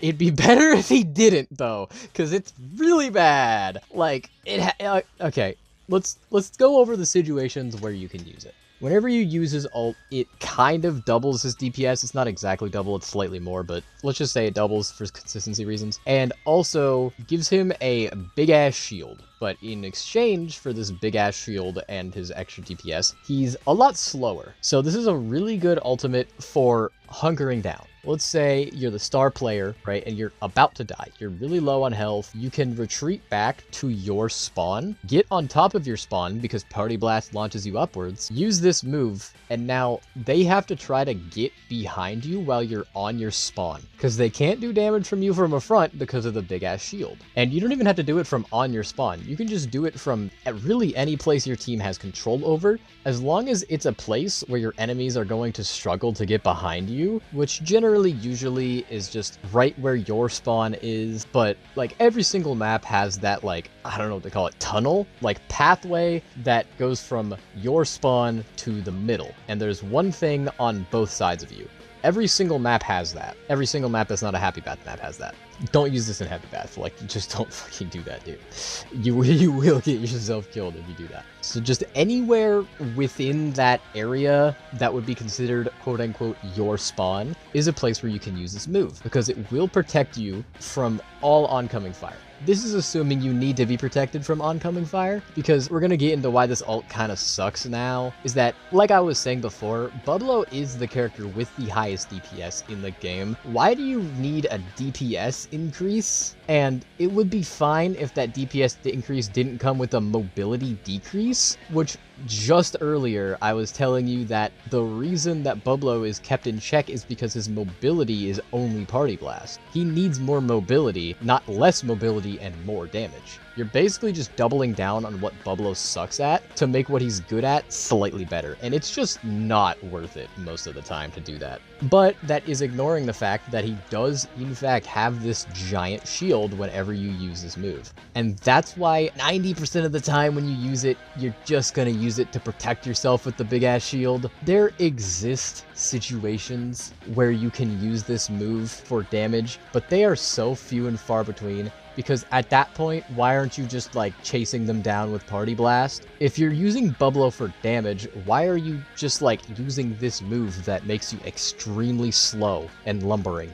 Instead of, oh, I don't know, doing a Soa cosplay and jumping at them at Mach 1 with Party Blast, or chasing them down with invincibility shields. And you could say that this is chasing them down with an invincibility shield, and yeah, of course, it is. If you weren't moving at the speed of a snail, it would be. His ult isn't useless, it's just really bad. But there seriously are situations where you can use it, and it's mostly that shield, like I said, and foaming. It definitely is a good foaming move as well. If you need foaming, you can absolutely use this move to increase your team's foaming ability and to foam for your team, because he doesn't really lose any range when using it, so you can foam the area quite a bit with it. Alright, so let's say that you're taking my advice and you're using this ult for the shield, right? You're decently low on health, you're either the star or you're trying to protect your star, both of which, in both situations, you're low on health or your star's low on health. In that situation, using the shield to protect them is extremely helpful. The shield's hitbox is a lot bigger than it looks like it is, so it protects a lot more than you would think it does. But let's say someone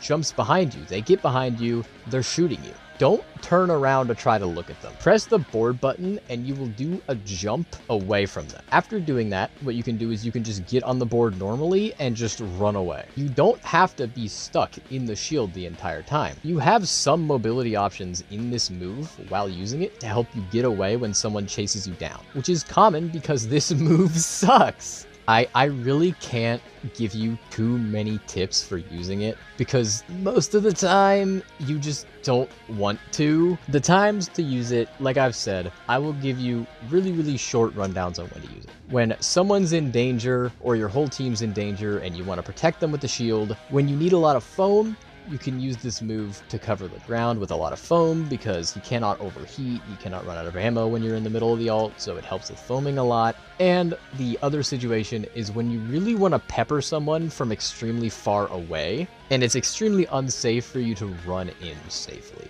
That is not super common, but sometimes you'll see like a Mel T or a Barista or a Coiff as like the star player camping somewhere really far away, and running in makes you face the wrath of their dickhead Soa who's using power core. You know, you can use this move to try to snipe at them, the star or Soa, whoever you want really. That's really it though, and a lot of those situations could just be fixed with better ults. He does it worse than some other character in every single thing that his ult can do, except damage, but Bublo's already the best damage character. He has the highest DPS, like I've said like 8 million times. You don't need more DPS, like that's just not something you need for this character. If you came here looking for tips on how to use it, you're not really gonna get them.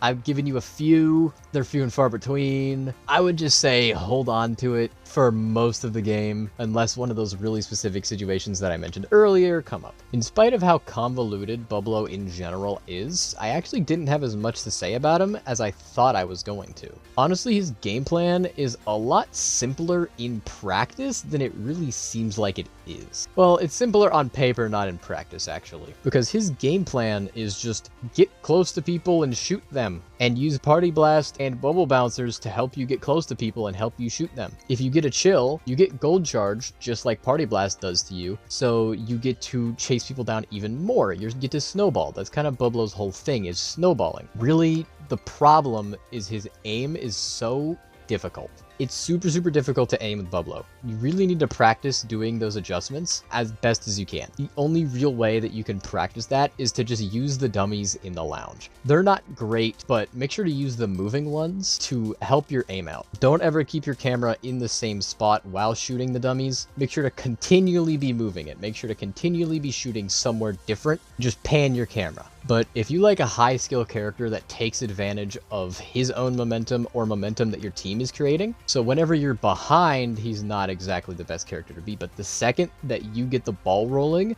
the ball will just keep rolling over and over and over. If you like a character like that, pretty much the dopamine character, Bublo is your pick, if you can aim.